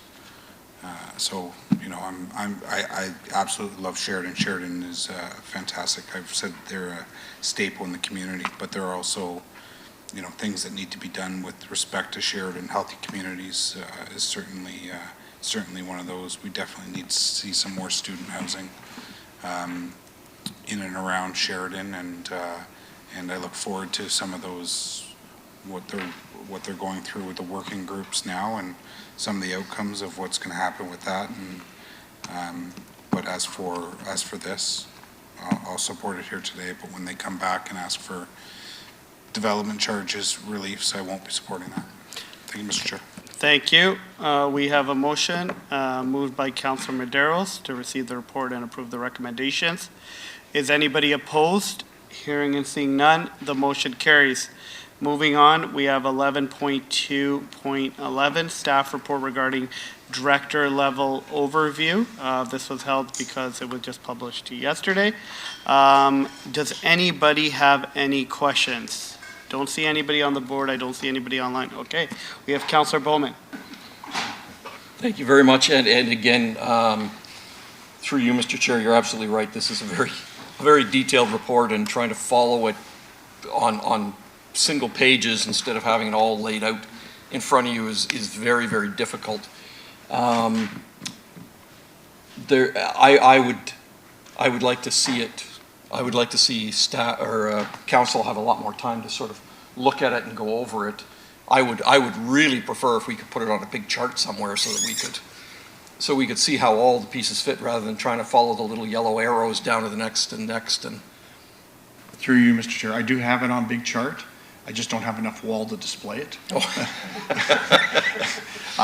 It's in my office. You can take a look at it. We've put a little bit of it up on the wall, and it's massive. It's when huge. we go that way. So we'll try to find an appropriate venue so we can invite you in to look at it in its entirety, but we will consume a room for the day. Okay, because I'd like to move this off to next committee of council so that everybody has a chance. I'm speaking for myself, but you know, I would like to move it to next committee of council. So Councilor Bowman is introducing a referral motion. That's on, right? Referral It's to a council? deferral. Deferral. You're deferring it to the next committee of council, June 15th. You want council or? No, committee. Committee, right? So it's a referral. Oh, committee deferral. Okay. We have a motion by Councilor Bowman to defer it to the next committee of council meeting. Is anybody opposed? Hearing and seeing none, the motion carries. Moving on, 11.4, that was already dealt with. 11.5, councilor's question period. Is that just from before, Councilor Bowman? Yeah. okay. Oh, yes, sorry. No problem. Public question period? None? Okay, I will pass on the chair to the Public Works and Engineering section. Chair Vicente. Thank you very much, Councillor Singh. So we have the Public Works and Engineering section to deal with next. Everything was in consent, and so we'll move on to members' question period. Any questions from members? Seeing none. Now on to public question period. There are no questions from members of the public. So with that, we'll move on to the referred matters list. Does any member have a question with respect to the referred matters list? Seeing none. Section 14, public question period. There are no questions from members of the public, so we'll go now to our next section for closed session agenda. Mr. Clerk, please advise us on the items that we will be considering in closed. Through you, Mr. Chair, there are two items for closed session. 15.3, which is an open meeting exception under Section 239 2F and K of the Municipal Act, advice that's subject to solicitor-client privilege, including communications necessary for that purpose, and a position plan, procedure, criteria, or instruction to be applied to any negotiations carried on or to be carried on by or on behalf of the municipality or local board, a legal matter. And then we have the added item 15.4, open meeting exception under Section 239 2B and E of the Municipal Act, an identifiable individual, personnel matters about an identifiable individual, including municipal or local board employees, and litigation or potential litigation, including matters before administrative tribunals affecting the municipality. Thank you very much, Mr. Clerk. No questions from members, so we will recess into closed session and meet at 2:45. We're now in recess.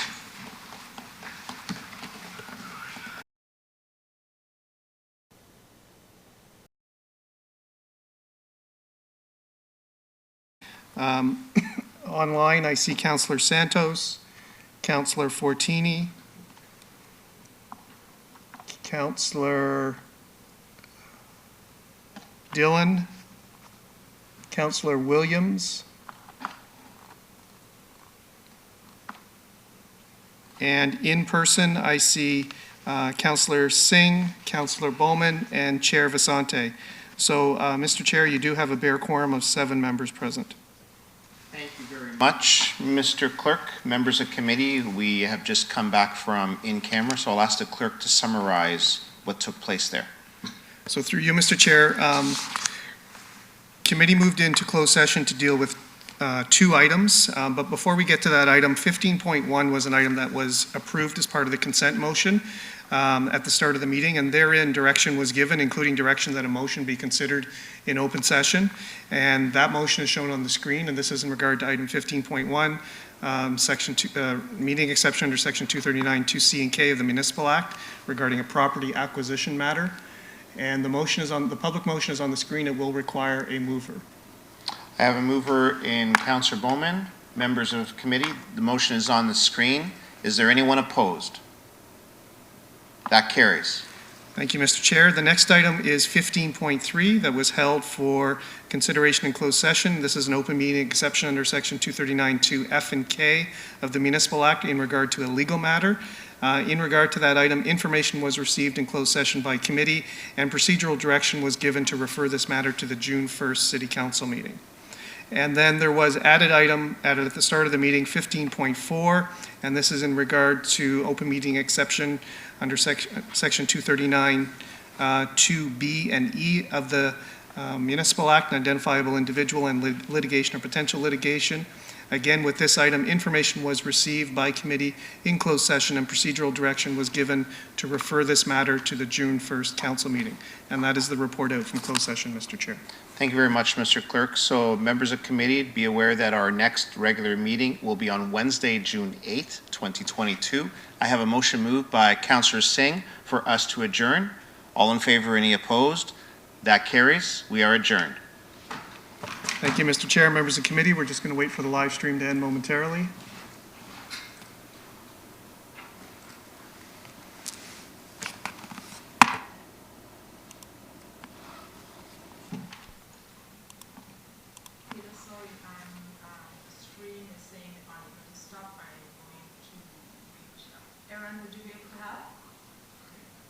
The stream says